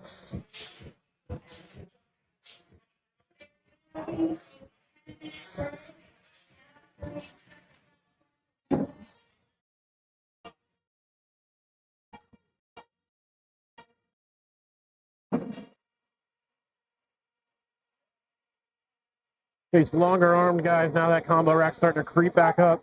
Oh, yeah. I can take a squat out of some of these, Right, I'm these like, bench up positions. I heard him on squatting. Okay. 2 white lights for Jeffrey.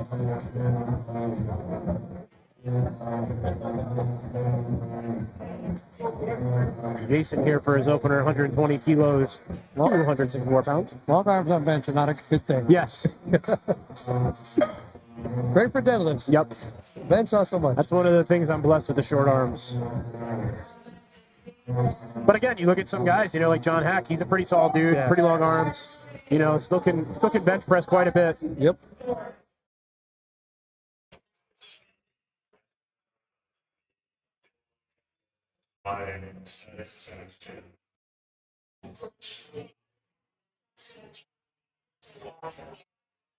Jason, a student at Raritan Valley Community College, studying exercise science.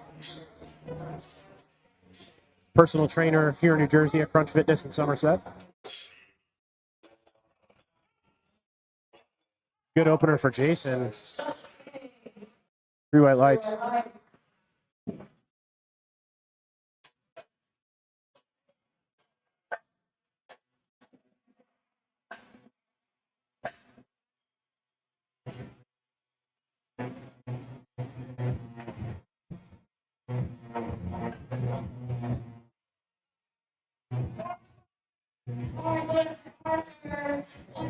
$125 kilos here for Arthur. 275 pounds.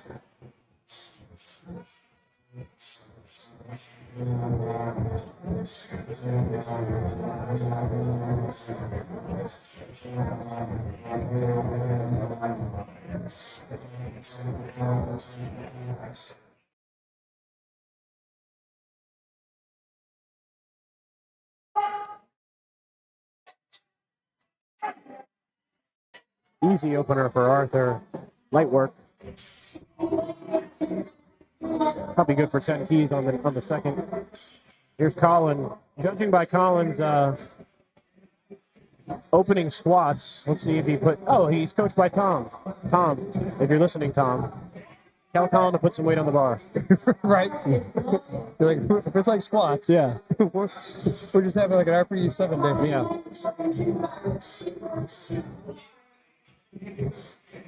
142.5 Which is not wrong kilos. with that. Come in and get some gym numbers on the bar. Yep. Does that count? Yeah, it makes light work of that, just like Right. Just like squats. just like we thought.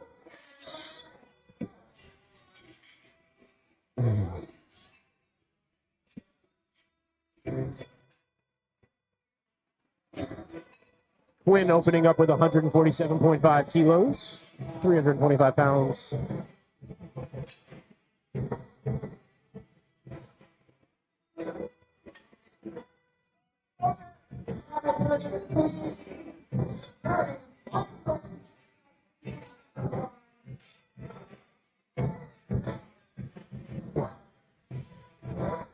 That's look like Patrick stuck around. So that's good.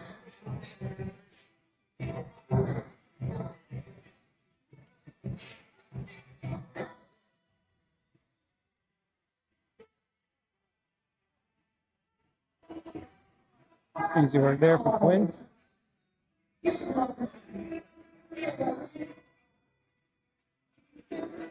Right, so now we got Pat Horvath, who unfortunately did not successfully hit a squat.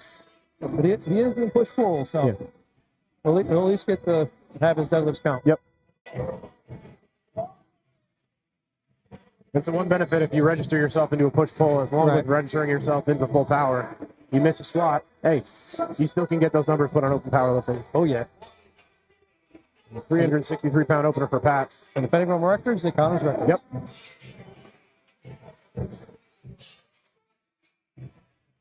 Yep. Easy work from Patrick. That's Pat. I believe Pat, too, is coming off a pec injury not long ago. All right, we got Phil. Massive 694-pound squat. So looking to add on. Should be a pretty light opener based on what he's hit in training. I think his heaviest bench in this prep was 420. So this should go pretty easy.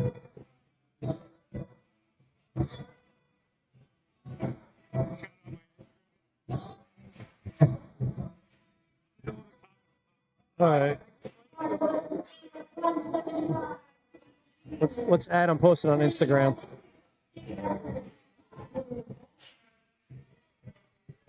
All right.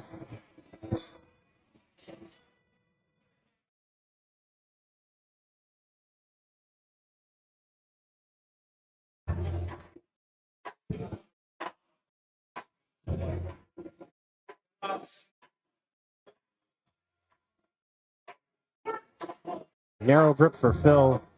Very tricep dominant. Easy opener. He's probably good for a 10-kilo jump. Oh, yeah. Again, intense selections all day, been spot on for him.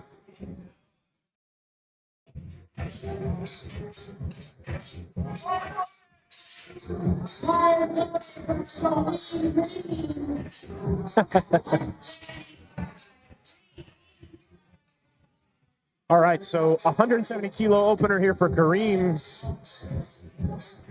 385 pounds, coming out with the sunglasses.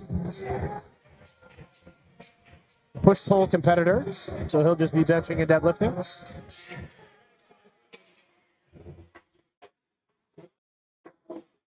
Says here that he was a professional basketball player, 6 years of overseas experience, playing in Italy, Mexico, Colombia, Dominican Republic, Puerto Rico. Solid. Well-traveled, Right? Some cool countries there. Pretty good opener for Kareem. Bunch of different cultures. Yeah. Looks like a basketball player. Right. That is a big man. All right. All the DAC fans in the chat, wake up. A 202.5 kilo opener for DAC, 446 pounds.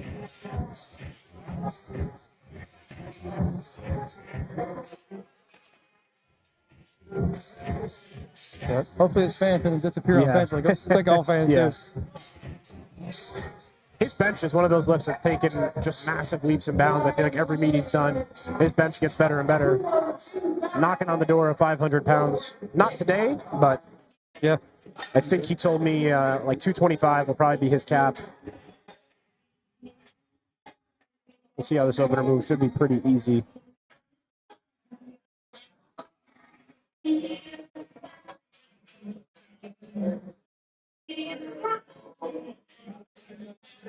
Good touch, easy press. Oh, yeah, easy work.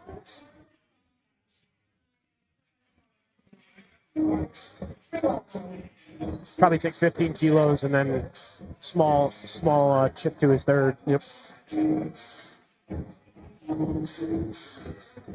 Back to the top of the order. See ya. And just like you said, 2.5 kg. Yep. A little bit of a grind on that opener, so see if tighten it up just a little bit.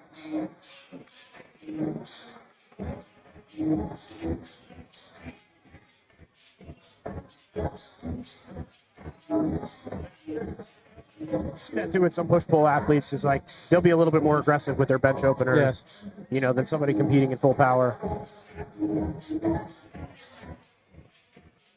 Yeah, you don't have that fatigue from the squats on you.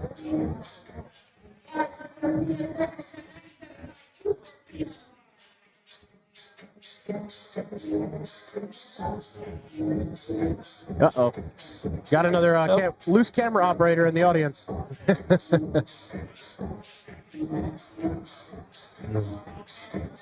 Roller coaster ride for everybody at home. A little bit of a grind. See if she can push through it. It's moving. It's moving. Always up. It's moving. Always going up. There we go. Looks like a good attempt from here. 3 white lights. Let's see if she wants to chip it or just call it there and save the rest of the gas for deadlifts. Yeah, there's not much left in that tank. No.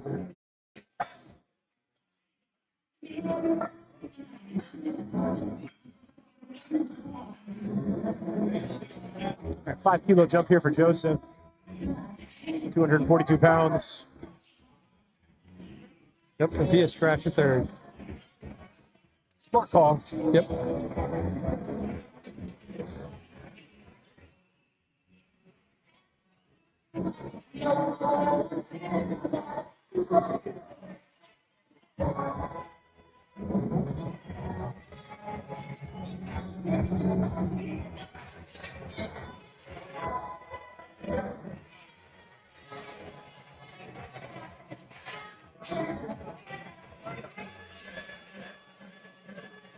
Good looking second attempt from Joseph.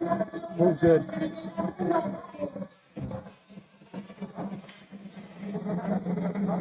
If he stays at 5 or throws a little extra weight on there. Yeah. There's room. 115 kilos, second attempt for Jeffrey, 253 pounds.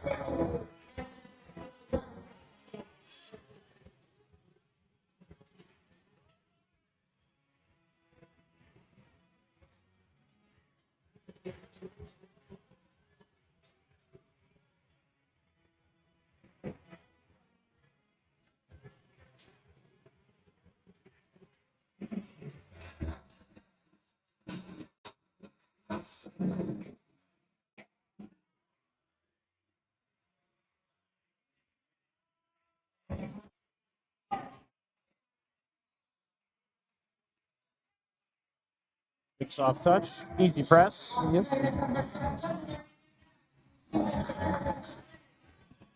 Easy work there. Yeah, I throw at least 7.5 on there for the third. We're up to 130 for Jason.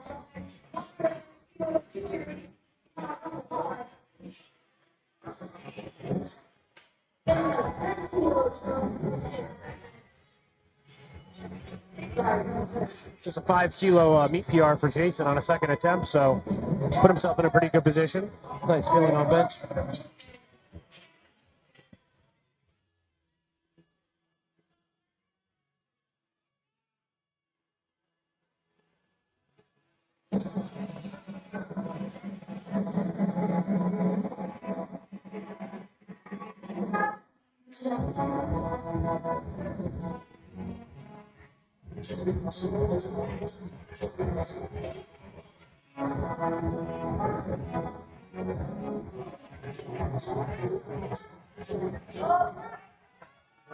Ryan's threw it a little uneven.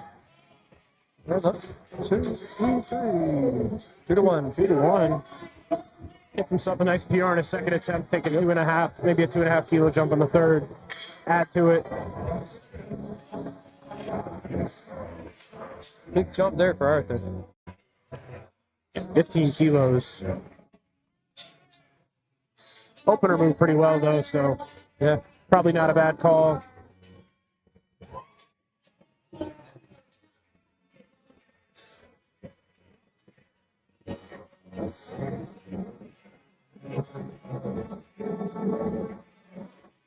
Arthur is a graphic designer by trade. Another profession that would go well with powerlifting. Coaches, gyms, meetings, Right? there's always a need for graphic design. Banner designs, Yep. t-shirt designs, logos. Good second attempt for him. That branding is important. Tough now though, I think, for some graphic designers with like ChatGPT and all the AI. You know, right. you can just like type into whatever and just spits you out a graphic. Right, create me this. Cool, here you go. There was like a trend going around where it was like the action figures, like it was Yes. like, and it was insane. It was so crazy how like perfect it was. I was like, this isn't right. This is weird. Makes you feel a certain kind of way, right? Yeah. So 7.5 kg jump from Colin after a very easy opener. Yeah. Come on, Tom. We're still warming up Yeah. over here. Come on, Tom. Stand in on a third.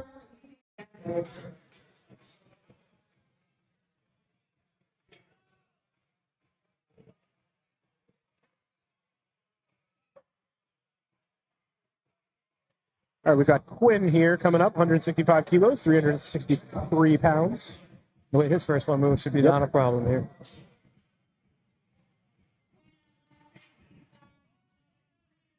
PR here for Quinn. Best bench being 352. So 5 kilo PR for him. Yep. Not bad on your second. Nope.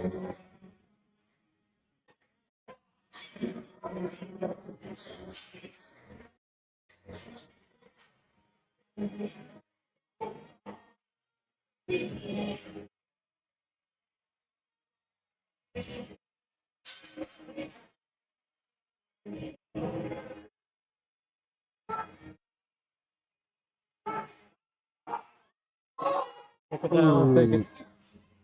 Good try there. Just didn't have the gas off the chest. Nope. He'll take it again. It was an aggressive jump from his first to his second, so.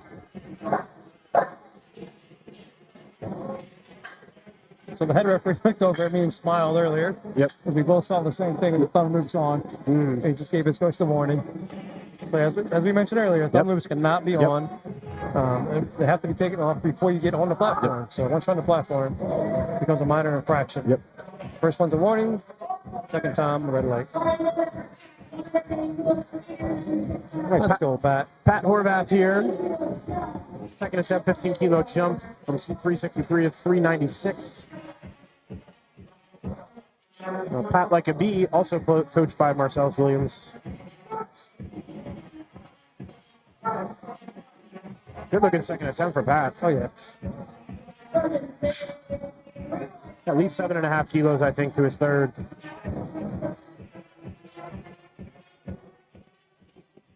Marcellus has a really good stable. Yes. Yes.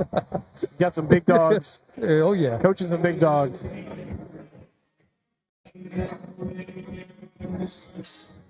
And he's a humble dude. Yes. A lot of really, really good coaching content. You know, for any other coaches out there, you know, there's so much content on Instagram and social media and YouTube nowadays. Yeah, there's so much information But he does post a lot of really good content.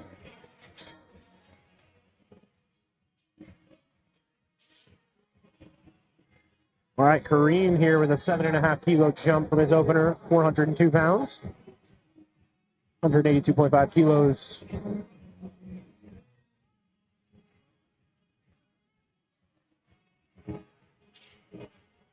Pushes through that one, and the judges say 3 white lights. Says here, Kareem has a strict curl PR of 185 pounds, which is bananas. It's me plus some. Yeah. That's some people's benches today. Right. And he's just strict curling it, which is wild. All right, so 413 pounds here for Phil Bennett. So pretty sizable jump. 12.5 kilos. Put himself in position to hit a PR on his third.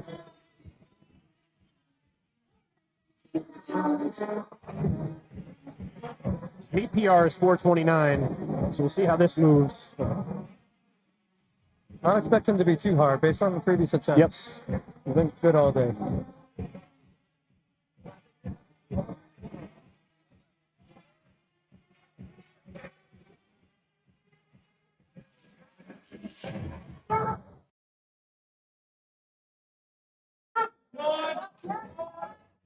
Good second attempt from Phil. 3 white lights. Let's see what he calls for his third.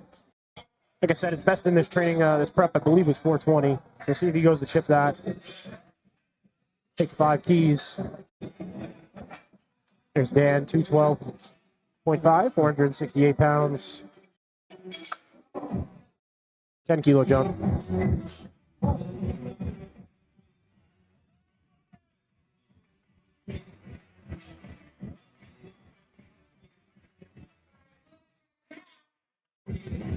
Opener moved really well for Dak. Yep. So we'll see. 10 kg jump. Yep. Perfect call.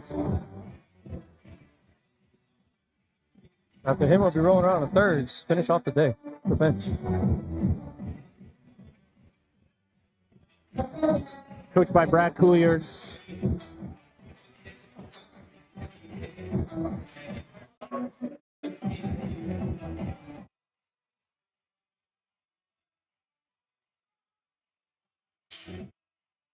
Soft touch and easy press. Easy work. Little contact with the upright, but it's incidental. Didn't help him. Counts. So the lifters are a lot of contact in the combo, as long as it doesn't aid them in the lift. Which typically it doesn't. Mm-hmm. No. If anything, it's going to hinder you. It's going to throw you off. Yeah. It costs them up and down. Yeah.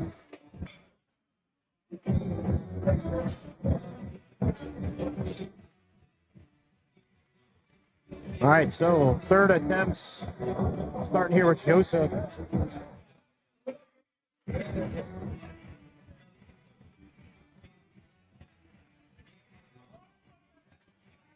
So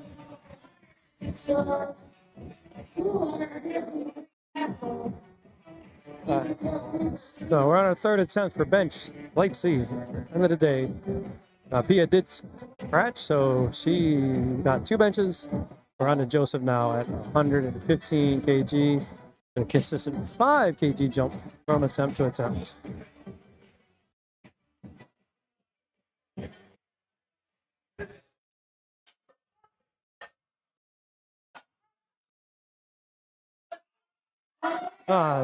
Unfortunately not there. Good job on the spotters for catching that.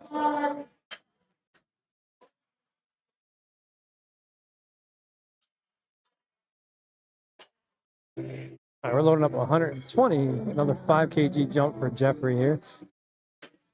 That's a solid 264 pounds on the bar. Equivalent to 2 reds in the gym, but because of the collars, a blue, a black, and a collar.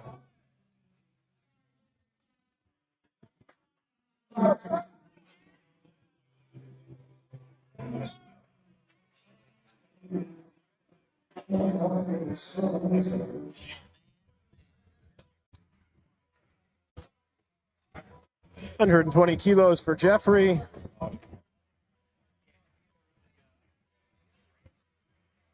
See if he can head into the deadlift 6 for 6.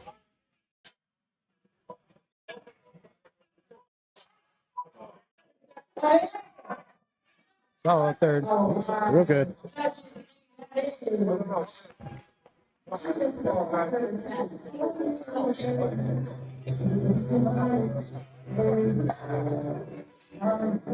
comes Arthur. Small 5 kg jump after the bigger second attempt. I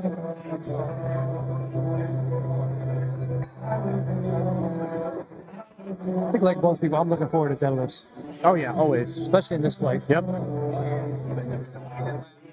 Where you see a lot of the energy. Everybody starts to kind of send it. Yep. Seen a lot of 600 plus openers already. Yep. And the pace with deadlift is always really good. You know, it's fast. There's no rack to adjust or anything like that. You just load plates. And with the power bar, it actually makes loading the plates a little bit more easy. Oh, yeah. Without having to whip, having to readjust the plates and tighten the collars. And, You're checking 5 reds on a bar, and the bar's down. You're like, Yeah. "Can somebody lift this up for me?" yeah.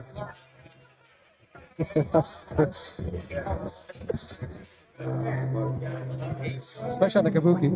Yes, that is one of the reasons why, like, I was never an advocate of that bar, but more so when you're roughing, and it's just the time between attempts when the weight starts getting really heavy with the kabuki bar. There's so much readjusting and Trying to get all 7 plates, 7 reds to stick to one. Yep. 3 for 3 on bench for Arthur. Solid day there. All right, so 10 kilo jump here for Colin. Let's see if he can struggle just a little bit. Just a little bit of struggle. Yeah, and just It's been an RPE 7 day for him up to this point. 6 7s.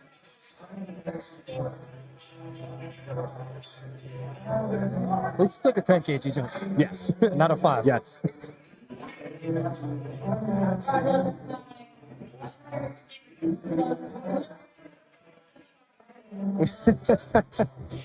I don't know what he said into the camera.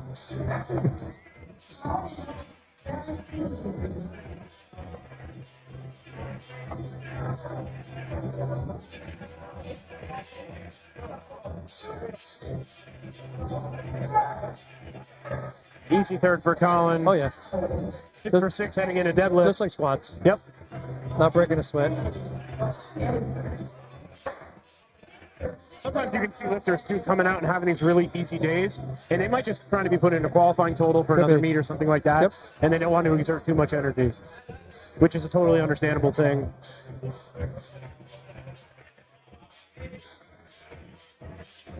Yeah, especially if it's gonna be like a short turnaround. Like, Yes. this one's just to get some numbers, get some time on the platform. Quick SBD day. Yep, see where we're at. Yep. All right, perfect, right? Like, so it's my SVD day, it falls on my 7 singles, and just go throw it on the platform and see what happens.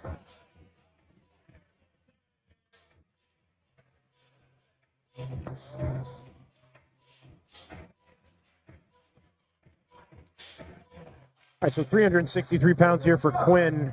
It's a PR attempt for him. No, he missed on his second. See if he can crush it here on his third.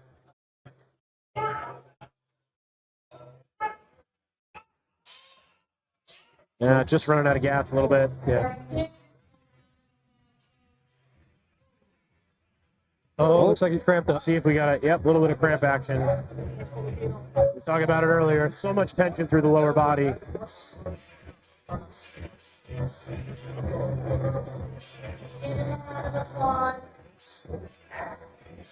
Just shake it out. He'll be all right.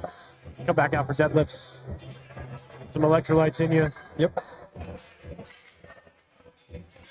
The 413-pound bench here for Pat Horvath.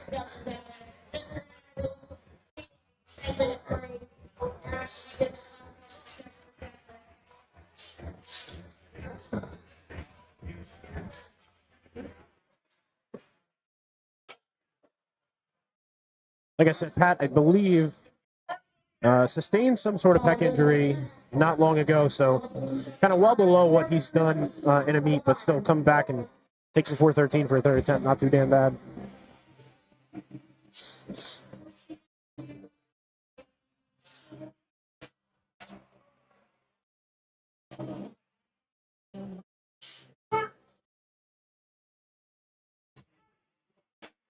Soft touch, nice press. Yep. Good job on Pat there. Good third attempt for Pat. Yep.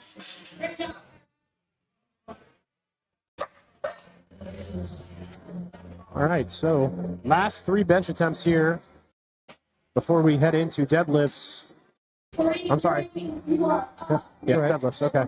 Got confused for a second. Yeah, SB and then D. Yeah. No, I forgot. I thought there was one more flight. I was like, are we in flight B or flight C? The 413 pounds here for Kareem. Sunglasses off now, so maybe he's kind of locking it in.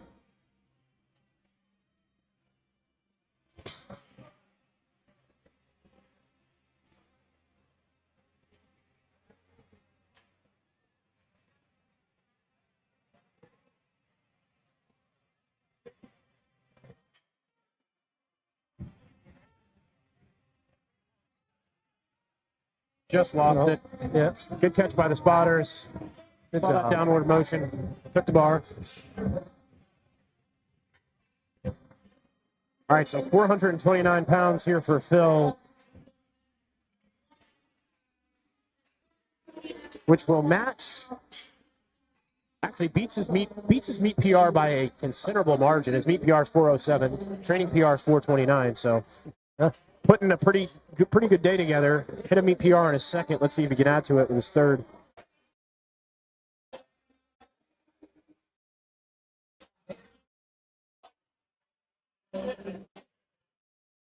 $429-pound bench as a 90-kilo competitor is it's a pretty elite company. Yeah, that's impressive. Especially as a full power athlete. Yeah.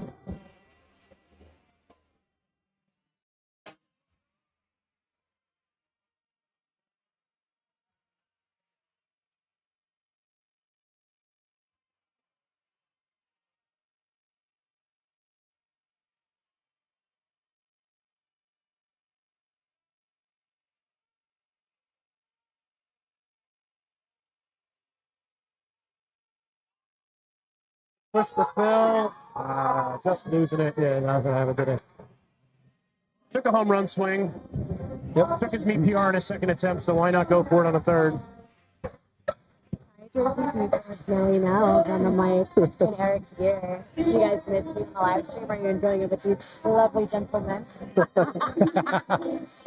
Everybody misses you, Mel. Everybody misses you. So 220 here for Dan. Which actually I think 220 was his cap, not 225, because he told me 45 the third. So based on how the second went, expect this one to fly.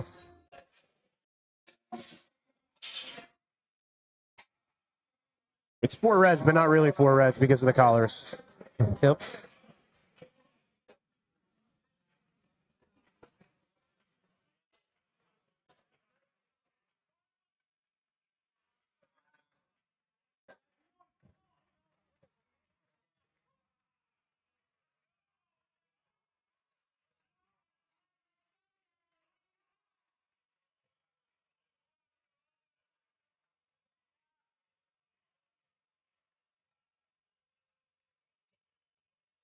a really technically sound bencher.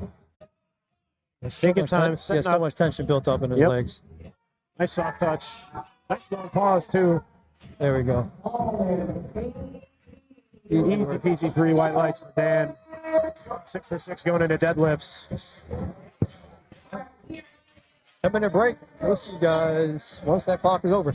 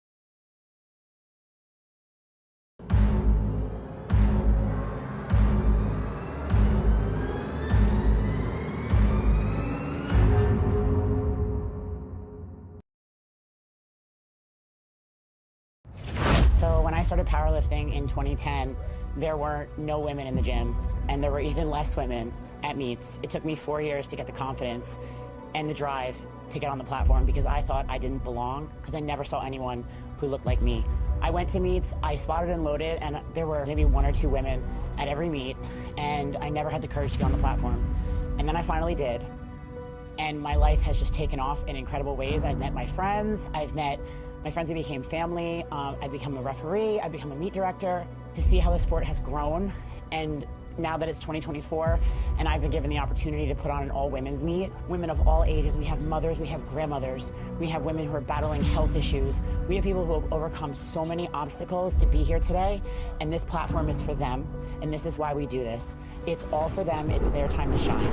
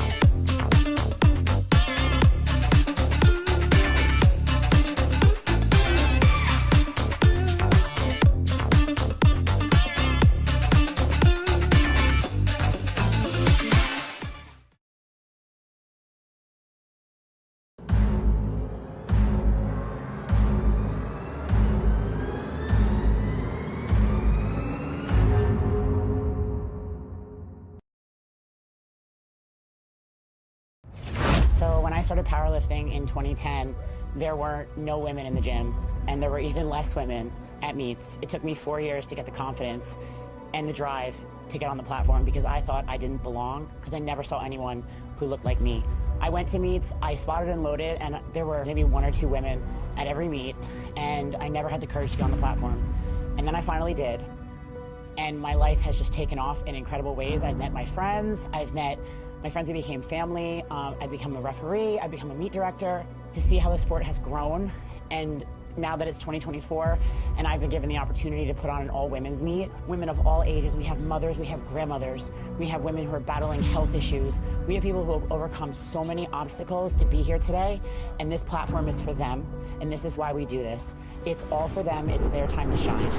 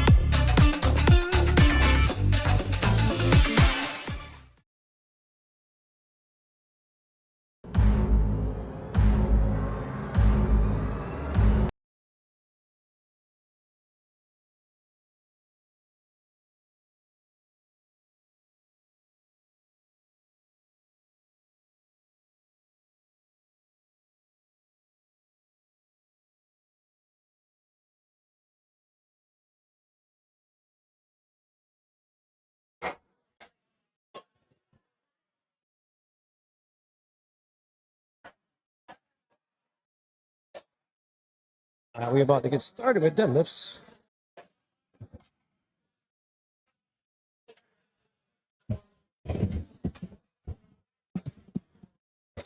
Test. I got you. Oh. Had to get myself a energy drink. Get fired up for deadlifts. I'm saving mine for the drive home. Yeah, well, see, I have one now, and then I can have another one when I drive home. Just space them out at least a couple hours. I did mine for about 2. I don't want to fall asleep.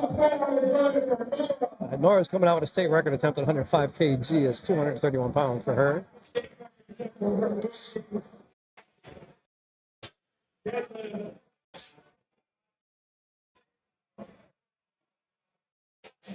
The deadlifts will move pretty quick in comparison to bench and squats. Oh, yeah. A lot less adjusting on the platform. Yep. No rack heights, no face savers. Collar off, got weight on, collar back on. Nice and easy. Here we go. Nora.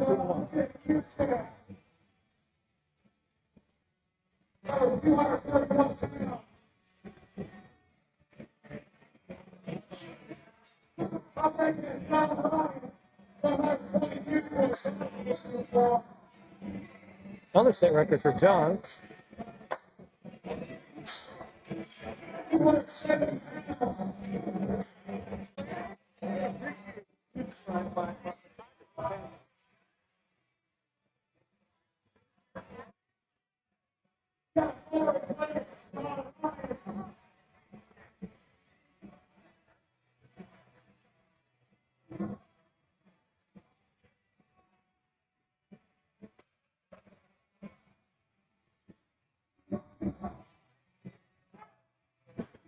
Easy way for John. Real good blue light. He's hyped on the opener. Yeah, he is. Save a little bit of energy. Got 2 more to go. Fun fact about John, he wrote in here on the Google sheet when we asked what other competitions do you plan on doing in 2025, he said, anything with a deadlift bar. No clue why I signed up for this. I hate the stiff bar. So that's pretty good opening deadlift for somebody who hates the stiff bar.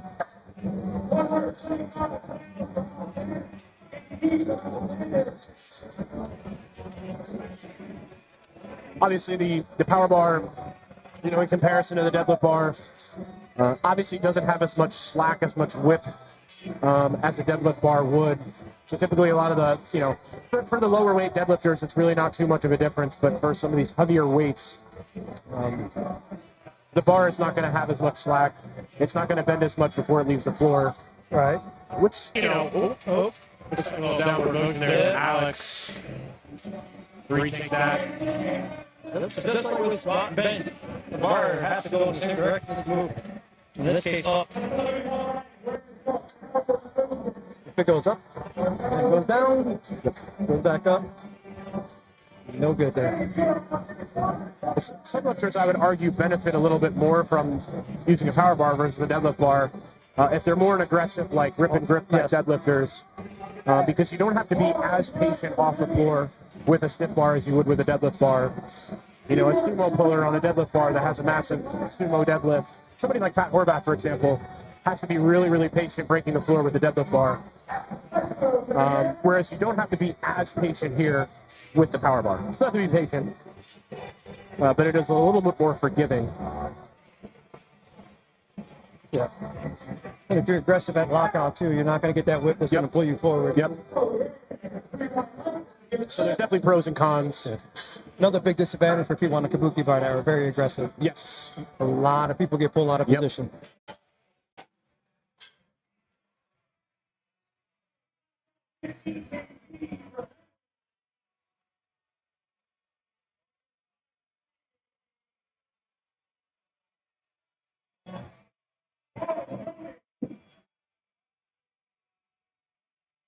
But even if you are somebody that competes on a predominantly power, deadlift bar, it doesn't hurt to incorporate stiff bar, power bar training, within your program. I did that for a little while. Yep. Before I switched coaching and all that. Yep. So program was like, I'm just throw power bar in. It's really going to help you figure out that start position, your tension. Yeah. Then you can kind of maneuver over to the deadlift bar, and it's going to really have a good bit of carryover. I have athletes that I coach that compete on deadlift bars, but we still utilize, a little bit of power bar or stiff bar deadlifting within their programs, especially if there's somebody that struggles with start position. Yeah. Makes a lot of sense.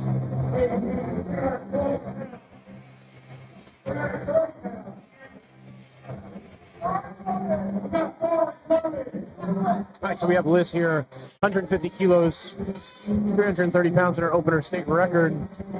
It's been just knocking records all day.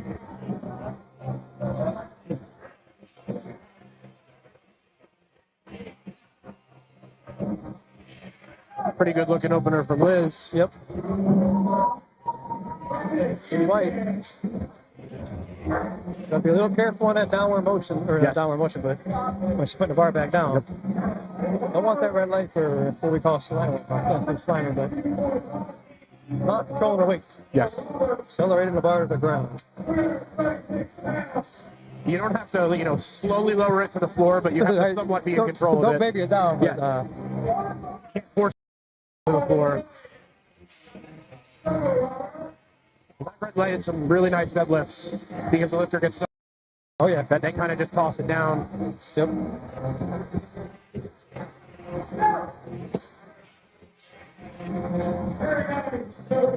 A lot of times it's going to come from a guy bending the or girl bending the elbow. Yep. And just pushing down. All the time you just cool. They Yep. just fall over. You're like, man, you can't just Yep. fall over. Keep your hands on it and then let it fall. Yep.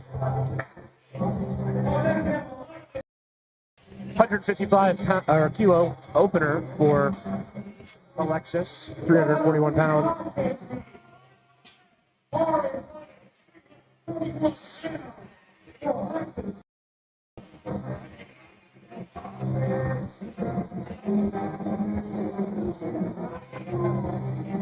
Alexis coming into deadlifts going 6 for 6 to this point. So see if we can continue on with that perfect day trend. Hook grip puller. Now see with the deadlift you can either pull mixed grip, which basically one hand underhand, one hand overhand, or you can also pull hook grip, which is like a double overhand grip. Pros and cons to each. Hook grip definitely takes a little bit more time to learn. But I would argue if you can learn it, do it. If you're really strong, just double handed. Yep. Yeah. Nothing in the rules to say you can't do it. Nope. But typically a nice, somebody that can really master a good hook grip is really going to help keep the arms a lot longer. And you're going to have a lot more better starting positioning, typically for hook grip pullers, because you don't want a lot of bend in those arms when you get into that starting tension. And, a mixed grip deadlifter, a little bit more prone or at risk to, tear a bicep, which is, a lot of times you see torn biceps in the deadlift, and it's always going to be from a lifter with a mixed grip. Coming from somebody who is a mixed grip deadlifter. I'm mixed grip too, and I'm making sure my arms are as straight as possible. Yep. There would be no bend. Yep. I tried to learn hook grip, I think, for like a week, and then I was like, you know what? I'm just no patience. My pain tolerance is 0. Yeah. I'm like, we are not doing it. I'm at the point where I'm way too stubborn to learn new things like that. Yep. But if I could go back in time to when I first started powerlifting, I wish I would have just started with a hook grip. Because all the best deadlifters in the world are essentially all hook grip pullers. Easy opener for Mario. Oh, yeah. Lions. We got Jason here, 190 kilos, 418 pounds.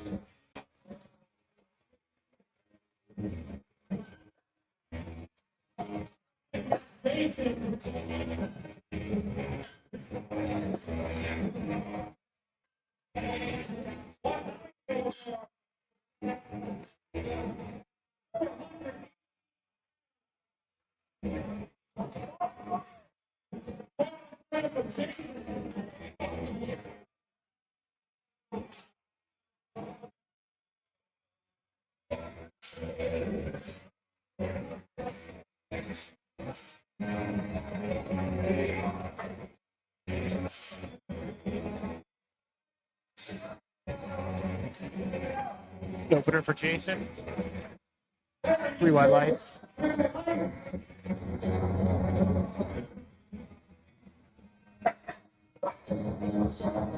We have 2 Jason Thomases back to back, but both spelled differently, which keeps throwing me for a loop when I'm looking at the Google sheet. Right? You're like, Jason, which Jason? Yeah, with some background information, I'm like, which Jason Thomas?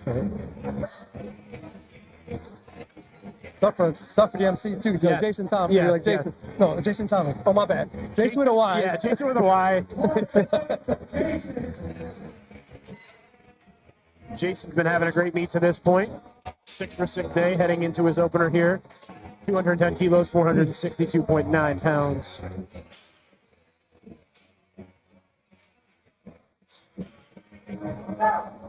Good opener for Jason.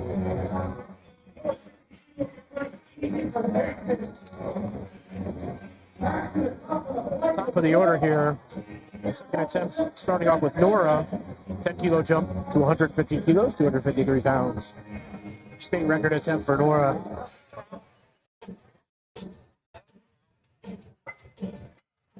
Some lifters elect to wear wrist wraps during the deadlift, which can assist in helping your hands kind of stay closed. Me personally, I've never done it, but I know a lot of lifters prefer it. You can wrap them tight enough. Help you with not dropping the bar. Yeah. You know, a few people have grip issues, so it's like, throw some straps on. Yep. Wrap it, you know. Hope you can hang on. Yep.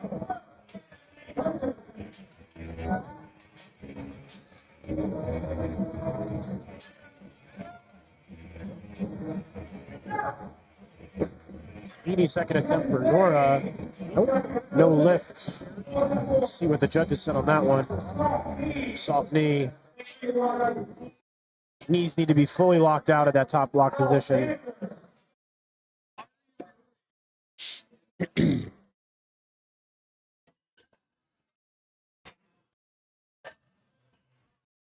The second attempt here for Alex, retaking 125. Had a little downward motion on his opener. Just kind of got out of whack with his start. We'll see if we can clean it up here and make this one fly.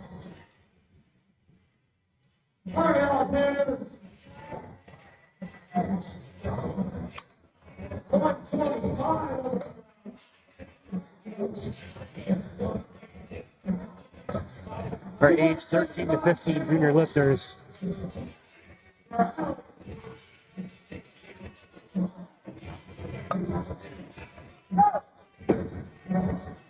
little bit better on that one, yep. Easy 3 white lights for Jason. Oh, yeah. I'm sorry for Alex. There's so many Jasons. I keep getting, I'm not calling everybody Jason. Jason's, John's, Alex. All right, so we got John Ryan here. 130 kilos, 286 pounds, 7.5 kilo jump.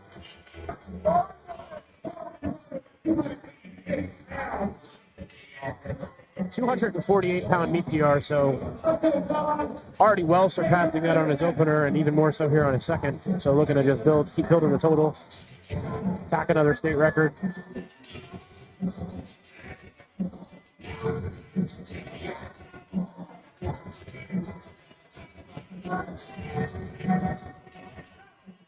Good look at second attempt from John. Good look at sumo pull too. Really good technique for a young lifter. Another age 13 to 15 junior competitor here. So, yep. A lot of juniors today. Yep.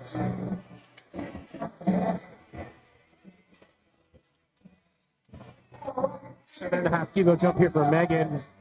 292 pounds, 132.5 kilos.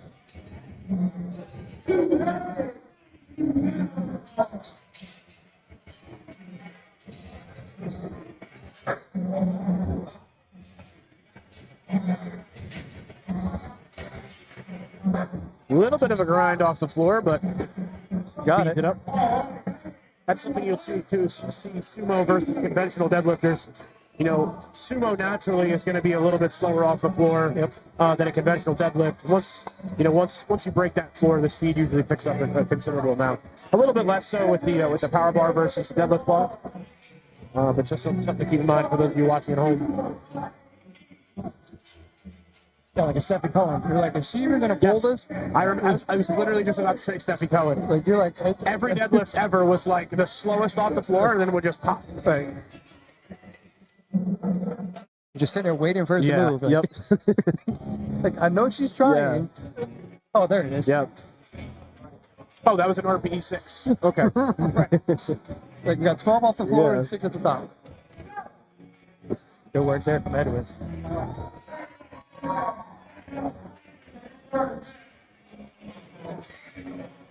All right, Liz, 7.5 kilo jump. Another state record for her. 347 pounds. The third grade math and science teacher.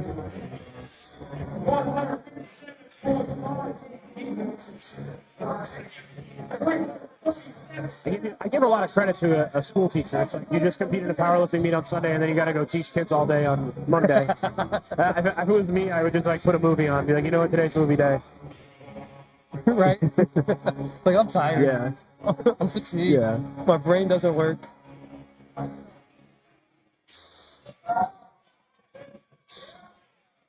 Ryan there from Liz, but locks it out. Two highlights, another state record for her.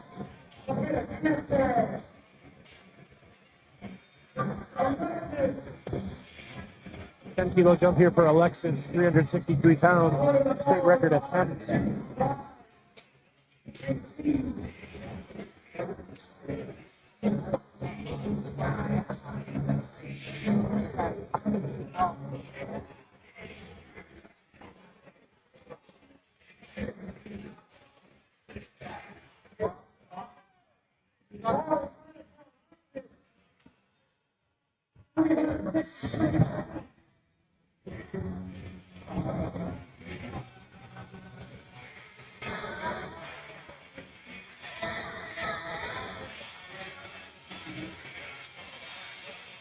Alexis having a perfect day to this point. Looking to keep the trend going.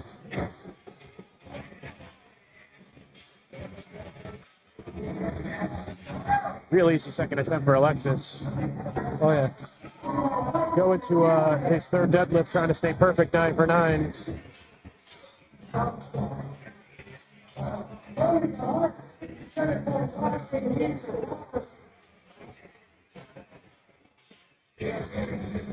Still a really good crowd here. Oh, yeah. Everybody's sticking around for deadlifts. They're consistent all day. Yep.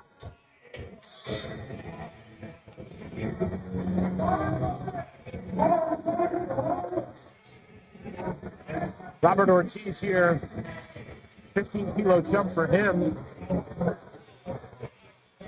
Fighter powerlifting.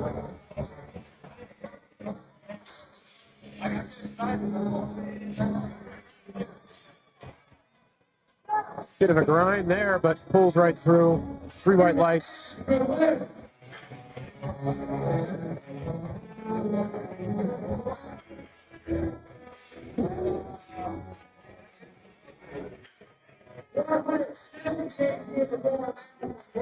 So 170 kilos here for Brandon, 374.79 pounds.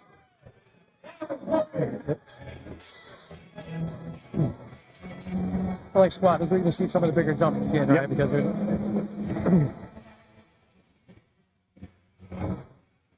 not unusual to see 15, 20 kg jumps at all. Easy work on a second there. Yeah, good. Brandon, another guy heading into his third deadlift. Perfect on the day. See if he can finish the job. Mario here with a 12.5 kilo jump. 391 pounds on the bar.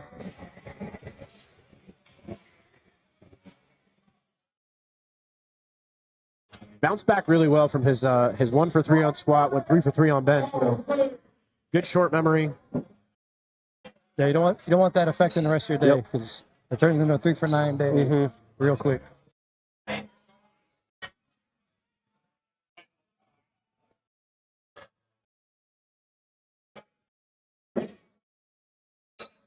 First time competitor as well. Good numbers for first time. Yep.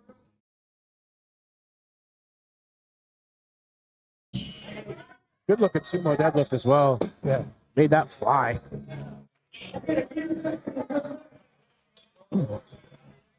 Hopefully put some weight on the third attempt. Yeah.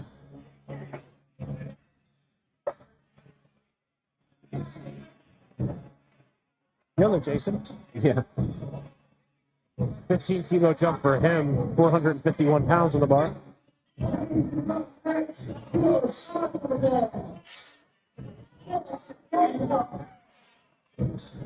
Pretty good for 75 kg junior. 18, 19. Yep.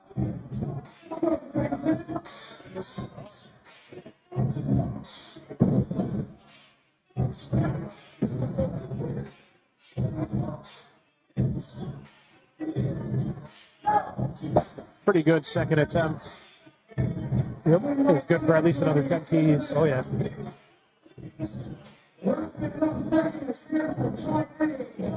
£501 at the end of our second attempt. Yes. Flat A. First 500 plus pound deadlift of the day here for Jason Thomas. Been having a good meet. Yep.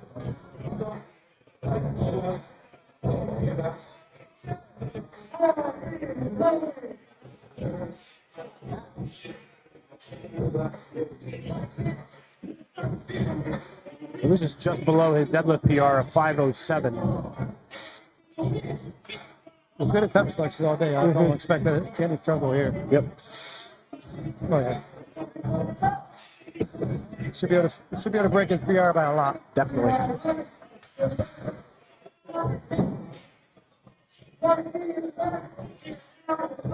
There we go. Top of the order. Third attempt deadlifts for flight A. This is where you kind of let it all hang out. Whether you've been having a bad day, good day, okay day. Yep.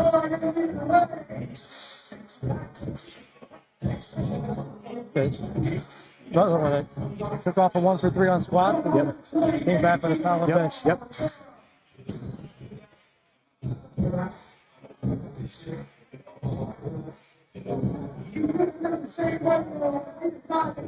I always tell lifters I'm coaching at a meet, I say, before deadlifts, I'm like, you just got to pick the bar off the ground 3 times. That's it. That's it. It's simple. Grab it, stand up. There we go. Great third attempt from Nora. Yep, way to come back. No softenings on that one. Good way to end the meet for her with a state record. Get the gear check to make sure it's official.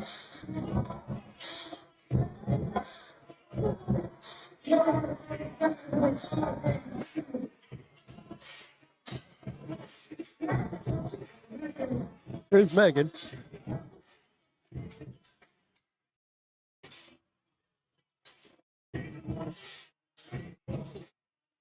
To wrap this up for a 7 for 9 day, 137.5 kilo state record attempt coming up. Smart Moodle, 5 kgs from her second after a little bit of struggle.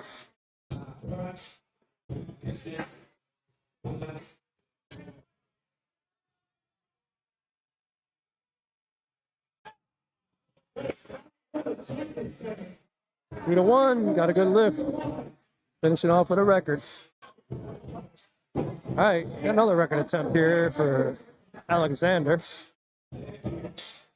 After getting on the board with his second, taking a huge jump to 314 pounds.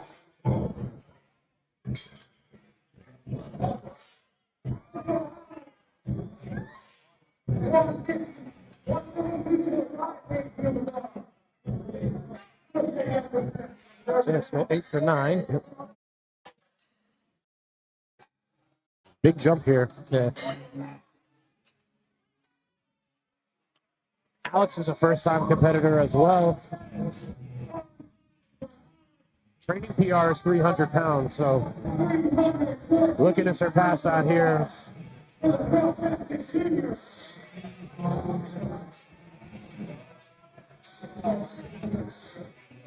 Yes, you'll see some lifters wearing a t-shirt, some will take it off. Yep.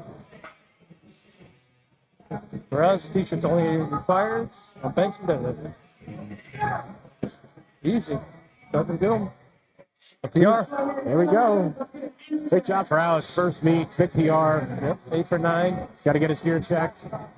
Yeah, I'm a big fan of taking the shirt off for deadlifts because I got to look jacked in all the photos, you know what I mean? Right?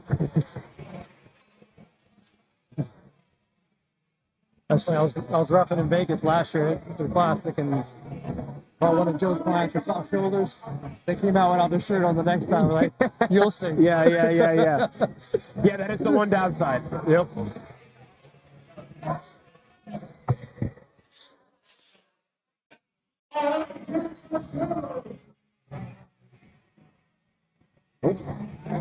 John Ryan, tell him to hang on a second, make sure the platform's ready.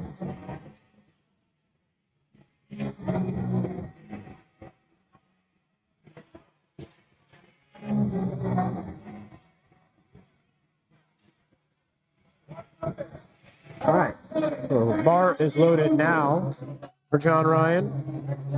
Another one of our younger competitors. 13 and 15. Yep.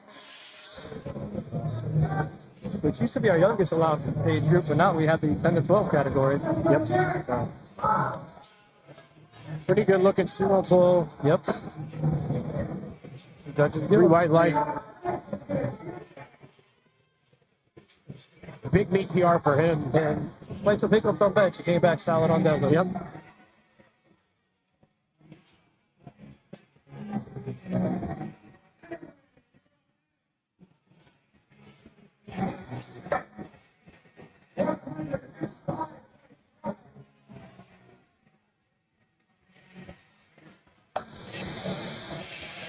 State record attempt here for Edwin.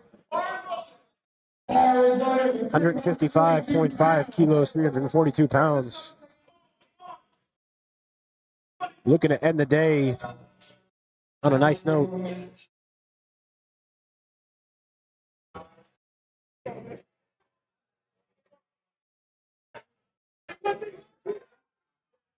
Oh, yeah. Good third attempt from him. Two highlights.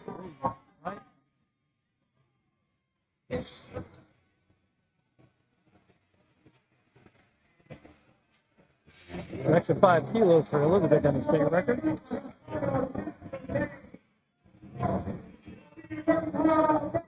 Go 7 for 9 if he gets this.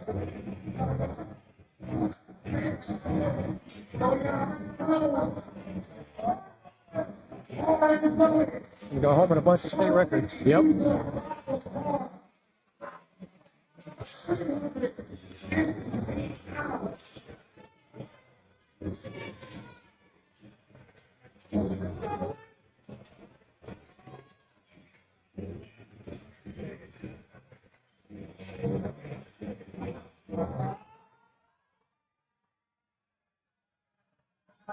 Great grind here by Liz.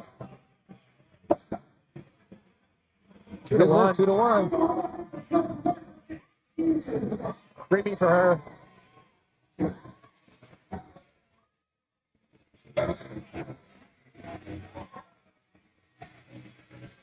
Next we got Alexis, 177.5 kilos, 391 pounds.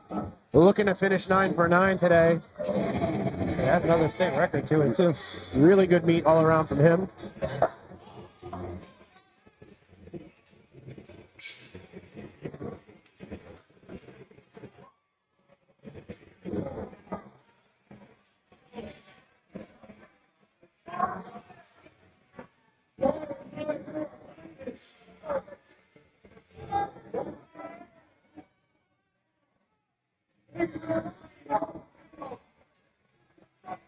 And the key thing on deadlift slots have to be up around 90 pounds.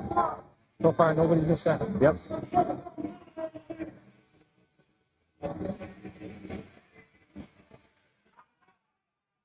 Good looking pull from Alexis. Solid. Great beat from Alexis. 9 for 9. He looks pumped. Got to get his gear checked though. Yeah, looks happy. Forgot about that process. All right, another guy looking to go 9 for 9 here. Brandon, 180 kilos, 396 pounds for his third attempt.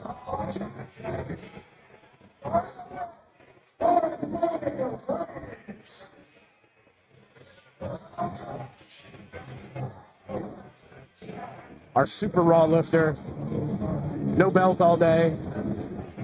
Right? Just need flips.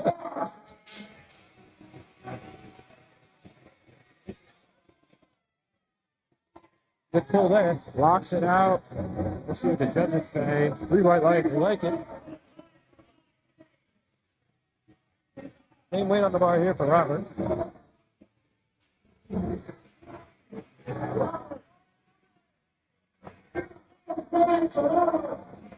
Robert coming in with a 381-pound meat PR on deadlift, so this will beat that by a big margin.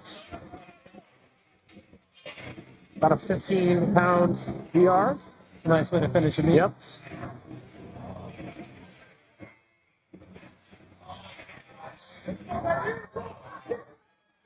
Grinding. Nope, just couldn't get it past the knees. Reaching my Yeah. if I can get it to the knees, just Yep. over the knees, Yep. we're gonna lock it out. Yeah, when I miss a deadlift, I know right off the floor. Oh, I'm like the if, same way. if it doesn't break the floor, all right, cool. If I break the floor 9 times out of 10, I'm gonna finish it. Anything below the knees, and I'm like, Yeah. well, do I want to try to grind this? Or Yeah. I might be like, we're Yeah. good. I think every deadlift I ever missed in a meet was like at my ankles. I was like, nope. I can hold it there. Yeah. It's just not gonna go off.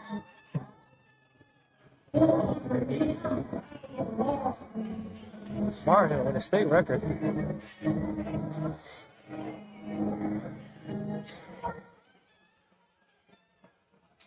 Coming back from that 1 for 3 on squats.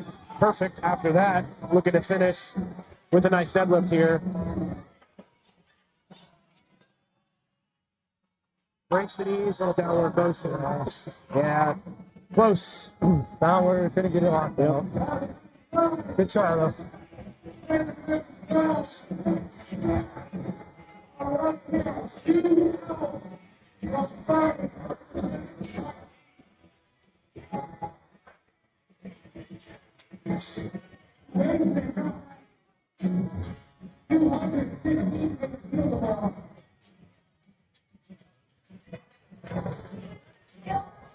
So Jason, 2 for 3 on squats, 2 for 3 on bench. Looking to go 3 for 3 on deadlifts here.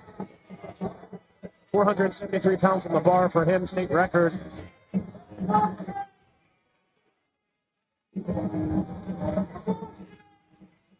Good attention. Oh, just lost it. Yeah, go too fast. Last couple lifters came so fast off the floor. I think and it almost shocked them. They lost a little bit of that tension. Pulled themselves forward.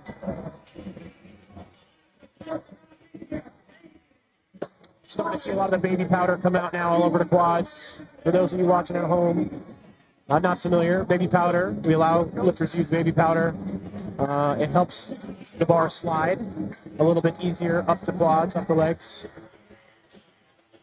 Because the mixture of chalk on your skin, on your thighs, can create a little bit of friction.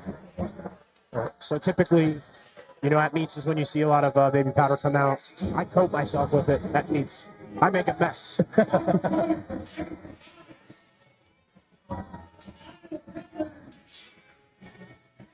And it's especially beneficial for the sumo pullers. Yes.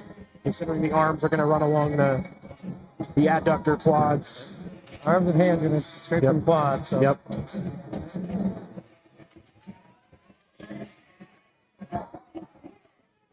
For Jason, see if he got a little downward motion there. Yeah. A little downward motion. Yep. Great beat from Jason, though. That's when you know one of them. Yep. The only one saw that. Yep. Please. Yep. It's really late. Never mind. Hopefully you can sneak it by. Right. Maybe they fell asleep for a second. Yeah. All right, so that wraps up Flight A as we head into Flight B here. So we're going to start seeing some big deadlifts at the tail end of this flight. Yep. Into Flight C. Some massive openers coming here. So looking ahead on the lifting cast. 300 kilo opener for Dawson, 285 kilo opener for Chris, 305 kilo opener for Sam, 260 kilo opener for Abhi. So this is going to be a pretty, last 4 or 5 lifters of flight is going to take it up a notch. Yeah. It's gonna be fun to watch. Yes.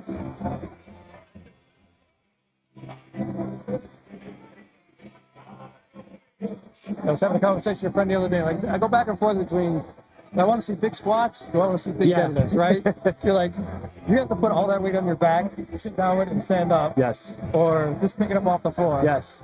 And I'm like, going, depends on my mood. I'm like, a big deadlift's impressive to watch. It's always awesome to watch at the end of a meet if there's like a few lifters and they're running for the best lifters, or there's weight class battles. This is where you start to see a little bit of gamesmanship between the lifters, their coaches. You start seeing third attempt changes. Yep, attempt changes, because you can have a third attempt change last minute. Coach is standing by the table just waiting. Yep. So that's always a fun part of the meet. Good opener here for Leslie. Smoked it.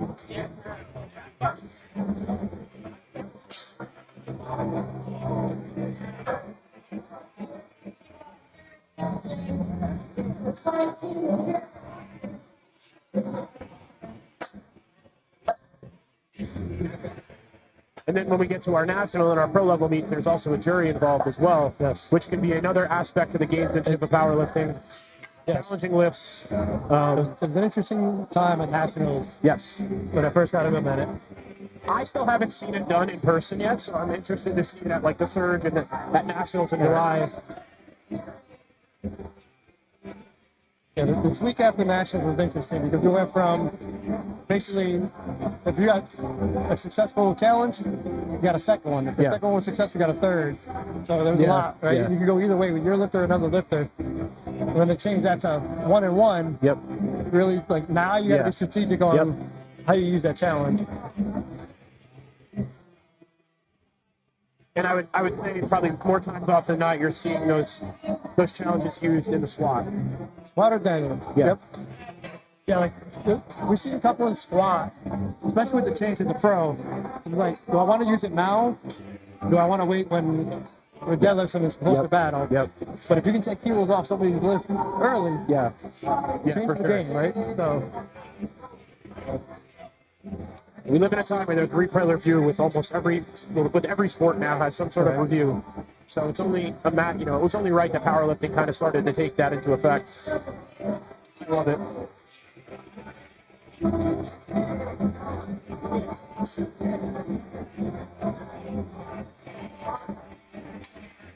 And as referees, you have to be careful too, right? Because like a lot of times with a lifter, if they have 2 infractions, they only tell them 1.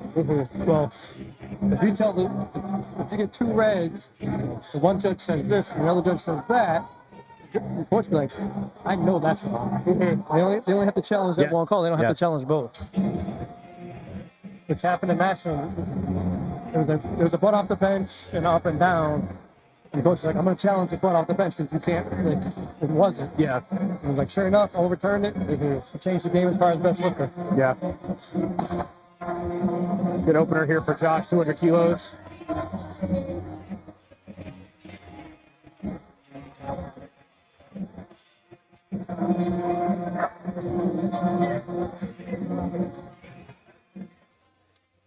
Robbie Arnold here, 205 kilos for his opener, 451 pounds. And I did confirm he is getting help from his coach to be on the live stream. Coach is watching and helping out. Yes. Yeah, that's such an awesome game changer too for coaches. Like having access to a live stream. You know, if you're coaching a remote client that's not local, right? That being able to log on to YouTube and just watch the meet and be able to text your lifter in real time tips. You know, I know that's what I do with remote clients for me if I have access to a live stream. Even if I'm busy, I'm working around the house, I'm at work, I'm doing something, I have it open on my phone. Yeah, you don't got to sit there watching the whole time. Yes. Like, cool, okay, I got a couple minutes before they're up. Let me hang on for a minute.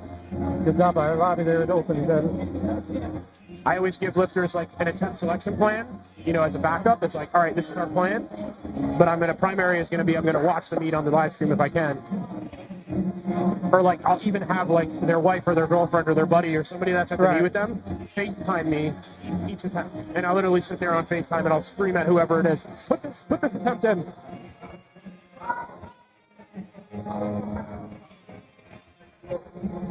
Xavier here, 215 kilo opener, 470 pounds. Technology is great. It is. Xavier, another one that had a bad squat. come back on bench for 3-on-3. Yep.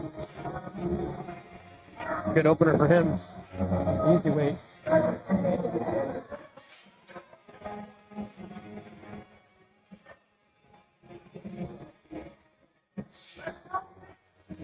We got Nick's. Mr. Energy. See a little bit of fireworks here. 507-pound opener for him.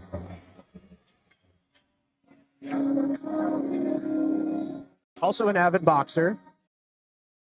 So he's probably has the best cardio out of everybody in the meet. Right. That's probably why he has so much energy right now. Right? Give you a little extra height with all that cardio.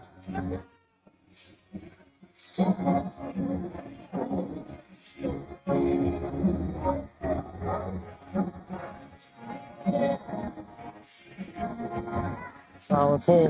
Good opener for Nick. Yep, no question there. So now we're starting to see some weight on the bar start to climb a little bit here. Brian Davis chipping State record. state record attempt at 236 kilos, 520 pounds.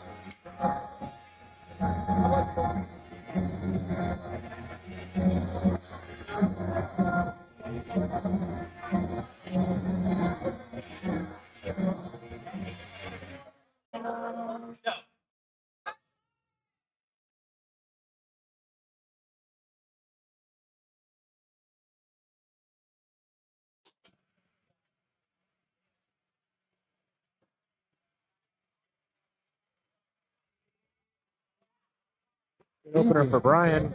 Smoke that.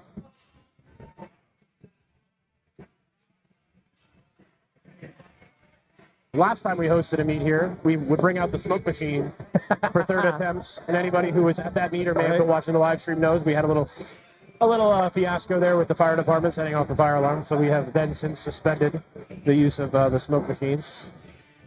I felt really bad because I was in flight B, so I finished my deadlifts before that fire alarm went off, and I felt really, really bad for the guys in that flight. Yeah, getting warmed up and then having to go out, stand outside in the cold. In the cold weather. And then come back in and re-warm up. It was unfortunate situation.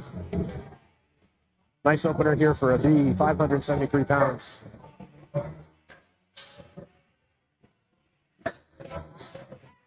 Easy weight for a B. 2-1. See what he got the red from the head judge. Off me. Chris Jones here with a big opener, 628 pounds. State record.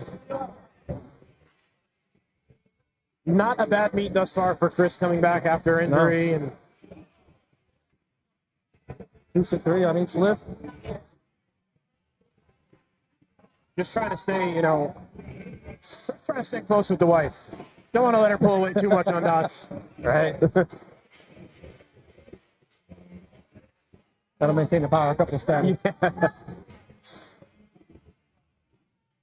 Foot grip for Chris.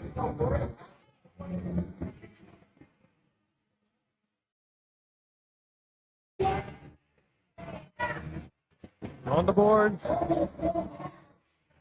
3 white lights, locks in his total. See if he probably takes a small jump to his second. Yep. Maybe like 10 kilos. Here's Dawson, 300 kilo, 661 pound opener. Having a pretty good day thus far, only missing his third attempt bench.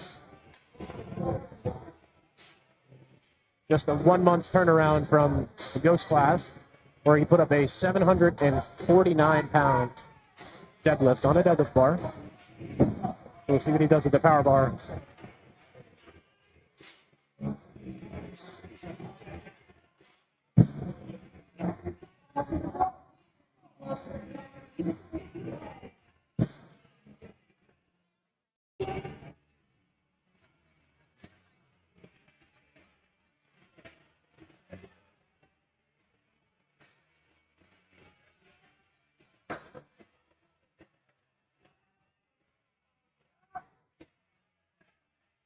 Good opener.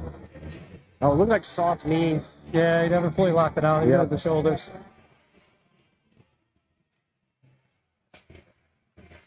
See what he does for his second attempt, see if he retakes it or if he looks like he's going to retake it. Yep. It's a pro move right there from somebody who's kind of competed at a high level. He knows. Lock in the total. Yep.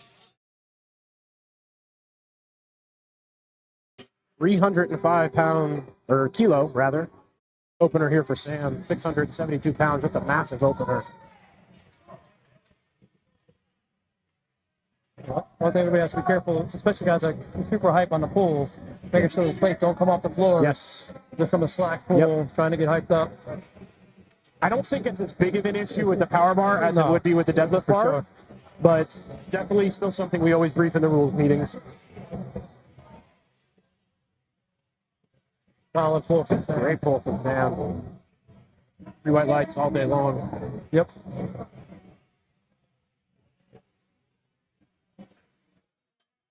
All right, so we're rolling back to the top of the flight with Leslie at 112.5 kilos. A good 248 pounds. Looking to add on to her perfect day already.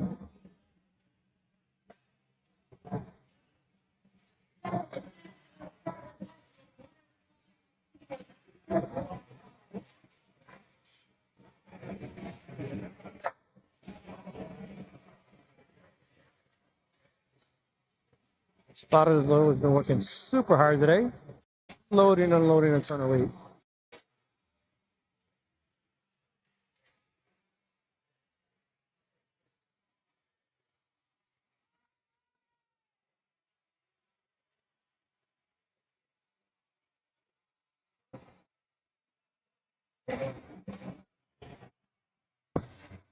There's Leslie. Calm, cool, and collected.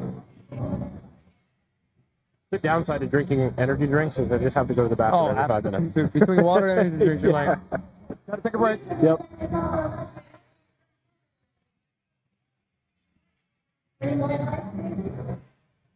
Waiting for the judges to throw the lights. It's a good lift.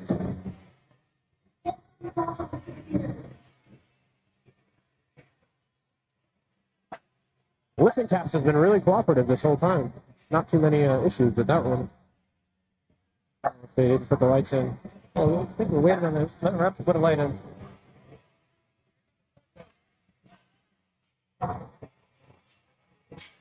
So 192.5 kilos here for Jared on his second attempt. 424 pounds on the bar.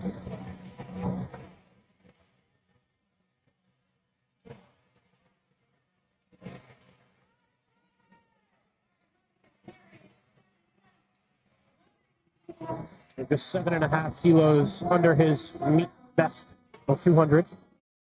Looking to set himself up for a PR on his third attempt.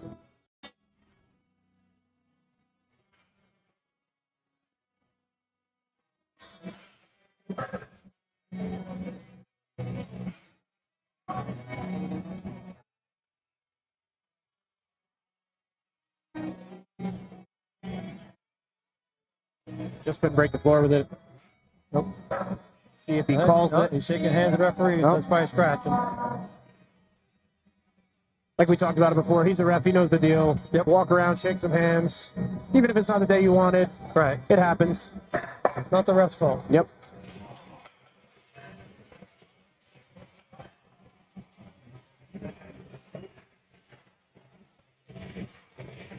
We got Josh here coming up.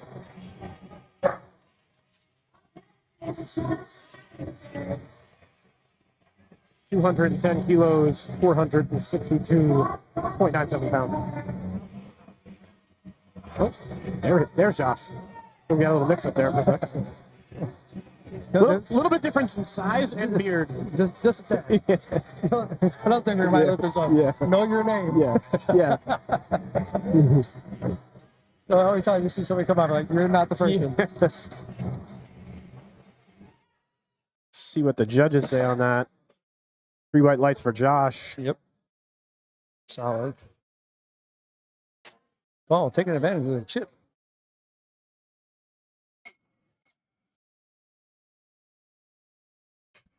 Gall coming off a 6 for 6 day up to this point. 7 for 7. I don't think we his first angle. Yeah. He comes up right. Yeah.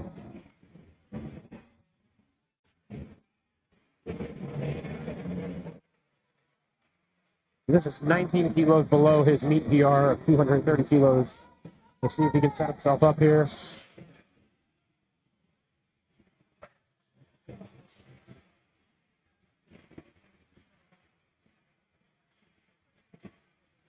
He's the opener. It was nice for him. Little freedom hole smile. Yeah. Get your picture. Right. Get your picture from Adam.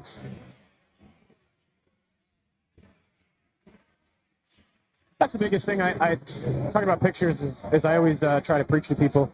If you have somebody at a meet taking pictures, if you can afford paying for a picture package, I always recommend it because, you know, as I go into like my last meet here, there's some meets that I didn't pay for pictures and like memories that you would love to have down the road. Cannot recommend it enough. If you can afford the videos and pictures and all that cool stuff, you know, Absolutely. 20, 30 years down the road when you're an old man, you can brag to all your grandkids and all their friends and tell them all the weight you used to lift. And you're playing the reindeer games on Instagram too. And we're like, post some meat pictures. Yes, yes. Post you in competition. Yes, yes, yes, Oh, I do have some. yes. I want to make sure my son is older and all his buddies are over hanging out. I can brag about all the weight I used to lift, and they won't know I'm lying. Right? But back in high school. Yeah, yeah. I used to bench 405 in high school. Second attempt here for Rob. You did that. Yeah. Hold on. Yeah, hold on. Let me hook up to the Bluetooth on the TV real quick. There you go, Robbie. Easy. Good for like another 10 keys on his third. Yep.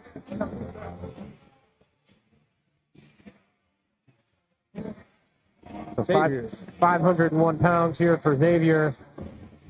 And unlike bench and dead, we don't learn bench and squat. We don't do 5 spotters for deadlift. It's on you. Yep. The back spotter will catch you. Yep. Unlike some feds, we actually catch people here and I can put a hand up Yes. or leave nobody back there. Yes. And the back spotter provides ultimate motivation. Yep. And if they're really good, they undo your belt for you and make you feel better.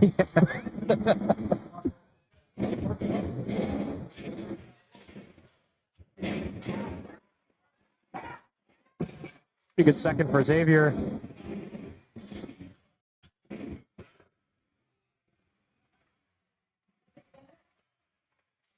A good lift, 3 white lights. 240 kg. What big.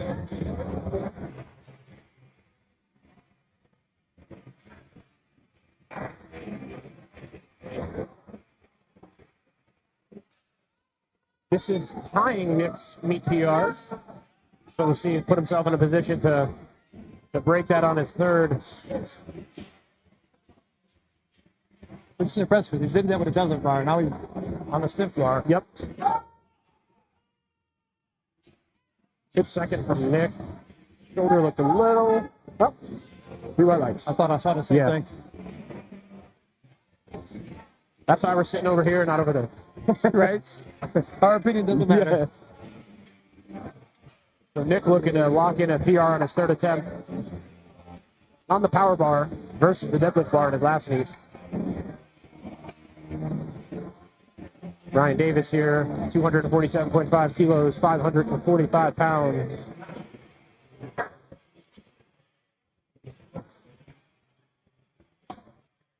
Aside from his third bench, is having a really solid day so far.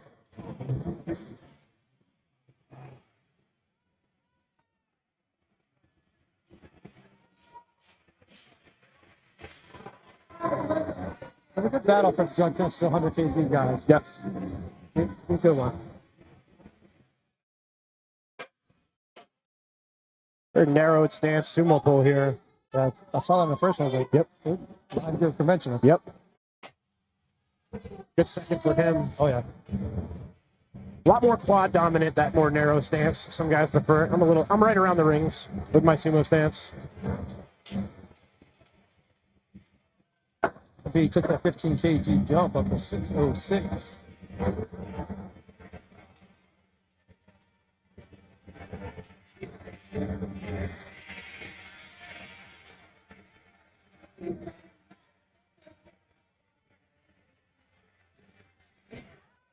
Five reds on the bar now.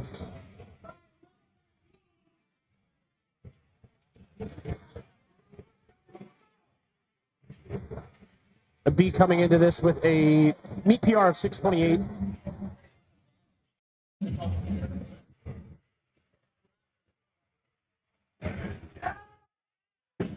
Ooh, lost grip, it looks like.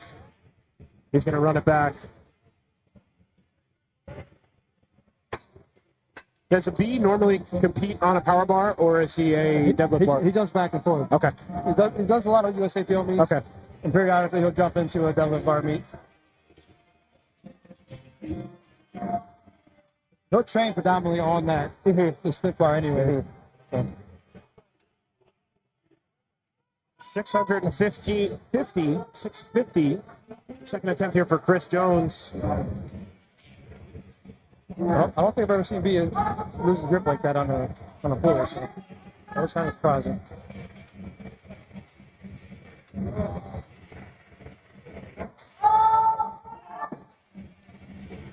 Didn't have it off the floor. We'll see what he does if it scratches or if he takes it again in his third. All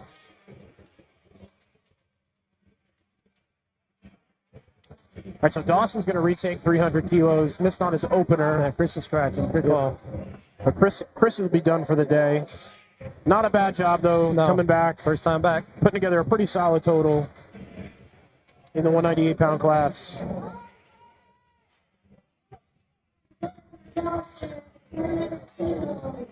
Dawson's knees were a little bit soft on the opener, if I remember correctly.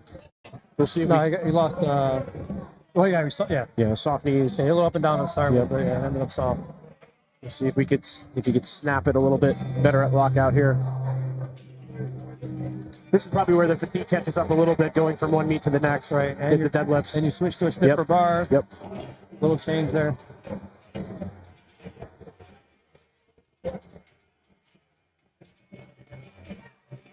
Much better execution there in a second.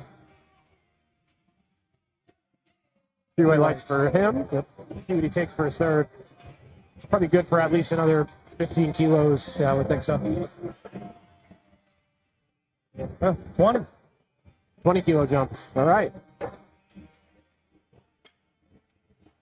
Probably was his original planned jump from his opener to his second, so just ride that out from his second to his third, not get too greedy. Yep. 705-pound second attempt here for Sam. Big pull. Wild.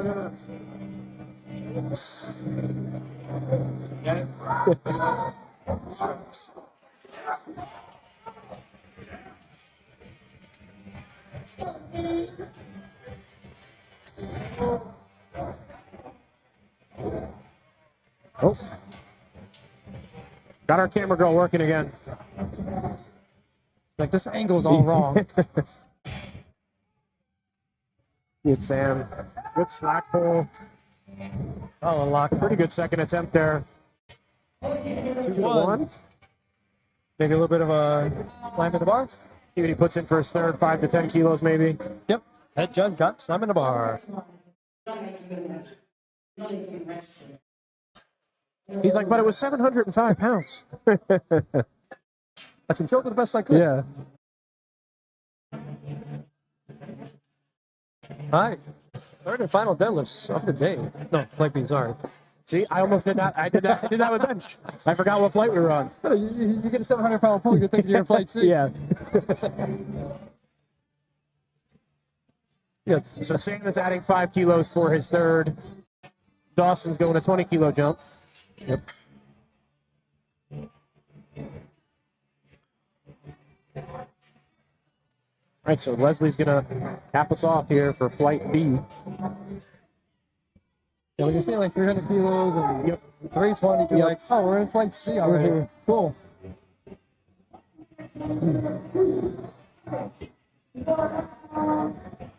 Like I said, we might see some attempt changes here at the last minute.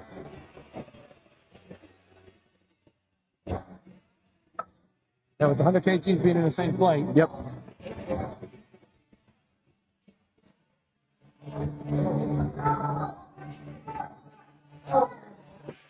And Leslie finishes 949. Great meet from Leslie.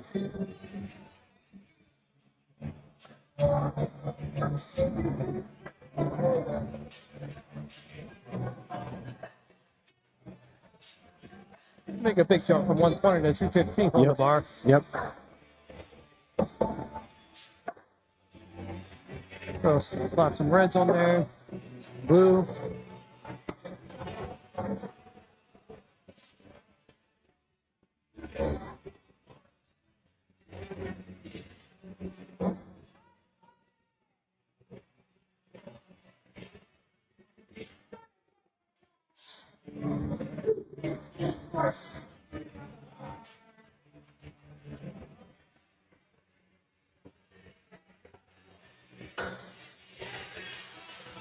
So Sam and Abi look like they're battling here. They are. For that 100 kilo. So it's going to come down to the third attempt deadlifts. Yep. Body weight isn't too far off. No. Abi came in almost 2 kilos or a kilo heavier. A little less than a kilo heavier. And we got body weight advantage. Yep. Because for those of you watching at home, winners of best lifter and weight class winners are all dependent upon dots, not total. So dots is a calculation that basically takes into the total amount of weight lifted versus your body weight, and it spits out a formula and a number, which is called a dot score. And the higher the dots, the higher the placement. So best lifter is highest dots total out of whatever it is. Drug tested, untested, open, masters, whatever. And that's how you determine winners. There are specific meets out there that are total only. I know ABS is big with those meets. They just had a meet that was total only. It makes the calculations really, really simple to know where you stand. Yeah. Heavy number wins. Yep. No ifs, ands, or buts about it. Third attempt there for Gall. Taking advantage of those chips. 3 white lights for him. 9 for 9 day for him. Awesome meet for Gall.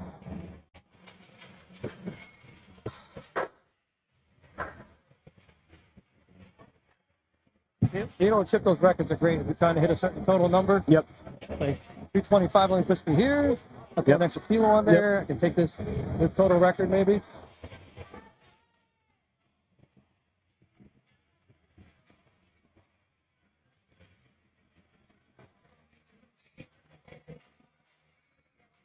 All right, so Robbie Arnold here, 8 for 8 on the day. 10 kilo jump from his second. 507 pounds on the bar. And this would be right around a 6-pound PR for Robbie, meet PR.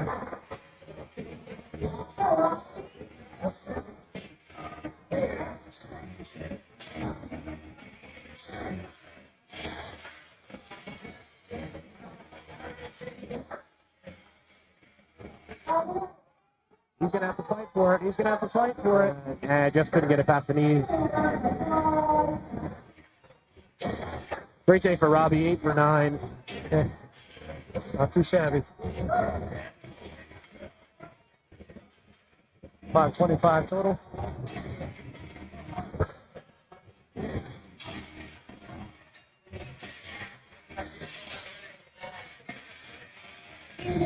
$240 kilos on the bar here for Xavier.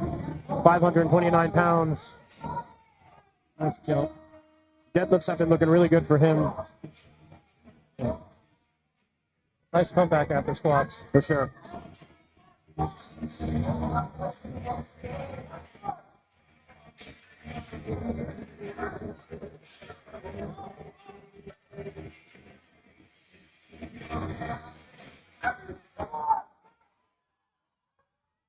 Gonna have to fight. Oh yeah. But looks like he wins the fight. See what the judges say. 3 white lights. Great job for Xavier. He's a little hyped. A little bit.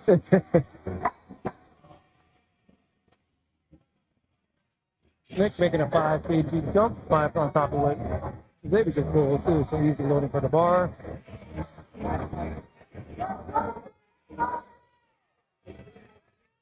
He matched his PR on his last pull, but now he wants to beat his PR by about 11 pounds on a power bar.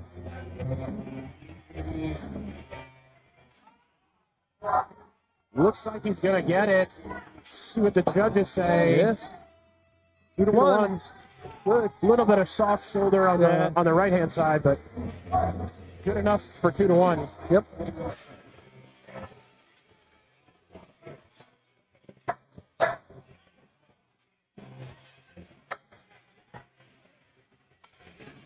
Right.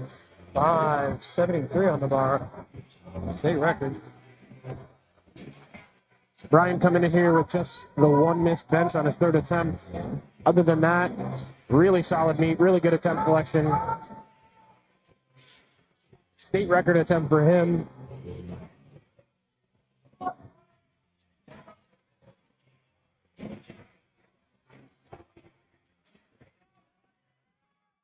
Fights through it. Just loses his grip at his knees. That one stings. Spotters and loaders making sure he's all good. Good to see him walk off the platform. Yep.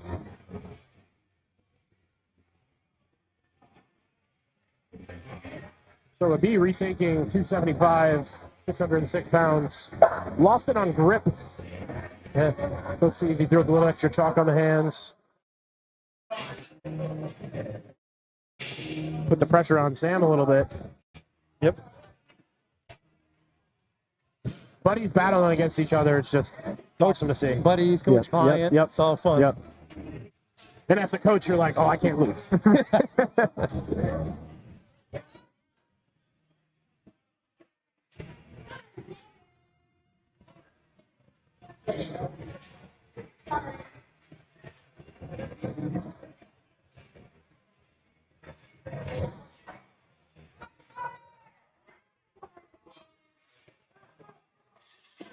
Let's see it be.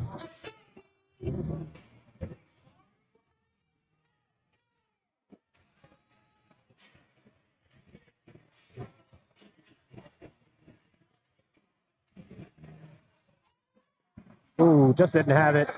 That second attempt may have taken a lot out of him. Yeah. Now you go from being the competitor, you're right back to being the coach. Yeah, got 2 clients left. Yep.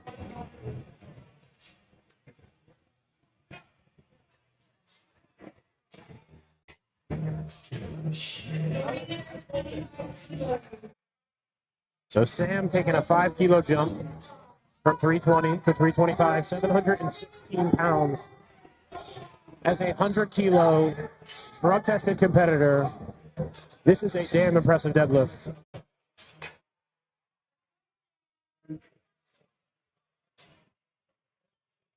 How old is Sam?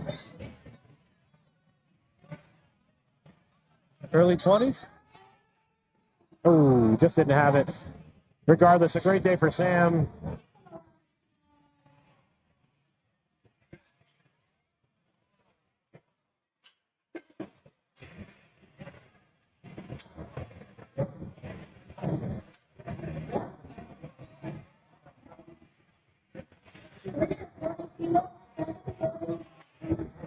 Twenty-three. 23, wow. So just barely didn't register as a junior, registered in the open. Yep.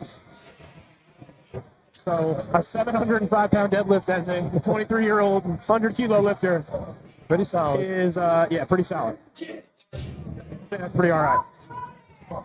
Big jump here for Dawson. So originally it was a 20-kilo jump. Actually 20 on there. And he just said, you know what, let's double that. 749 pounds would match his best on a deadlift bar, if I'm not mistaken. I believe so. See if he can replicate it on the power bar.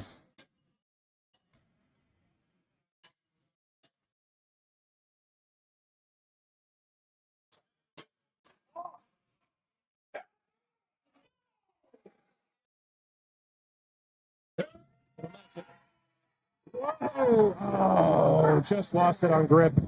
Definitely would have matched it. Took a home run swing. You know what? You come to travel to a meet. Why not?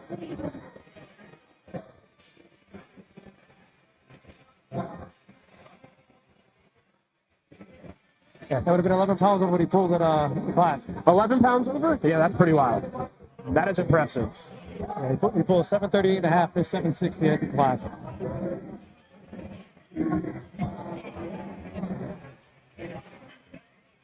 Pretty good day for him on a short turnaround. Very much. Now I'm sure he's taking a little bit of a break, I hope, right? I hope so too.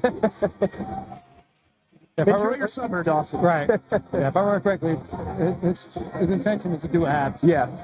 And get a little bit of a break. Yeah. Before you got to jump right back into a meet prep. Step away from the barbell for, a couple weeks.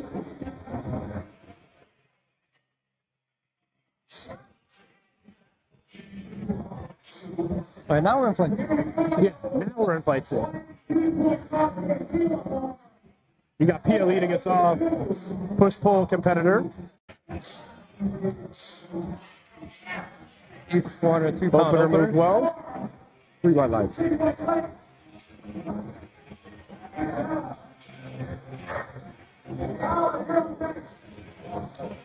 We got some big openers coming here.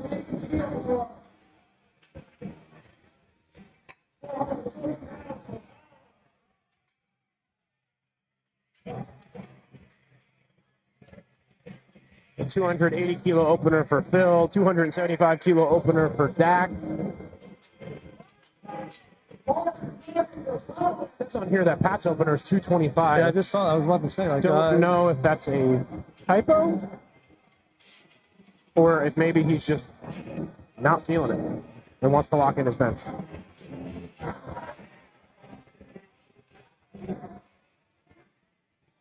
Light work for Colin.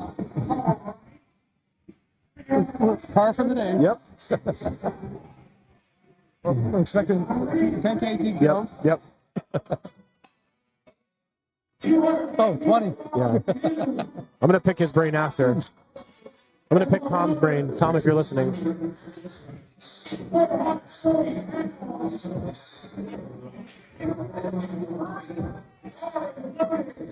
Kareem here, another push-pull competitor. And getting those socks adjusted, pulled up. Yep.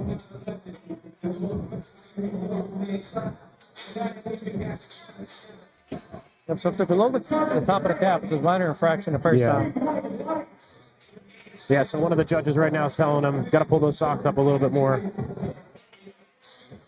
The rule is above the calf, under the knee.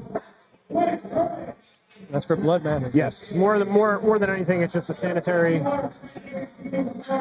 method that we utilize, because anybody who deadlifts with a powerlifting bar will tell you your shins get obliterated. I think I just have permanent scar tissue on my shins.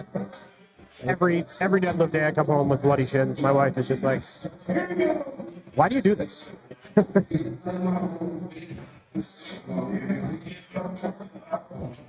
The opener for Quinn. Fast, speedy. Right leg.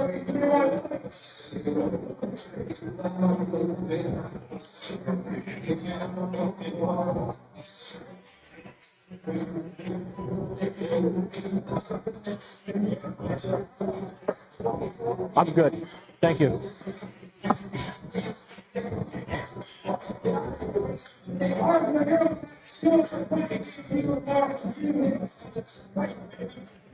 220 kilos on the bar for Arthur, 485 pounds.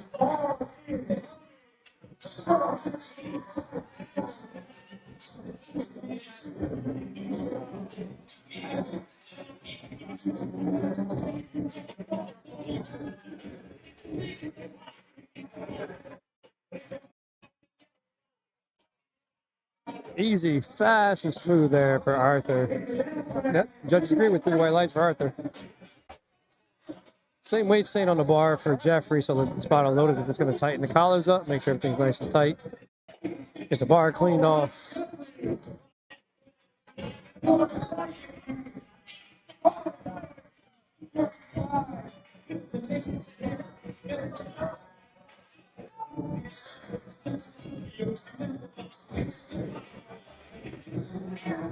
Another speedy one there from Jeffrey. Yes.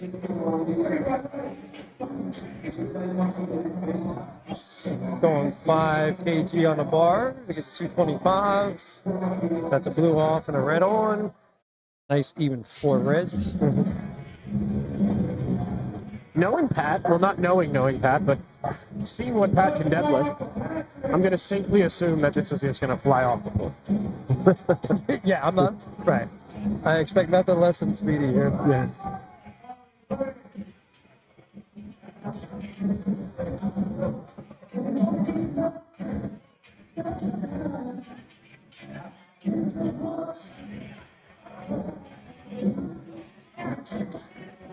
So maybe he's going to take some massive jumps. We'll see what's up the sleeve.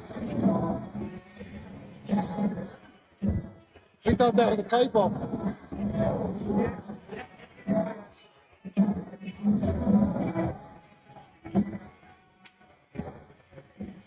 Yeah, as judges, we don't like to question lifters when they put attempts in. Nope. So when you see that 225, you're like, are you sure? Yeah.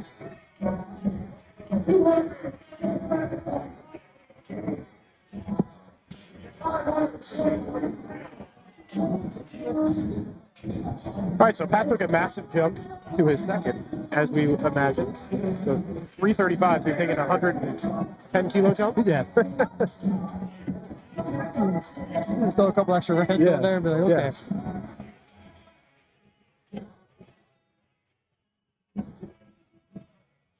All right, so we got Joseph here, 237.5 kilos, 523 pounds. That wide grip conventional. It's like a strongman deadlift. It's a long way to go. Yep. Some big boys in his plate.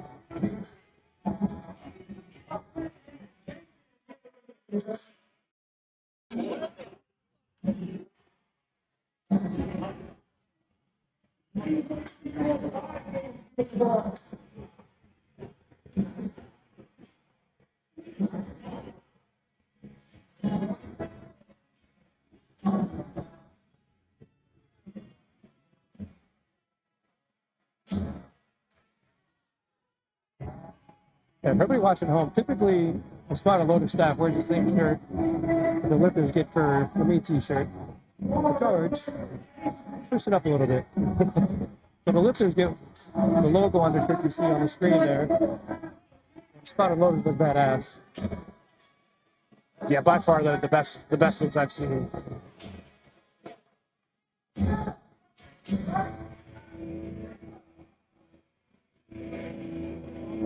Jason with a 534-pound opener. Lion. It's always funny to see the taller guys that pull sumo on a power bar because it looks so uncomfortable to me. Like I have no room. Yeah.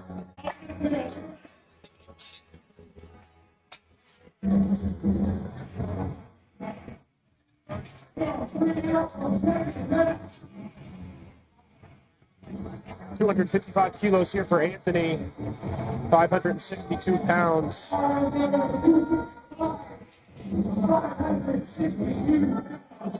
Trying to rebound a little bit. 1 for 3 on squats, 1 for 3 on bench. Try to salvage a little bit, have a nice, good time here. This is the time where you're just like, all right, fuck it, I'm going to send it. Right. I'm going to have some fun here.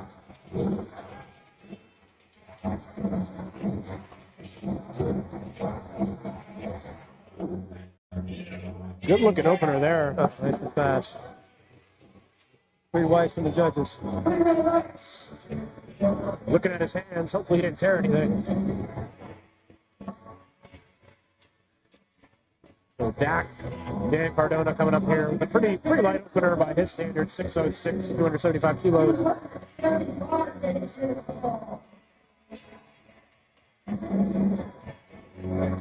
Like we mentioned earlier in the broadcast, he's wearing a singlet for one of his clients that unfortunately passed away recently. Paying tribute to him.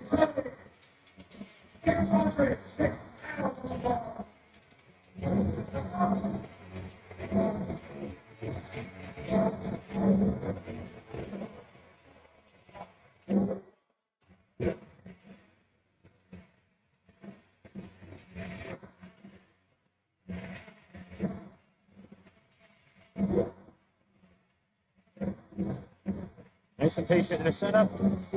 And an easy opener for Dak. Oops.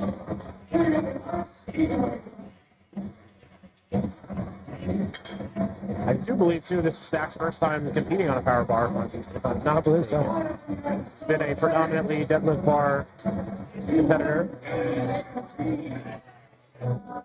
So rounding off Flight C is Phil Bennett. 280 kilos, 617 pounds, state record.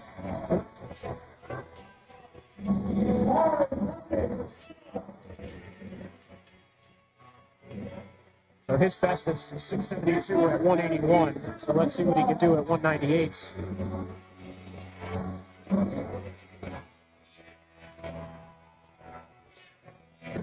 Pretty good pull from Phil. Yep. All his falls been right on point. So not expecting anything crazy here. He chipping state record at 193 kilos. 425.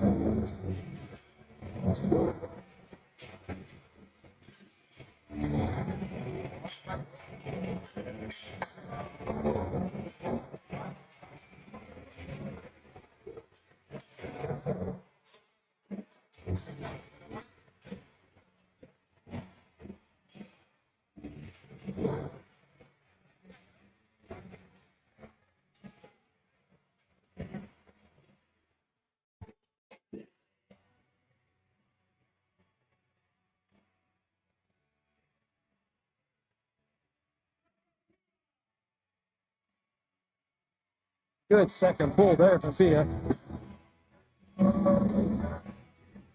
See what she loads up for her third.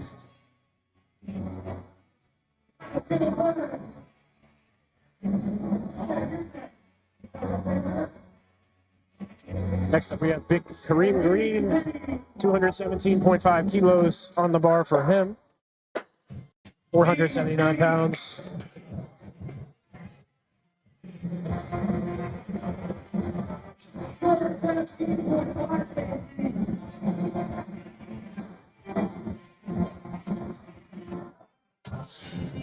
Getting the bar nice and clean for him. The chalk off of there.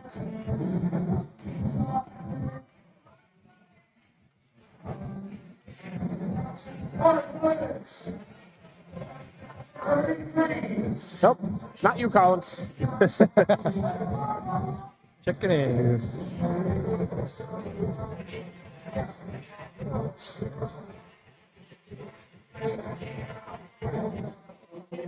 Makes light work of that one. It does. Two to one, man. A little soft on the shoulders. The soft shoulder. So now we have Colin, 20 kilo jumps. I'm still expecting it to be really About easy. time, yeah. It's probably gonna be really easy, but about time.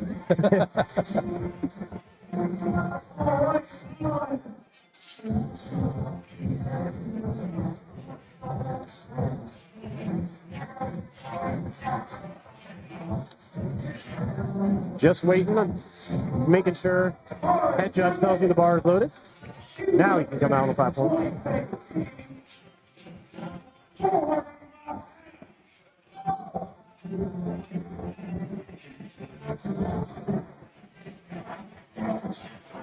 Easy work for Colin on his second. 3 white lights. I think you got lost something for you to warm up room. Yes. All right, so Quinn here, 220 kilos, 485 pounds.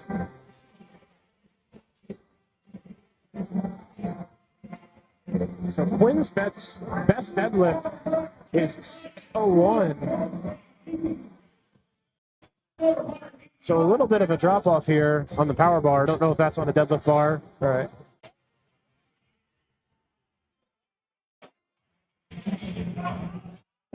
Ooh, just didn't have it. See what he takes on his third.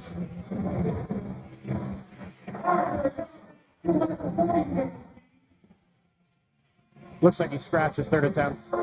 That's been yep. Not burn 0.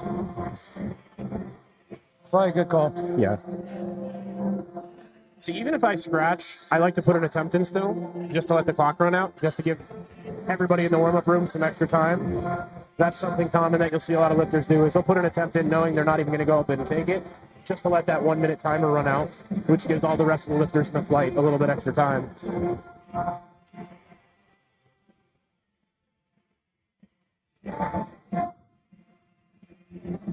240 kilos on the bar for Arthur, 529 pounds. Just 6 pounds below current BPR, 535.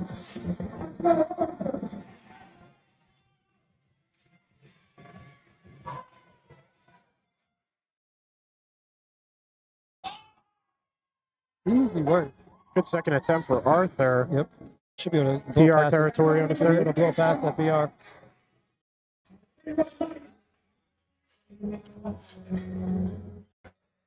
Same weight for Jeffrey.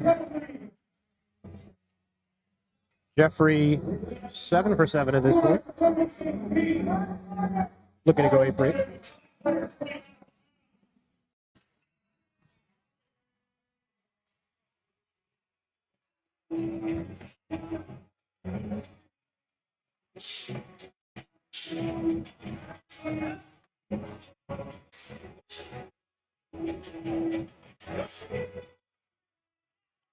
Good work there for Jess. Good second attempt. Yes.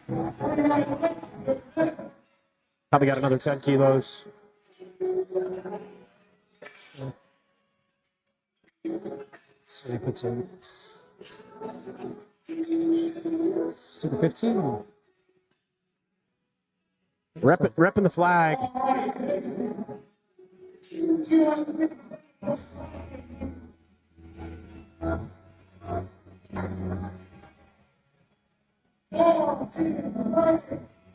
Big record attempt. 67.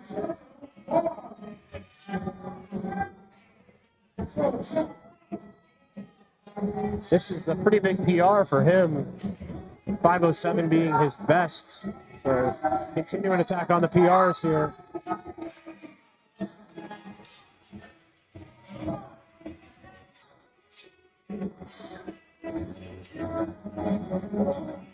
And scratch third squat, scratch third bench. So we got energy to take. Oh, just didn't have that. See if he scratches it or tries to maybe come out and take it again. Looks like he's done for the day. Little bounce to the crowd.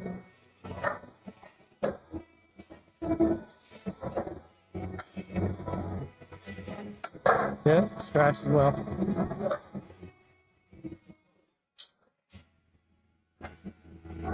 Joseph Baldwin here, 260 kilos, 573 pounds for his second attempt.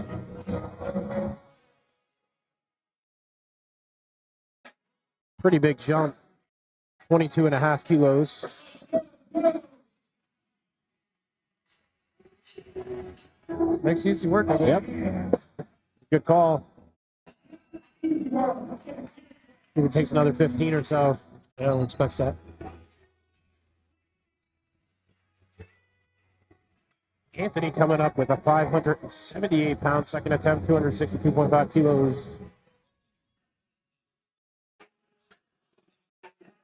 And 12 and a half for Joseph on his next one.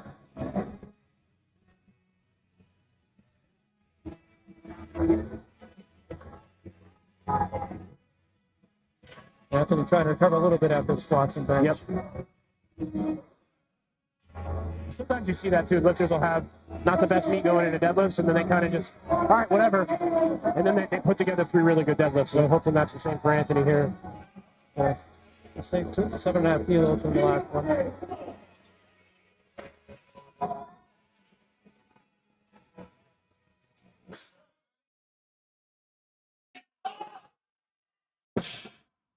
Just missed it on grip there. Yep. Hit a PR on his opener. Actually, his meet PR was 562. So 5 kilo PR on an opener. See if he retakes that third. Yeah, the speed's there. Gotta hold on to it.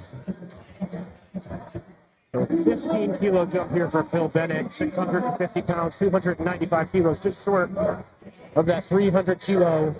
Oh, Anthony's calling it a day as well. Yep.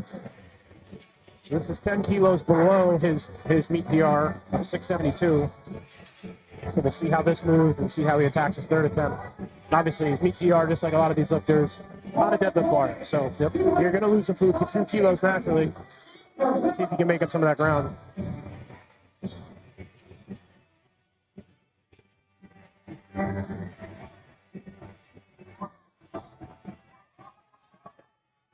Gets it at the knees.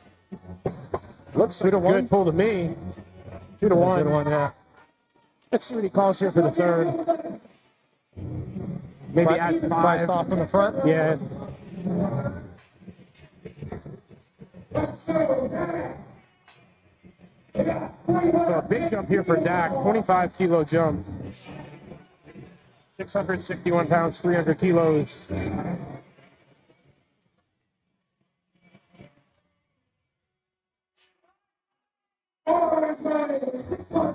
Very locked in competitor. Yep. Plenty of experience. Yeah. Not rattled. Tons of competition experience. Yes.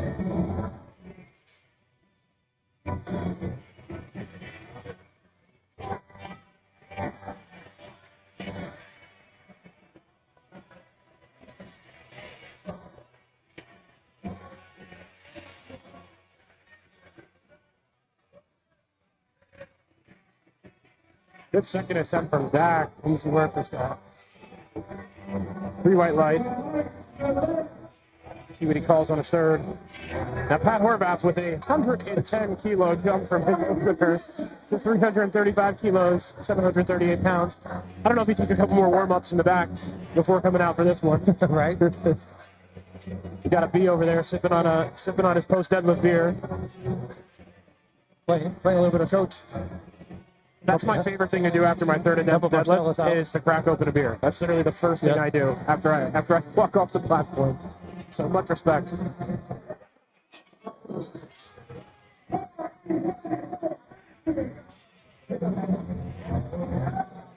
All right, so Pat, biggest deadlifter in this meet by far. Let's see what he can put together on the power bar here.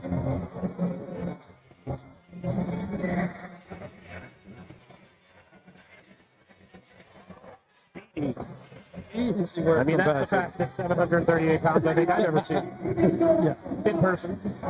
We'll see what he puts in for his third attempt. He said, Pat, I believe is still the all-time world record holder for the junior in the 242 class with 910 pounds, which is just obscene.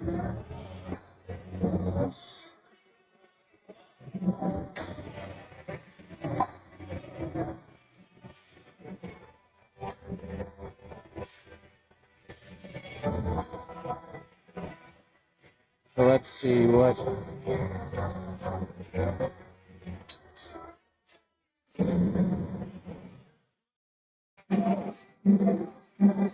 So Pat Horvath going up 30 kilos, 365, which is 803, 804. Just under 100 pounds below his best on a deadlift bar. So if successful, he will go from a 485-pound opener to an 804 third attempt. Not recommended for the viewers at home. Yeah, let's not make 400-pound jumps.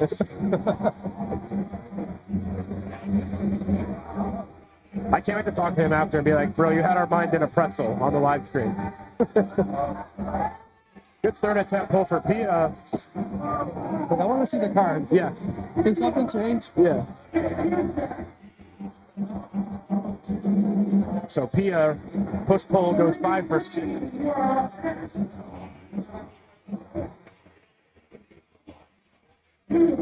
All right, so Kareem making a 12.5 kilo jump to his third, 507 pounds, 230 kilos. He's got the shades on. He's having a good time.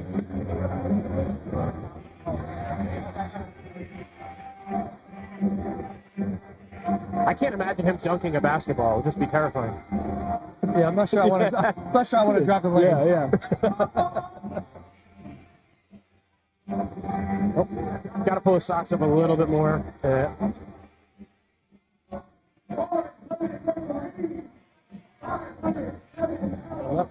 tying up. We'll see what the judge has to say on that. Set up his grip a little uneven, which made that a little bit more difficult than it had to be. Oh, and dropped the bar. Yeah, that's going to be a no lift.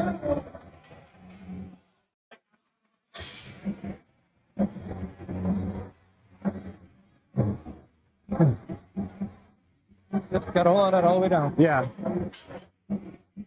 You know what? I would just give him the white light and be like, bro, I don't want no problems. Please don't kill me.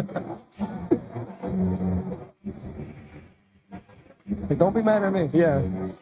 All right, so Colin with another 20 kilo jump here.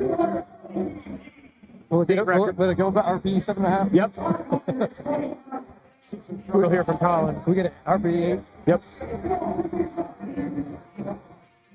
State record attempt for him at 529 pounds.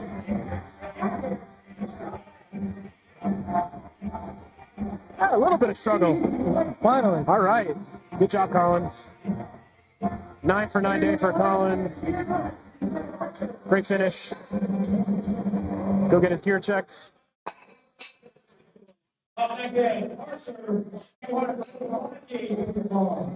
So we got Arthur coming up 8 for 8 on the day, looking to go perfect, get that unicorn meat. Which I don't even know if they call it a unicorn meat anymore because it's more and more common, I feel like now, the 9 for 9 days.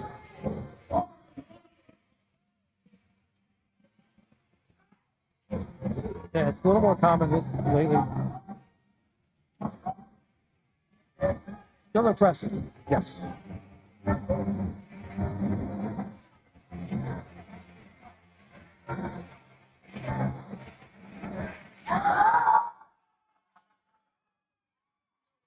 Gets it. Let's see what the judges say on that.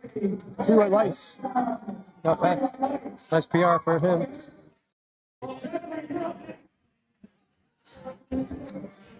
Yeah, it's about a 5-pound PR for Arthur. 535 pounds was his previous PR, meet PR. Because we have on the sheet here training PRs and meet PRs, but I'm obviously only referencing the meet PRs because meet PRs are the ones that count. Over powerlifting. Yes. So I always tell lifters peeking into a meet, it doesn't matter what your training total is. It doesn't matter. It matters the total you put up on game day.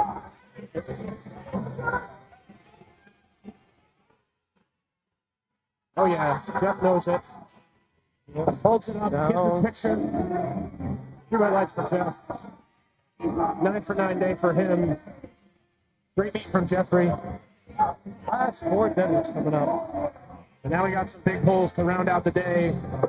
Starting off with Joseph Baldwin, 272.5 kilos, 600 pounds. State record attempt.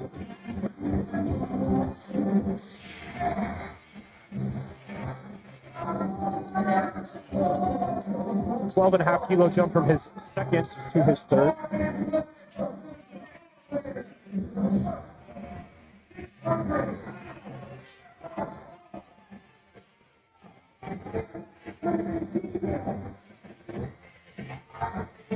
Lafts it off the floor, finishes it up, puts it down.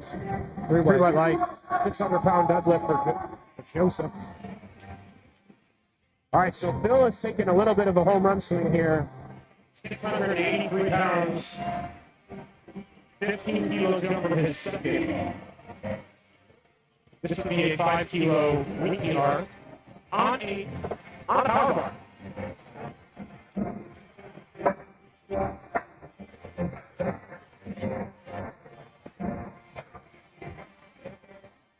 Got his light there, hyping him up.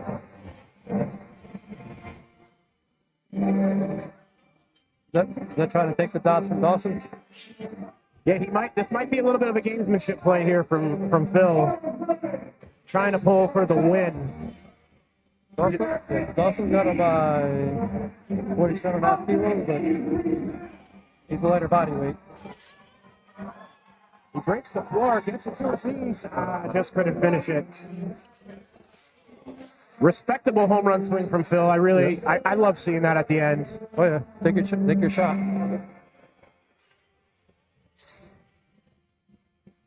All right, so Dak here with a 20 kilo jump, 320 kilos, 705 pounds. Looking to go 9 for 9, looking to have a great return back to the platform. Got all his fans in the chat, all his clients, all his friends. If you guys are watching for Dak, throw it up in the chat. Trying to put on a show at his meet that he essentially grew up in powerlifting at.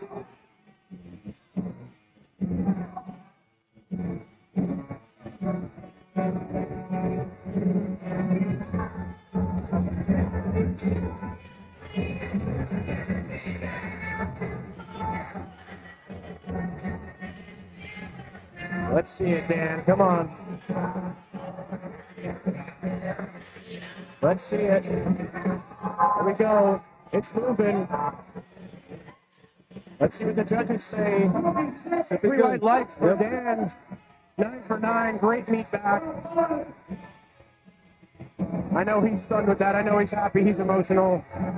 Means a lot to him. Good job, bro. Way to come back, dog. Awesome job, bro. Awesome job, dude. Very emotional lifter. 8:55 day.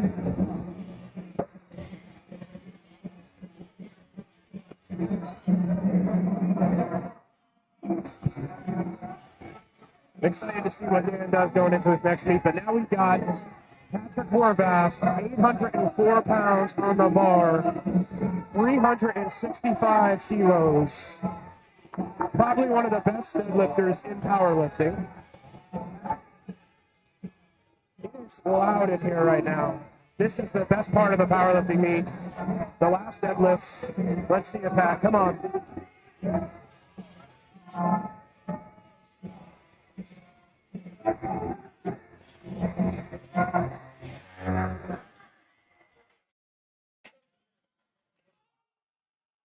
Breaks the knees. Looks like a good lift from here. From the side, fine. 3 white lights for Pat, 104 pounds. That's one way to end a day. Yeah. It's a good push-pull. Yes. Well, that was awesome. Well, that was fun. Yes. I enjoyed it, Billy. Yes. For those of you guys who don't know me, Billy Stamato, Stamato Strength on Instagram. And also we have Eric Martinez. EMAR2173 on Instagram, also Syndicate Strength. Hopefully we'll see you guys around. You guys come out to New Jersey, come to a PLU meet. We run some great meets. Great environment. We're 10 weeks away from Nationals here in Jersey as yes, well. and we will be hosting Nationals here in July. So if you're not registered, it's not too late. Sign up. Get into Nationals. It's going to be awesome. 3-day meet. And it's New Jersey in the summer, so there's plenty of fun stuff to do. So Thank you, all I everybody. got. And see everybody.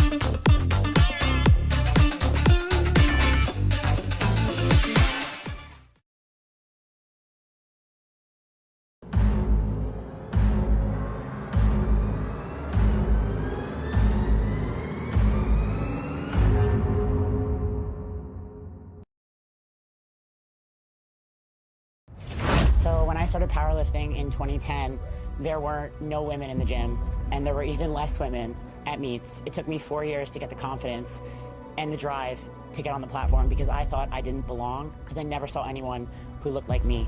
I went to meets, I spotted and loaded, and there were maybe 1 or 2 women at every meet, and I never had the courage to get on the platform.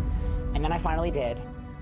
And my life has just taken off in incredible ways. I've met my friends. I've met my friends who became family. I've become a referee. I've become a meet director. To see how the sport has grown, and now that it's 2024, and I've been given the opportunity to put on an all-women's meet, women of all ages. We have mothers, we have grandmothers, we have women who are battling health issues. We have people who have overcome so many obstacles to be here today, and this platform is for them, and this is why we do this. It's all for them. It's their time to shine.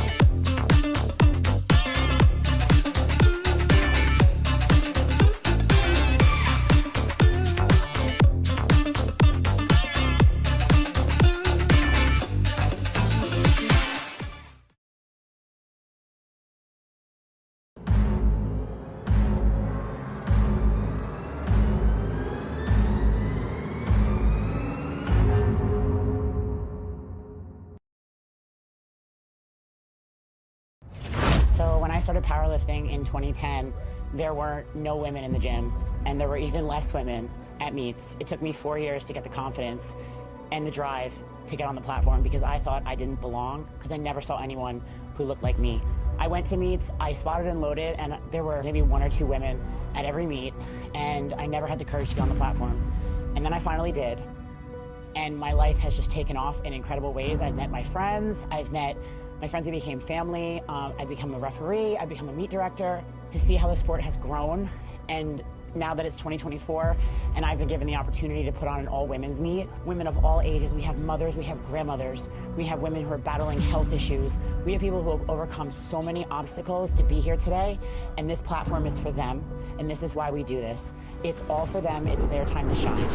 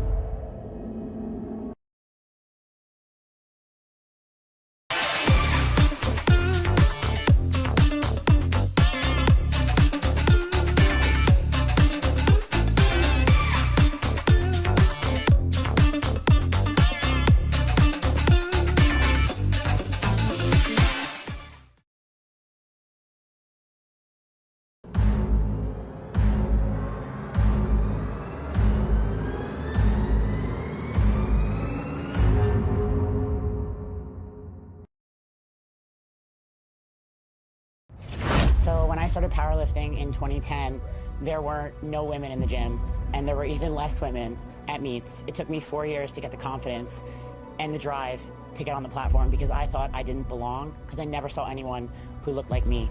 I went to meets, I spotted and loaded, and there were maybe 1 or 2 women at every meet, and I never had the courage to get on the platform. And then I finally did. And my life has just taken off in incredible ways. I've met my friends, I've met my friends who became family, I've become a referee, I've become a meet director. To see how the sport has grown, and now that it's 2024 and I've been given the opportunity to put on an all-women's meet, women of all ages, we have mothers, we have grandmothers, we have women who are battling health issues, we have people who have overcome so many obstacles to be here today, and this platform is for them, and this is why we do this. It's all for them, it's their time to shine.